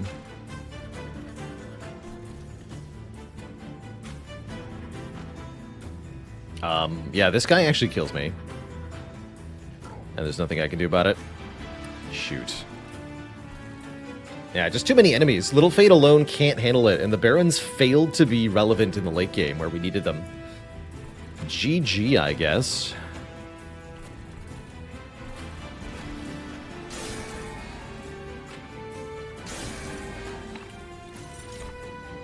If only we'd been able to get multi-strike on the Barons, maybe things would have been different, but I'm not confident they would have been.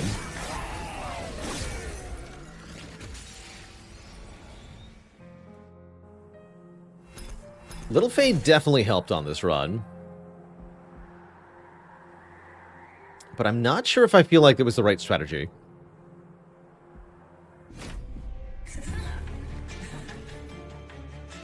Maybe our secondary clan was wrong? What else can we do other than Little Fade? Endless Imps. Let's try that.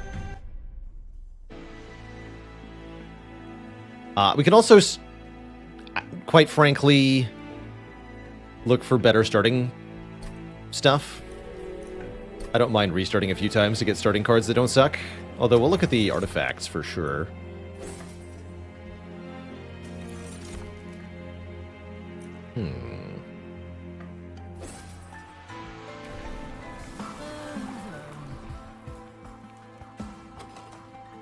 I think that's good enough. Gotta restart. That could be good enough. Double Hidden Passage, too.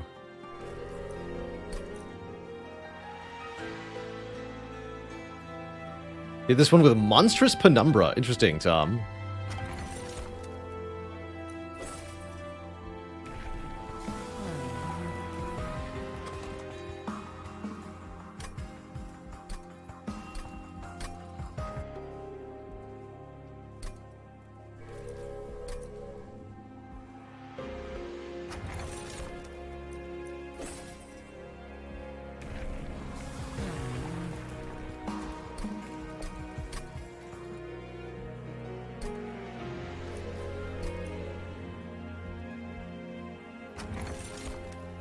Ooh. I think this one.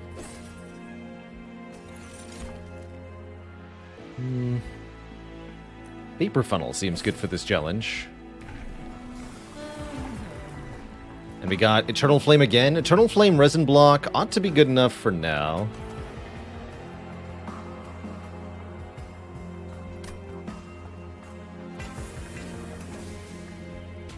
Let's try this.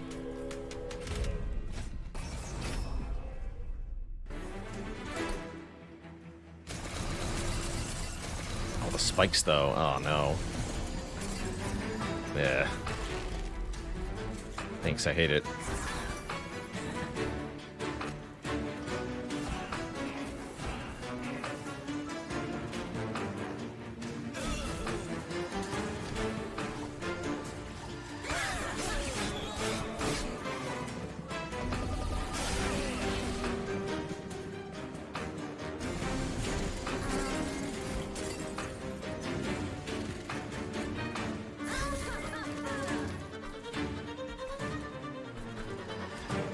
Sure, I'll save a bit, I guess.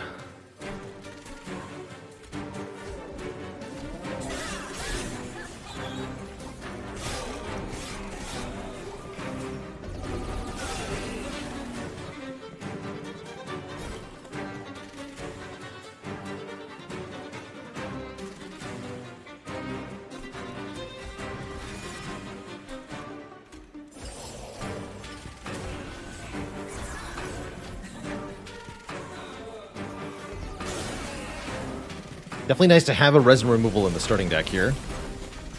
Very nice.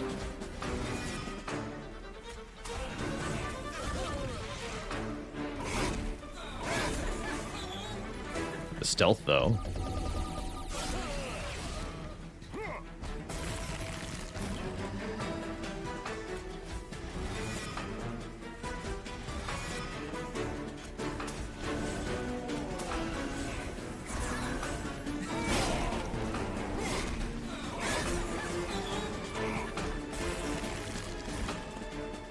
$105.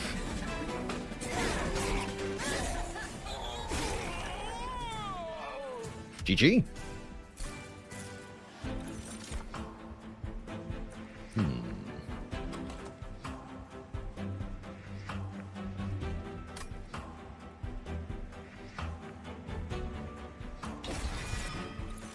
Take that as an option. Horn break seems good too.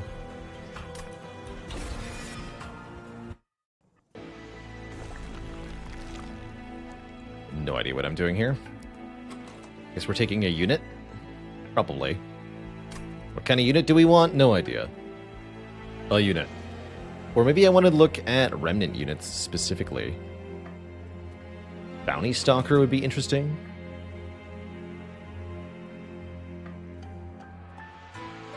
If I was looking at Hellhorned units, what would I possibly want? I guess something that makes a good reform target.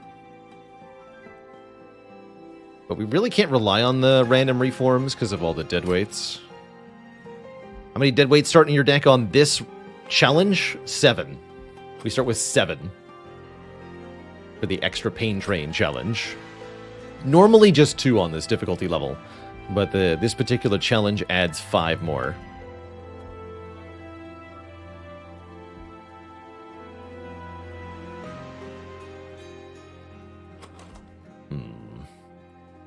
Something tanky, again, for Little Fade to sit behind is nice, but we still need damage. That's what we didn't have enough of last run, was damage. And the units eventually just walked past us and won. 7 is a very big number. The extra deadweights on this challenge make they are what's difficult about this. The other modifiers are nothing compared to 5 deadweights. Alright, I'll go this way. I'm not convinced it was correct, though.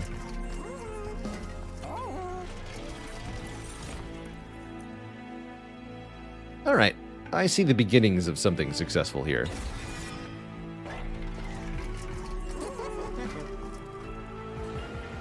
Do I actually...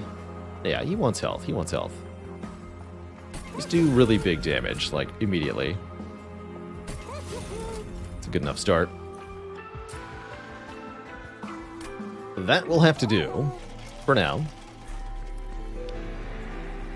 Do we sacrifice a unit to another unit? Probably we should do something like make double entombed explosive.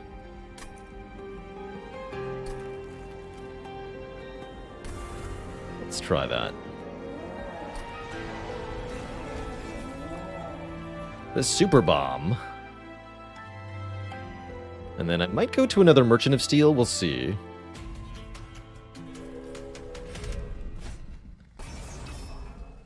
Even more spikes.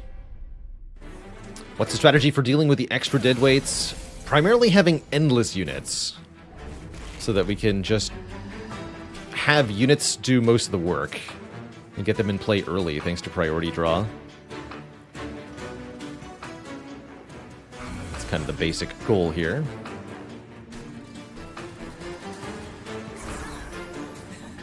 Doesn't help me. Don't play stewards, they're a trap. I want to be able to reform this guy if he perishes.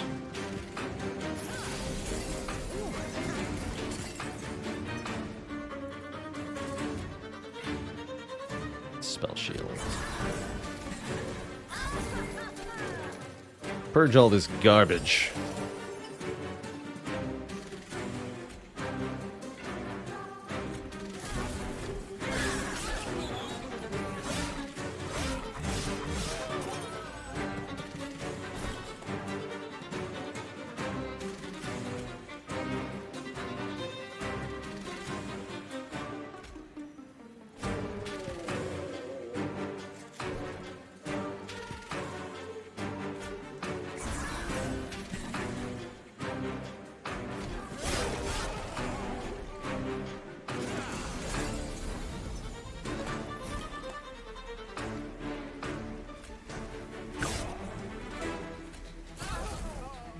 Easy.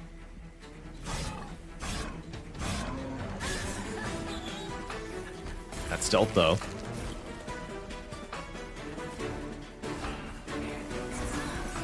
Take 80.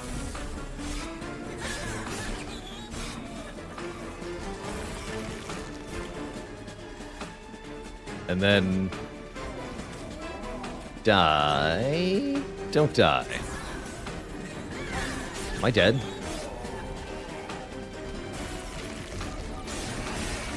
We're just dead. Cool game. Blimey. That's kind of how this challenge goes sometimes.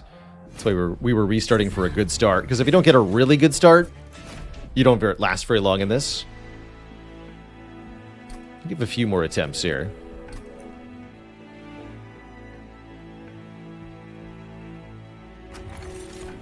The Monster Train challenges are something that you toggle. You do one run at a time. Yeah, I didn't get a reform in 3 draws. That's the 5 dead weights. And there's really nothing you can do about it, which really hurts.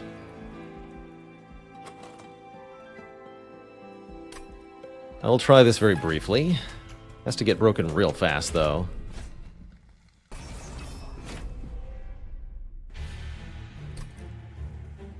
Dark Calling providing consistent reform could be a thing.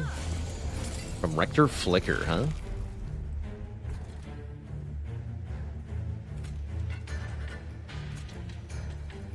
Could sort of see that working.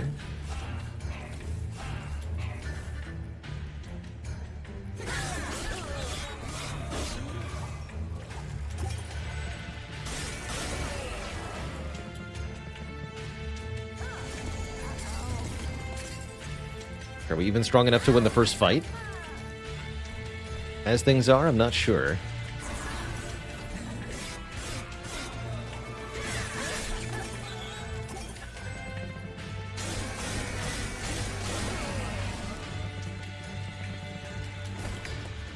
That is too consequential.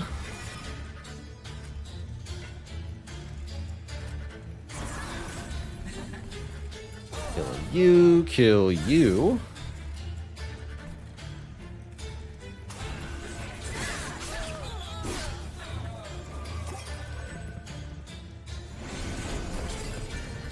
You've got stealth anyway.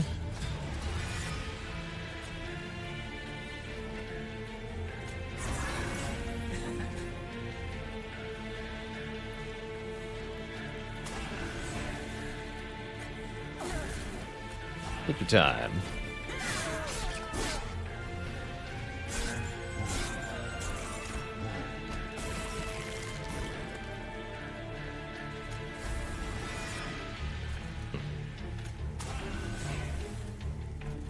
Protect the Bone Shaker.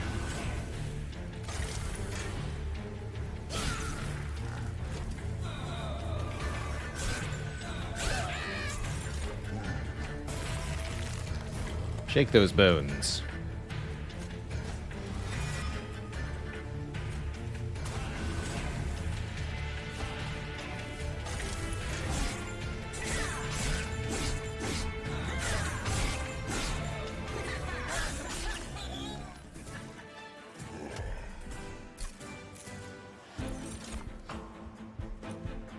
Draft. Yeah, Rector Flicker with drafts could work pretty well, too. Take a draft. Definitely just need stuff that can kill things. Draft can also be a good infusion into another unit. Yeah, we're gonna need a strong unit to carry here. Quick burnout. You are... okay, yep. Let's try a few more starts. This challenge is nonsense, though. That's what we're learning very quickly. This challenge is absolute nonsense. Oh! There's Waxer Snuffer. Wow, what a choice of 3 here. We also have Molting Imp. No, we've got 2 Entombed Explosives. We definitely take Snuffer here. Okay, this might be it. And there's Eternal Flame. What do you mean Summon is better? Don't be ridiculous. Summon. Our champ has Extinguish on them.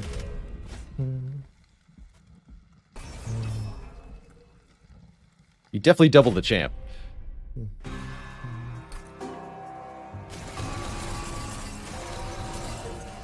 Okay.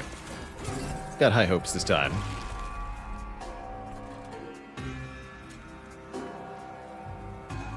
This game like Spire where artifacts you see but don't take are gone forever? Yes.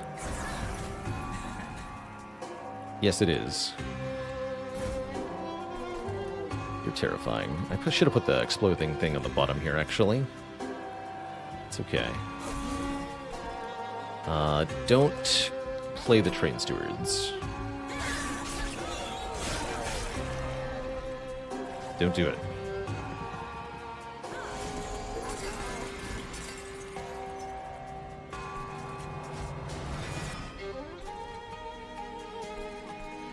Okay, kill those 2 things because they're terrifying. Kill this for the money because we need it. Take a little bit.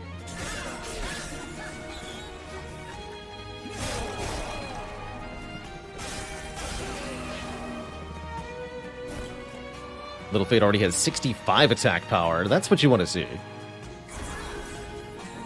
So you kill, then you get killed. You can kill 1. We could put 2 Train Stewards on the bottom. Let's only do 1. No, let's do both. Don't stealth them, though.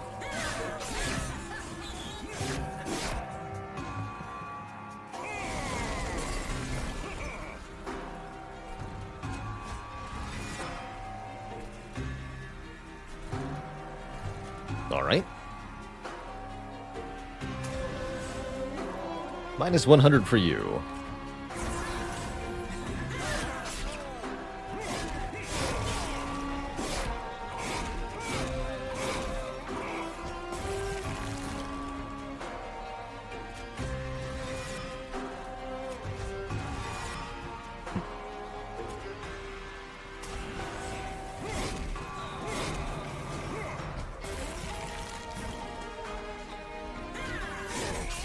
Right in the kneecap.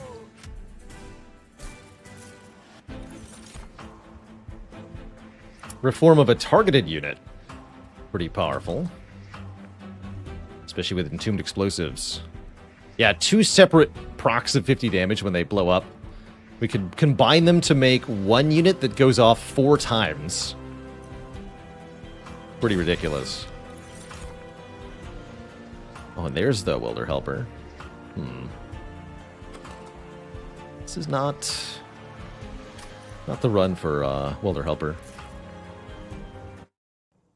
The imps can help a little bit with the AoE. That's also true here. We definitely want to find Endless. It's our top priority. Burnout 1 does help. Let's check the unit next. Armor 5, huh? These don't seem very good.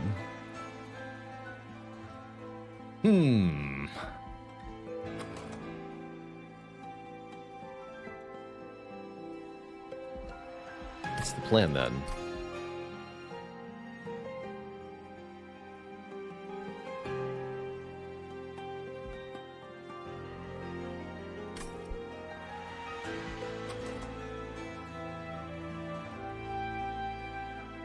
Not sure what to do.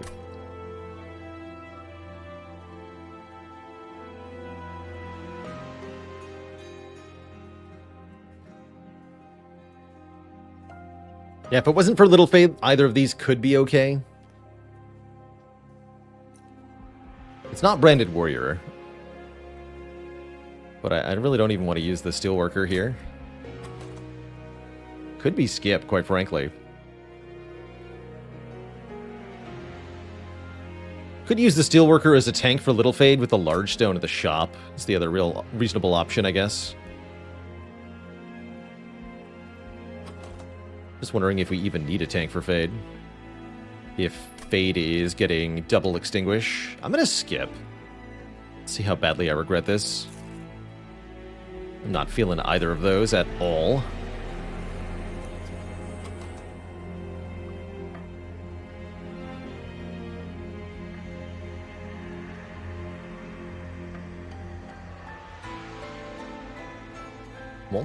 Molting Imp Infusion is 15 AoE. That's kind of cool. I'm going to go Imp into Imp.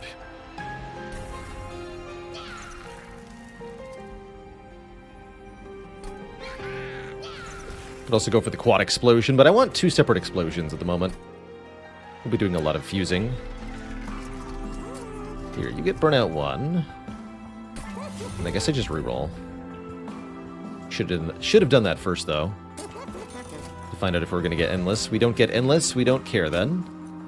Do we want health on anything?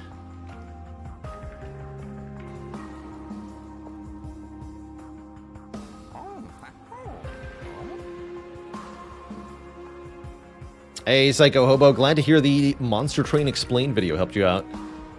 Definitely a visually confusing game, so it's kind of fair to be lost at first.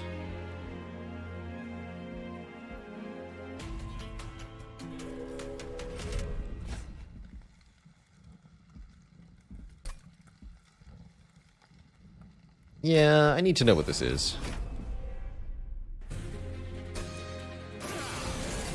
Armor 10's pretty bad, but we have answers. Some answers. Of course we draw Molded then. Of course we do.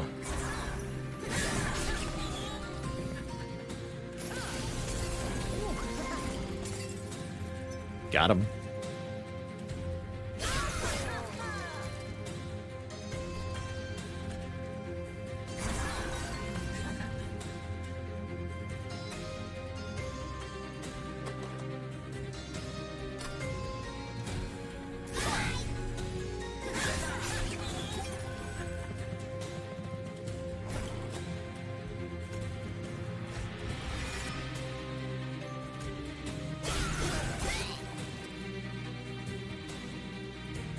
Love it.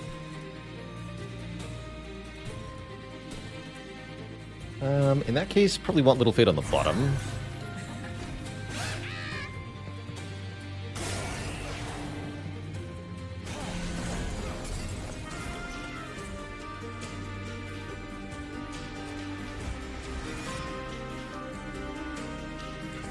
Do the damage.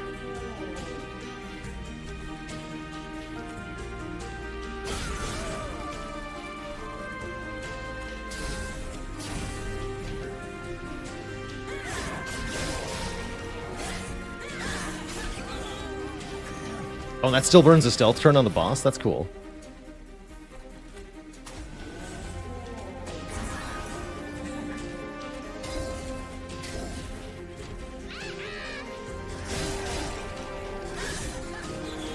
This poor boss.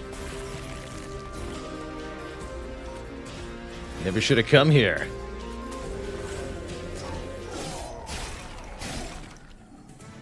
Kerblooey. We score... Molten Casement is Stealth 4. Or another Molded, also pretty good. Stealth 4. We could just use Stealth instead of having a real tank. I'm going to grab this. We won't always want it, but when we do, it's going to be a big deal.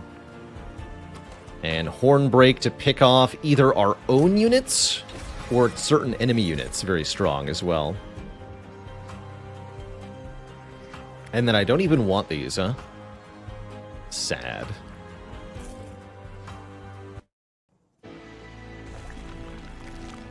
If only the bosses knew they were allowed to just sneak past us. Stealth can also counteract boss stealth, that's correct. Ugh. Terrible unit drafts. Thankfully, Remnant don't need units. Just use your own champion over and over and over again. Maybe add 30 magic power to something. The Hornbreak, perhaps. Although it looks like we're going to be just fine. Let's roll for Endless.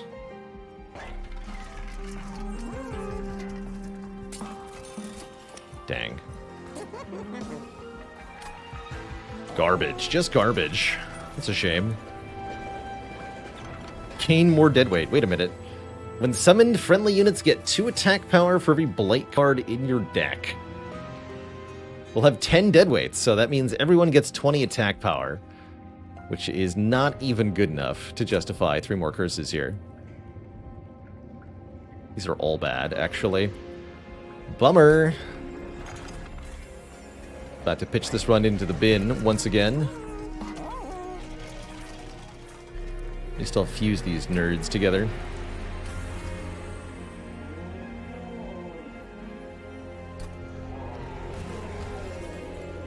Good luck.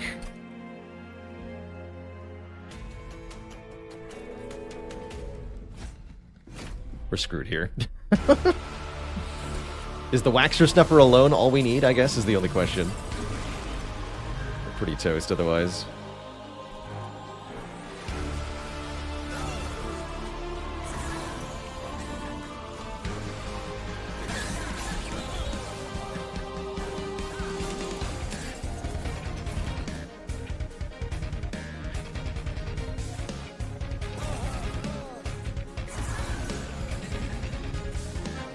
You gotta kill that guy.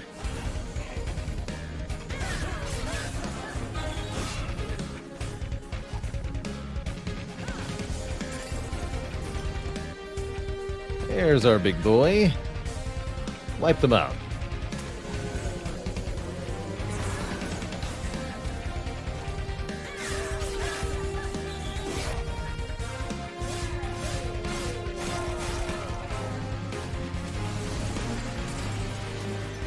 Let's not be hasty now. Nice draws.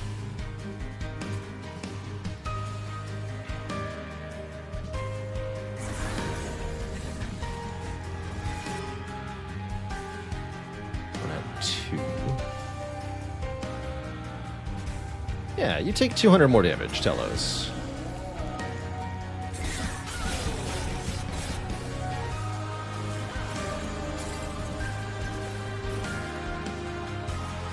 Sounds real good.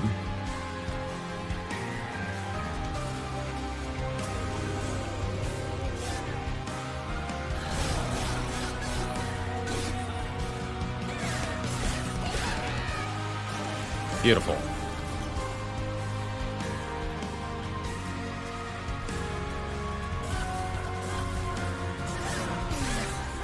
For the 3 realms. Turns out Waxer Stuffer was all we needed? Question mark? Certainly off to a good start.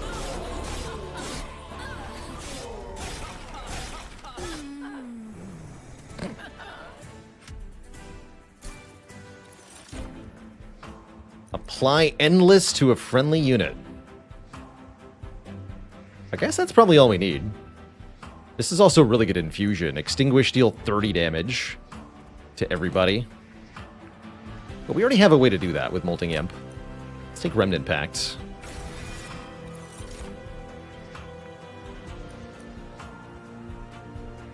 I continue to think we don't need units, actually. That aren't Little Fade and the Entombed Explosive. And we definitely want more card draw. You know, we might have a chance here. Especially if I duplicate the super bomb thing. a bunch of times. Win by dying. Easy peasy. Removals are also very valuable here.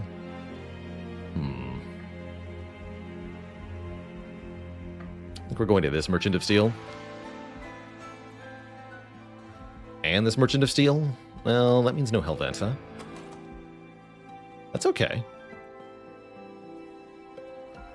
That means no Merchant of Magic, which would do what exactly? Holdover Unmolded, maybe? That's kind of a big deal.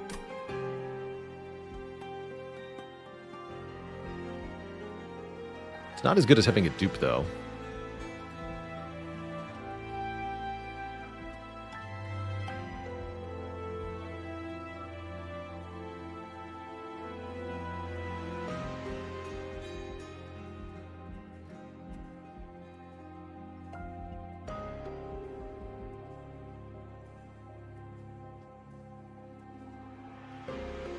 Yeah, so we're skipping this dupe, not this one. Okay.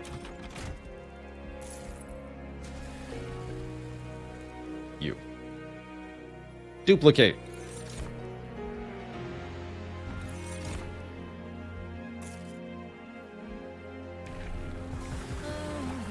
And we continue down the Eternal Flame path. Now Little Fade gets 60-60. Well, 60 attack power, 4 health, rather, each time she dies. Or we could apply +10/+10 and burnout 4 to all friendly units. If we wanted to scale other units, there's an interesting way to do so here, but that's not what we're looking to do. Battle. Spikes are no biggie. Spikes are arguably helpful for Little Fade.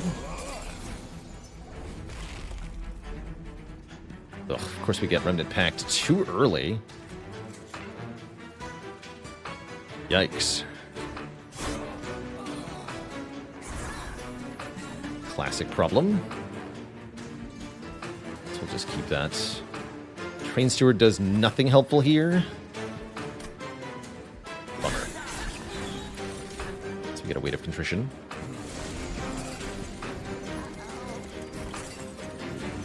And then of course I draw all the reforms. Oh boy. Oh boy.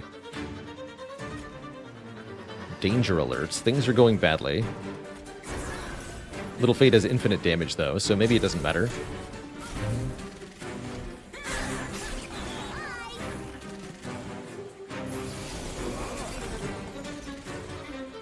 Come on. Bye, indeed. Shoot, Little Fade's not dying. So I have to play the torches on Little Fade? I do.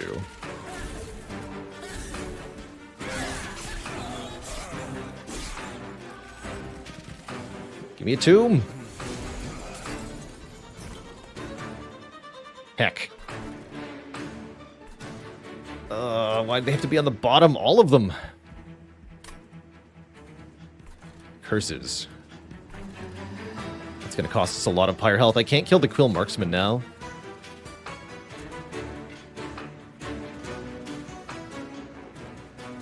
Freaking deadweights, man.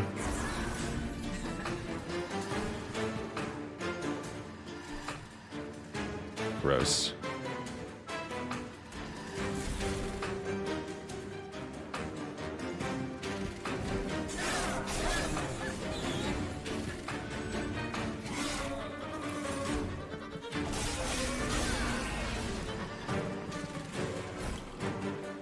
There we go.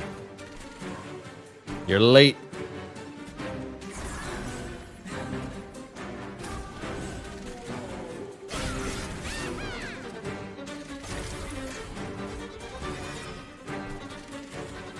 Let's keep you dead.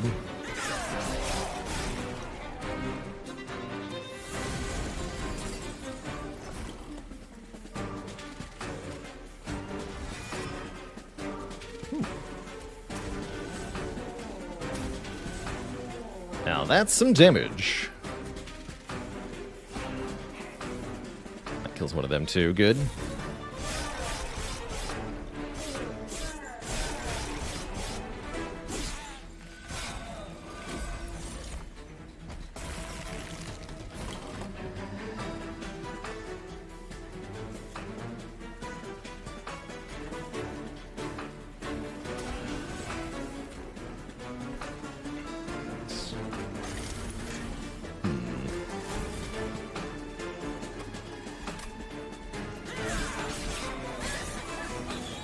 Still 2 stealth. Okay, here we go.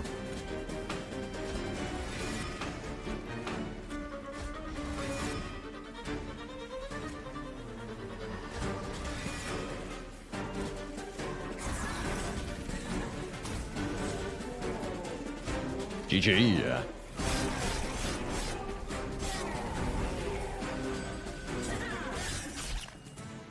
Won't hurt you that much. Get Boon of the Blacksmith. Pyre being stronger means if anything slips past our defenses, there's a better chance that we can do something about it.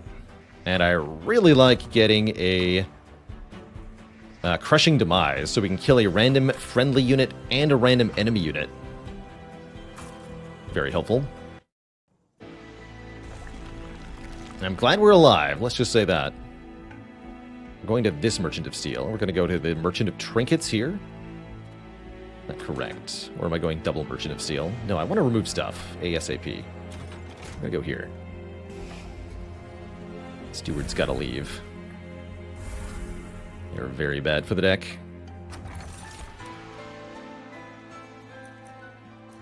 Ugh. Slightly more attack power on Little Fade. 2 minutes get 30 HP and Burnout 1. One of them already have... They both already have Burnout 1, though. So I don't actually want that. Extra upgrade slot on units. Not particularly helpful either. Guess I'll just reroll. Here's the winner. Plus 10 attack power when a friendly unit dies. Or we could take 5 money when a friendly unit dies. Take the attack power. Don't believe that gets doubled by the Waxer Stuffer, but it's still a little bit extra. Which is definitely welcomed.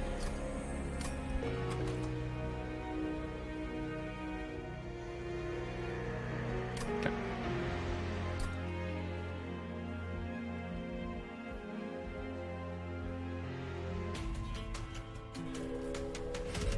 Now multi-striking on the tomb seems reasonable. You know, they're not bad. I'll play with fire here. Do I not want to pay to purge there? No, I want to be able to afford reroll plus endless from the next Merchant of Steel. We'll purge next time.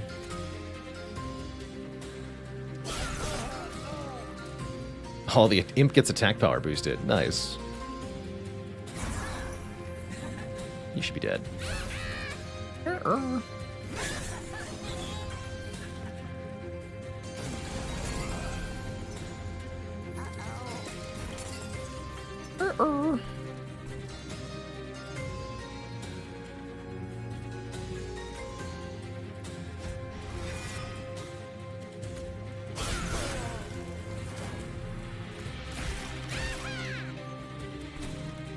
Perfection.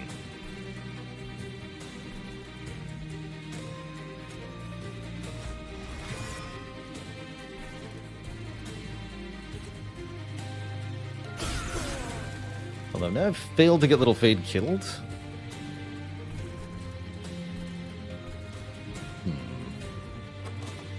Seems like that could be a mistake. Oh wait, no, we just played the Train Steward up top. Don't be silly. That's better.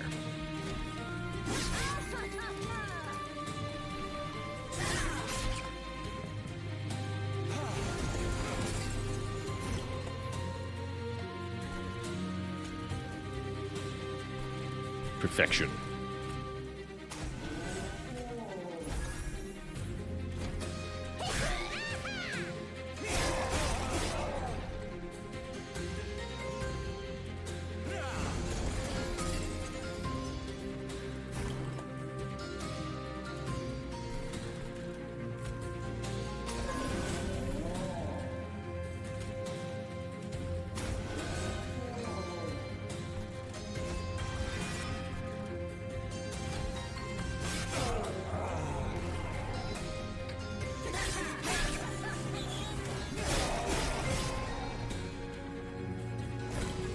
I like that it's gaining attack power each time the explosion kills something. from the Consume Crown, so it now has 33 attack power. It's pretty insane. Have some bombs. So here, we don't even need Little Fade to kill the boss, hilariously. Because the bombs will do it. Although I'd love some stealth to eat stealth on the boss here.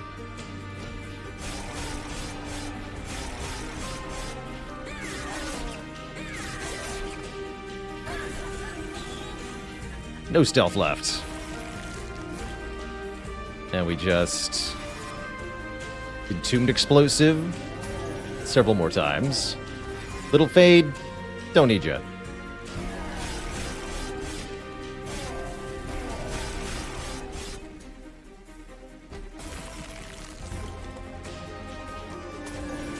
GG.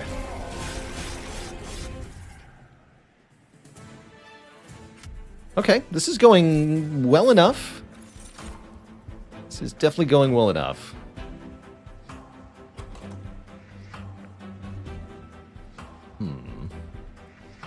Subsuming Blade. It's a bit late, but this can definitely be a nice way to kill our own units, too.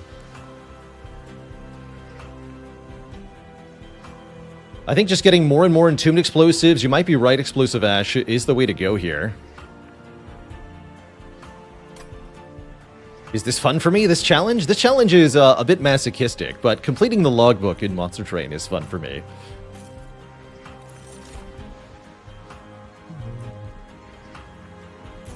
It's tough, definitely. It's miserable.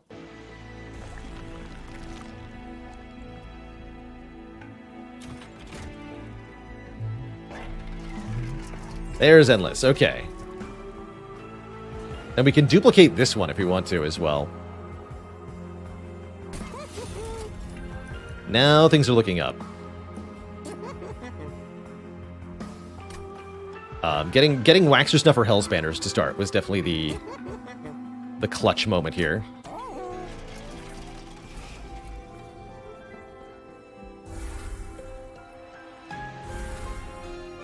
Let's see what this is.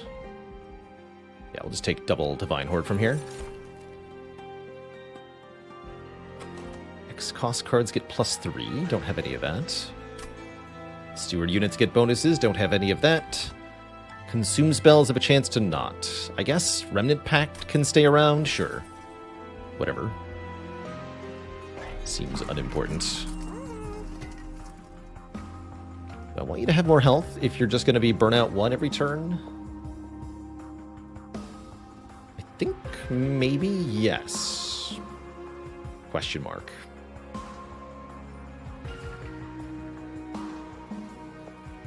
Not sure.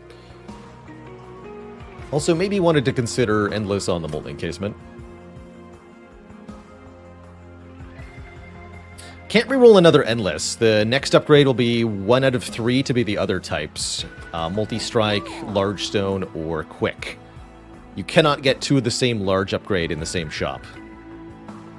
Or expensive upgrade, whatever you want to call these. Tier 2 upgrade. Yeah, I don't even know why I did that. Pay 60 for nothing. For the greater good.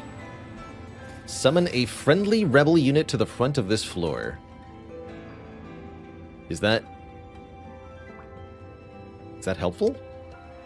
I could add melee weakness to my Entombed Explosive. Or maybe summon Sap to the Entombed Explosive. And they have Burnout. Actually, wait a minute.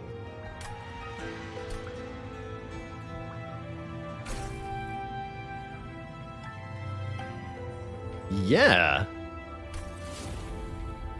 See you in another life, sir. Yeah, I think that Sapstone is actually a big deal. The Giga Bomb. And then we go here. Or I could just go double dupe on the Entombed thingy. I think 3 is probably enough. Okay, let's lose 2 more torches then. These torches are no good.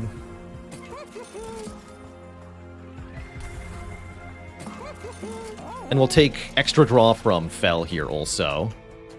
So I think seven draw per turn can help make up for these dead weights. Spiky multi-striking. Statues. It's kind of tough.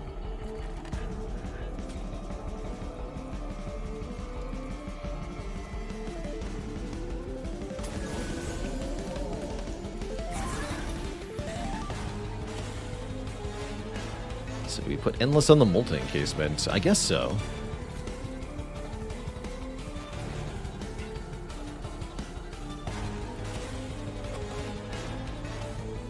Yeah, I guess so.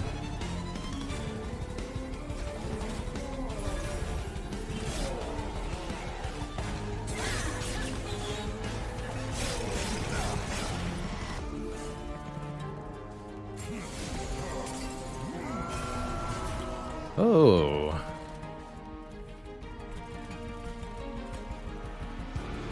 Not you, you. And we can stack Sap on Fel in this way, too. Yeah, we don't need the Molten Encasement because of Fel, actually. Good.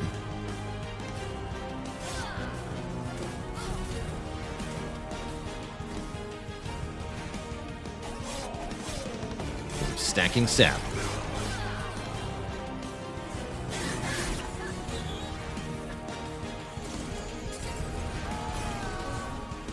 Saptacular.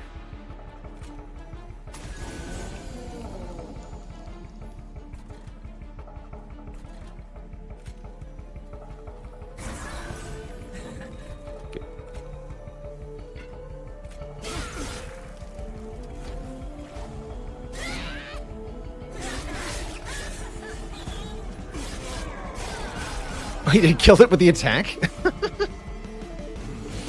Good job. Good job.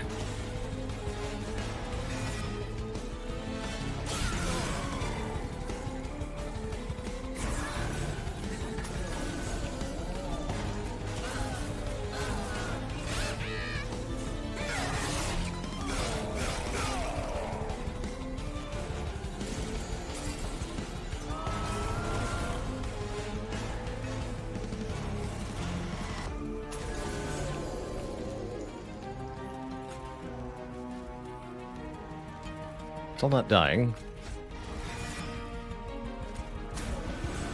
The problems are real.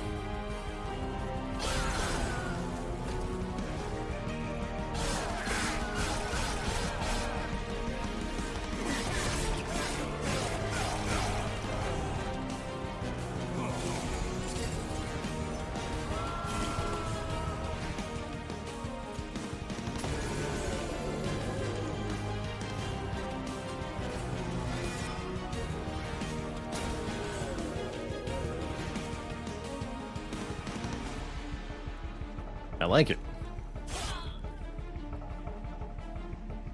Crushing Demise guaranteed kills this nerd? You know what? Yes. Get Little Fade dead too, apparently. Perfect.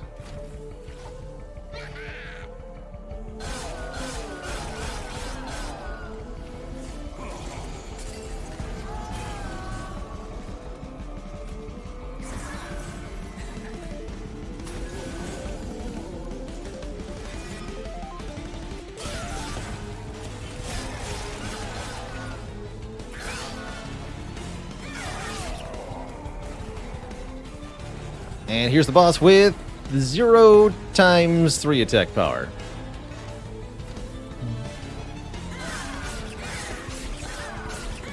Embarrassing.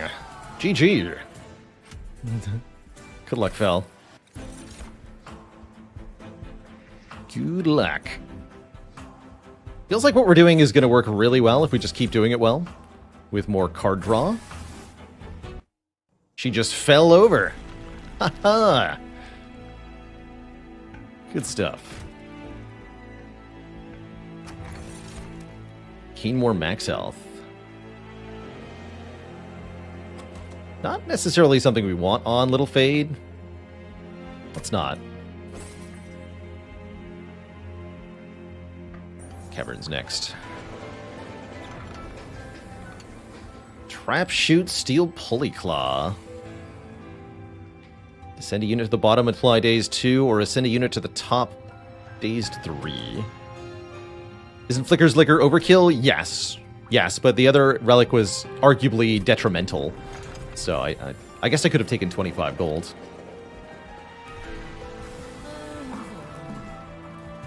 Well, shoot.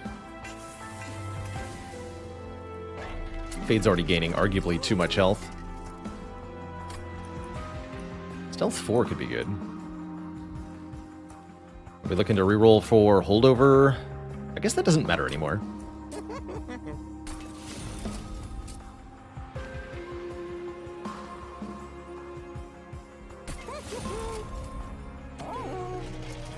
Slap a consume on a torch.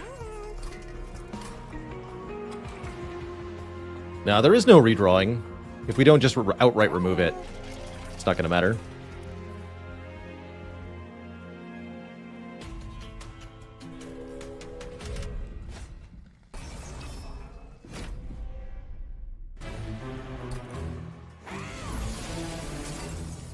Oh. That's right, spell power would not increase stealth. You have to use double stacked to achieve that. What a bad turn 1. We got 4 dead weights. Oof. That's not good. That is definitely not good. 4 out of 5? No, 4 out of 7. Still 3 more. Well, we're out of 7 ain't bad, as they say. Here, you're all nerfed.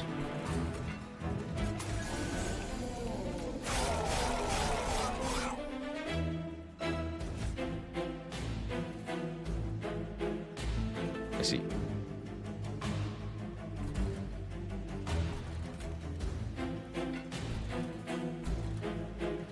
Rushing to buy is tried. I guess I don't care that much about the money. It's not about the money, though. It's about sending a message.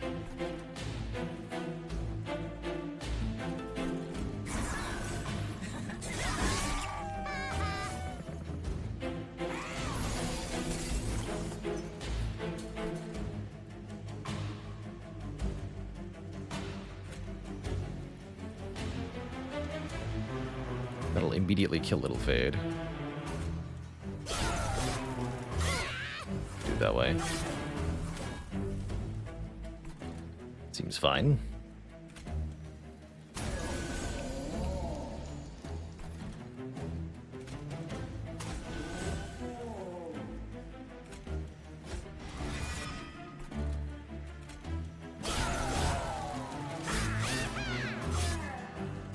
Delightful. Oh, and they can reform it again. Nice. Don't need to.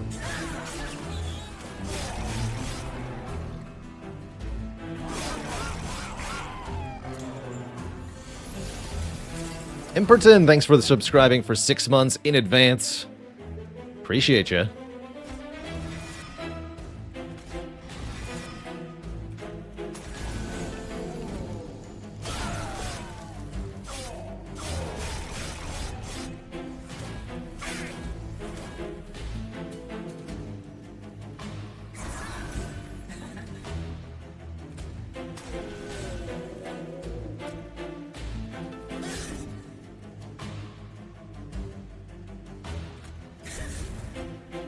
Perfect.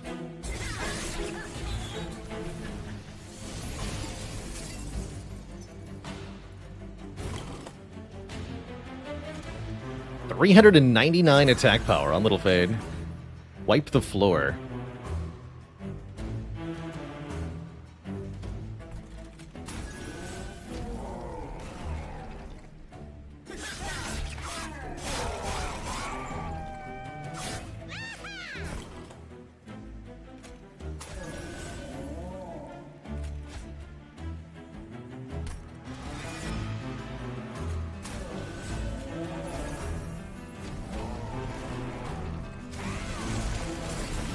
Aw.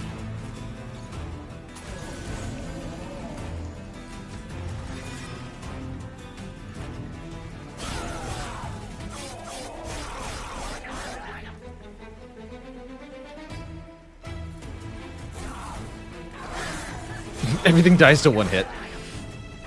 Rip. Sap is the opposite of rage. That's correct. That is correct.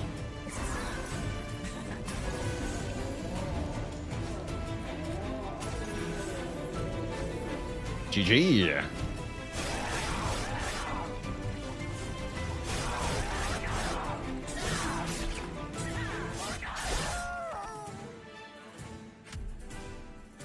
Alright, we got all the extra money. Mortal Entrapment could be good. We're fighting Seraph the Patient again. Although I think I want Seraph to kill me. Kill my units over and over again. Votivary is draw 2. If Votivary dies. That sounds good.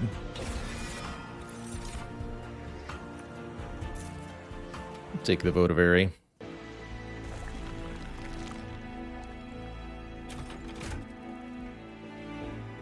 We have a third upgrade slot. Is that true? No, it's not. It's not true. Multi-strike, no. You can have Burnout 1, though. Mr. Molten Encasement. Or the Votivary can have Burnout 1? That seems even better. Then I don't have to worry about trying to put it somewhere where it's going to die.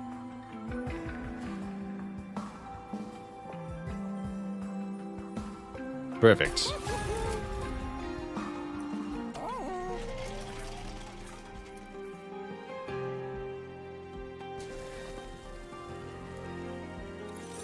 I don't need to take this last artifact. I'm not sure I will.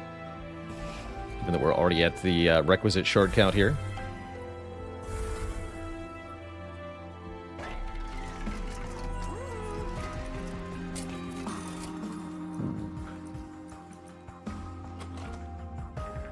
Does conserving Ember help me in any way? Not really, no.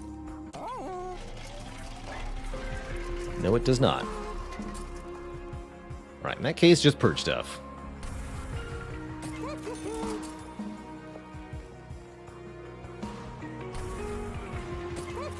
Aggressively purge stuff.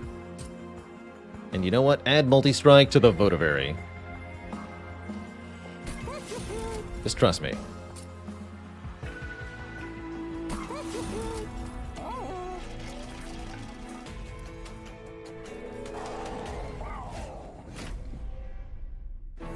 Not rolling for Endless because we have Endless on all the units that need it, plus 1 tome, so it's all good.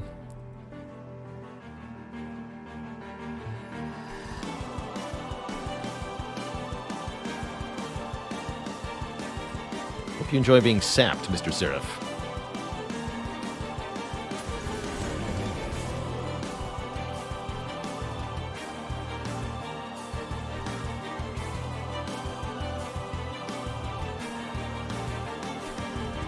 It's 20.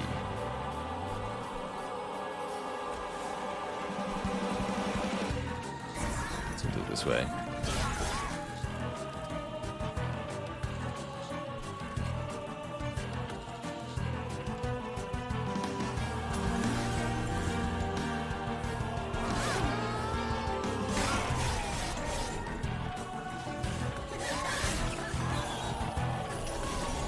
Make this endless as well.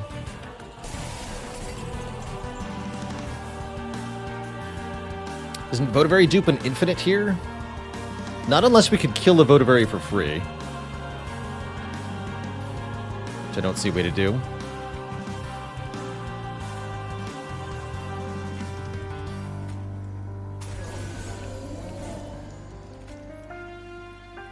It's gonna burn out one, so you can actually be in the back with your multi-strike.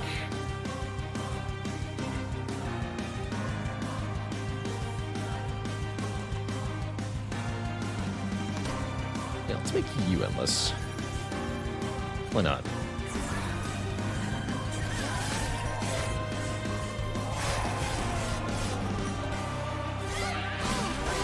That's right, get Votivaried.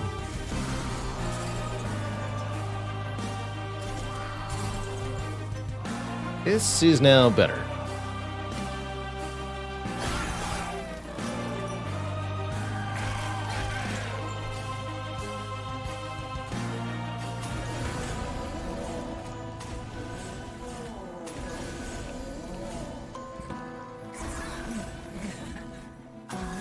The damage. Oh, he doesn't have trample, that's right. Mistakes are made.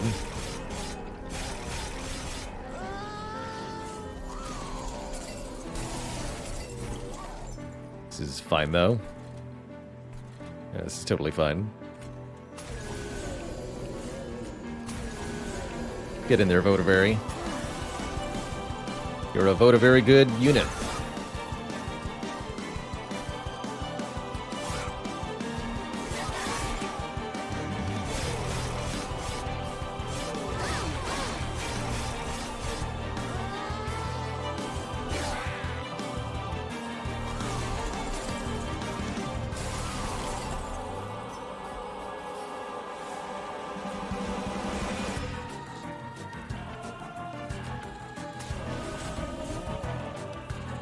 Still not quite right.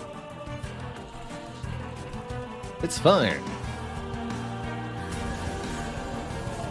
Just hit him hard.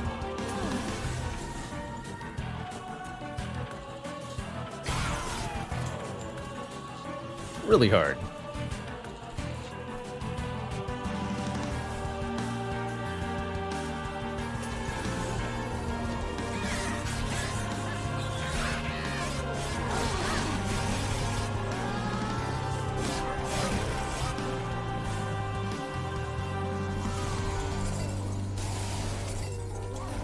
This is too good.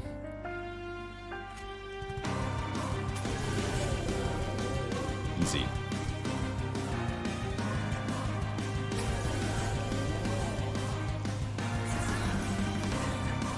This came back. You're endless now too.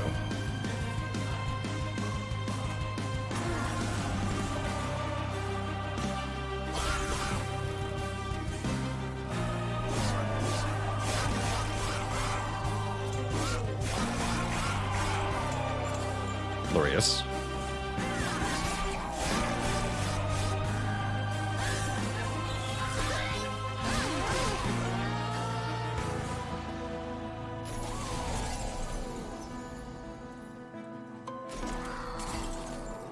Little Fate has 500 attack power, by the way.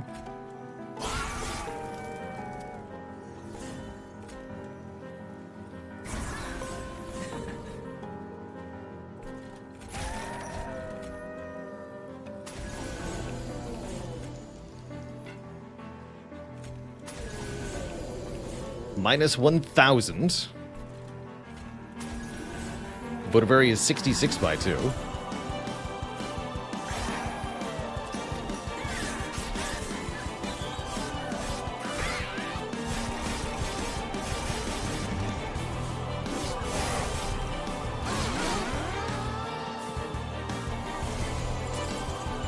Hey, that's not fair. You can't have friends. Friends are illegal.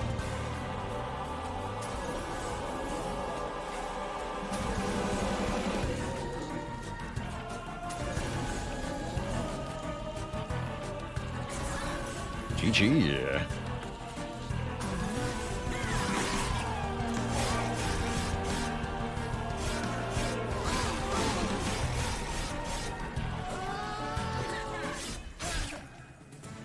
Nicked to death. All right, I think this is the furthest we've gotten on the Extra Pain Train challenge so far. I think our first time fighting Divinity here with our Little Fade powered deck. We've got a pretty low shard count, a very powerful set of endless entombed explosives. Is this finally enough to be able to win? I think we have a chance here, although there are a lot of enemies in this challenge, in this fight. And if we get something like this, we're not very happy about it. Again, 4 deadweights turn 1. That's going to be a lot to catch up on. But we have some tools at our disposal. I'm not afraid yet.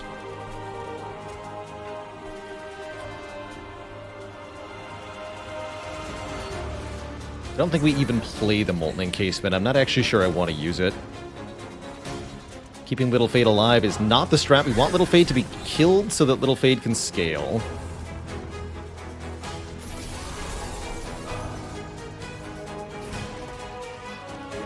Oh, no. Entombed explosives, where you at? Hello? Terrifying. This is very bad. Alright, we'll kill one of these fools up top, I guess. Is there any point to playing Votivary on a different floor? I don't think so.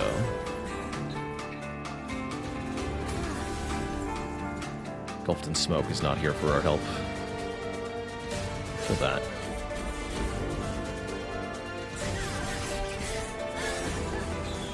Okay, we're going to draw one now, though. I believe.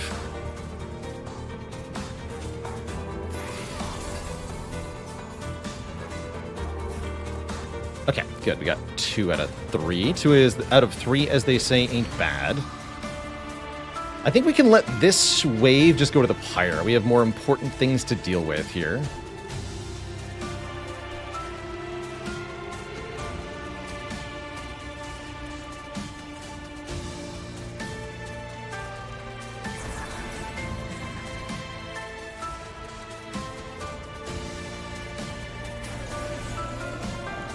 That stops everything except this nerd, which is fine. Probably want to put this Entombed Explosive down here then.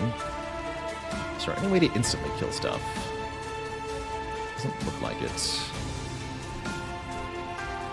Only I had the Imp. We could have done some shenanigans. We could have also Hornbroke or Entombed Explosive, maybe. Or the Votivary last turn. A couple options. Shouldn't have let Votivary go on this floor. Okay.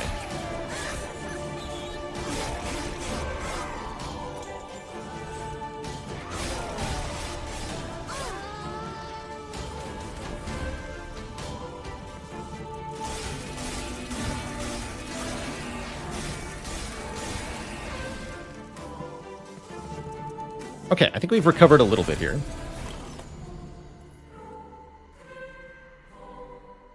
Crushing Demise is here to maybe kill the mini-boss. Problem is it might not.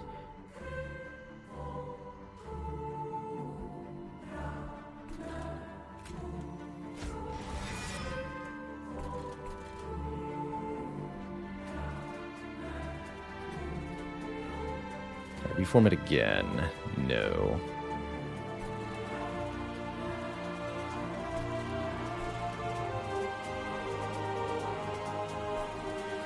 So I guess we just played on the bottom for the 50-50 chance. Nice. That makes her life a lot easier. And that, I think, makes up for the bad draw order, too. Big time. Not you, you.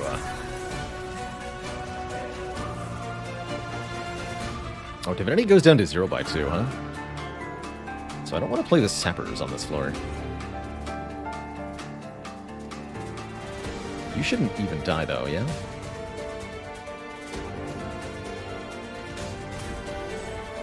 The Sap backfire, huh? That's fine.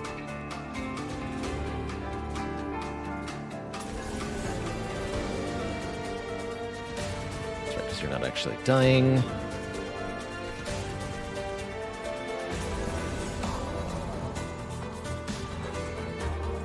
Some nonsense is happening. I'm fine with that.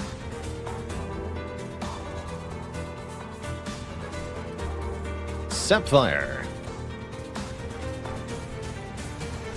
Needs attack first, though.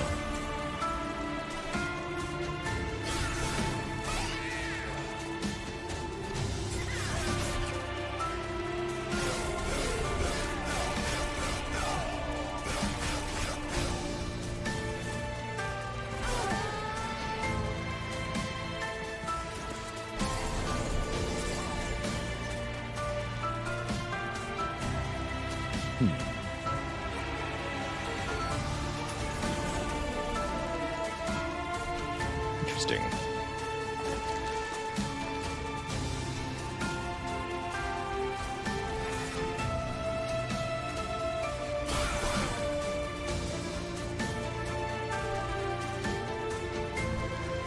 Okay, looking good, looking good.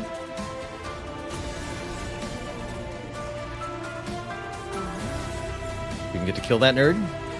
Can we make you endless? You're already endless. You're not. You need to be endless.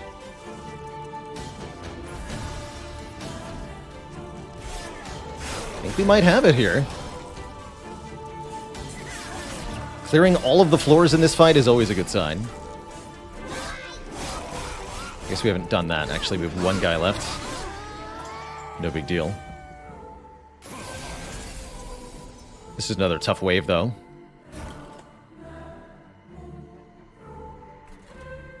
Not that that will stop me.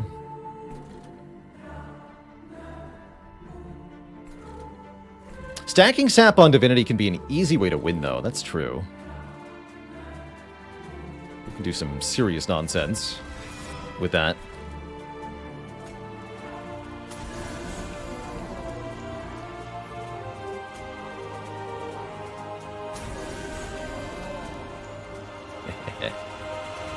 Get him.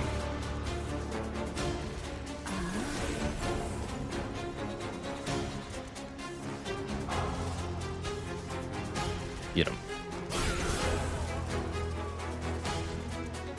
Perfect.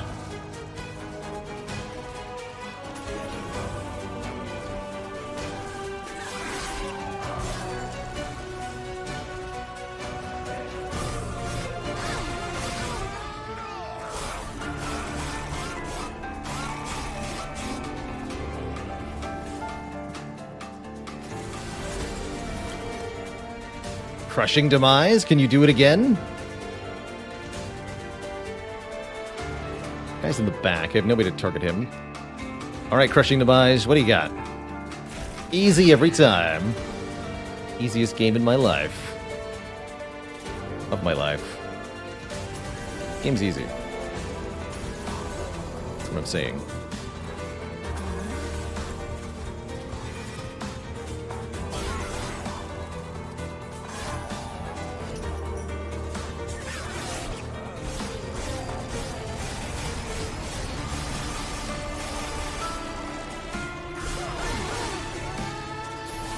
No more mini-bosses coming. So we just have to clear this and the next wave, and then make sure the Divinity has enough sap. So I probably don't want to put the sap explosives on this floor this turn. We can do that next turn.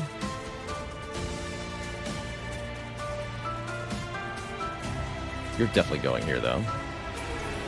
Although that doesn't do very much damage.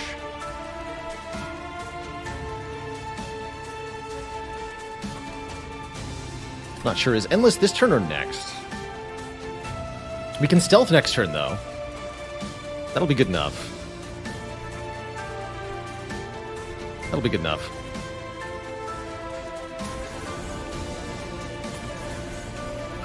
I'm a little concerned here, but I don't think I need to be.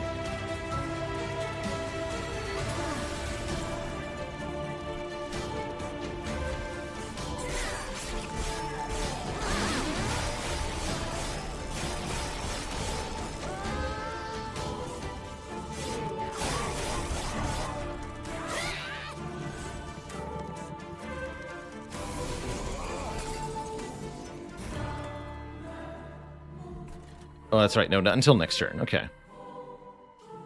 Cool. In that case...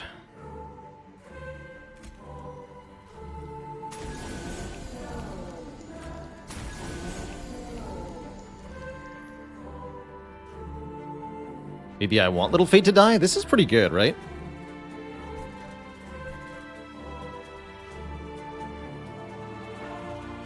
Although that would mean no stealth.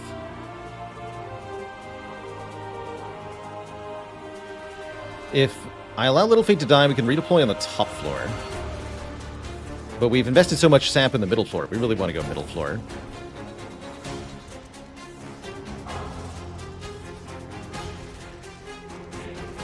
I think we'll lose to Thorns if we don't accept death here. Is that correct?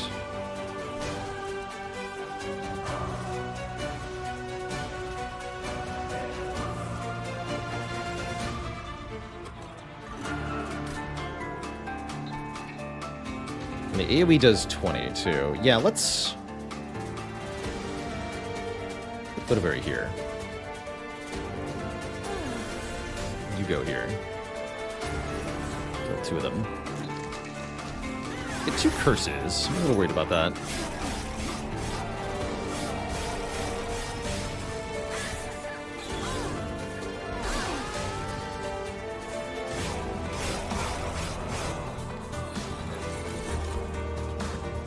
This becomes an issue. I think we're fine though, right?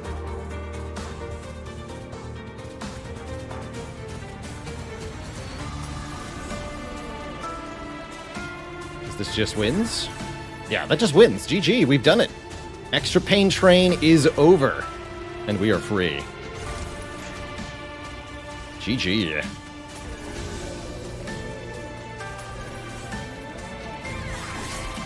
Little Fade does carry in the end, so I'll take it.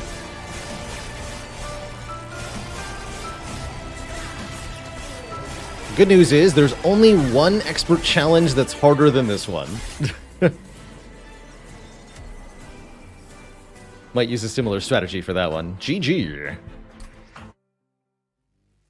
GG.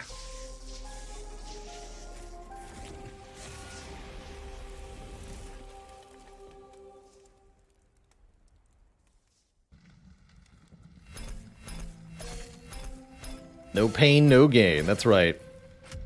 Can I briefly explain the hardest one? Sorry.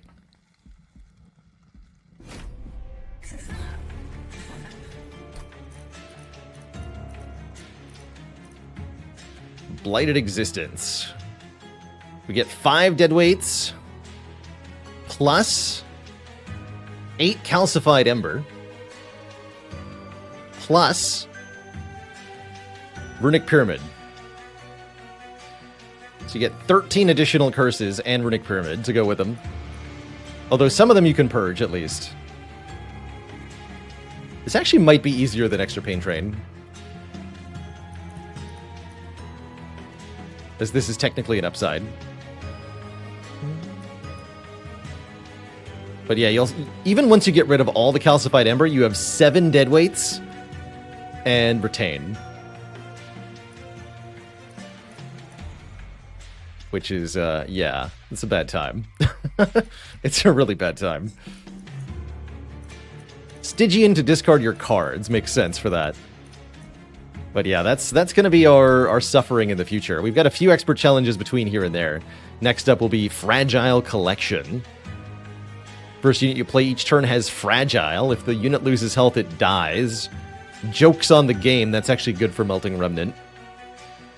Get double collectors and extra upgrade slots. That's awesome. Yeah, I gotta do your card picks very carefully.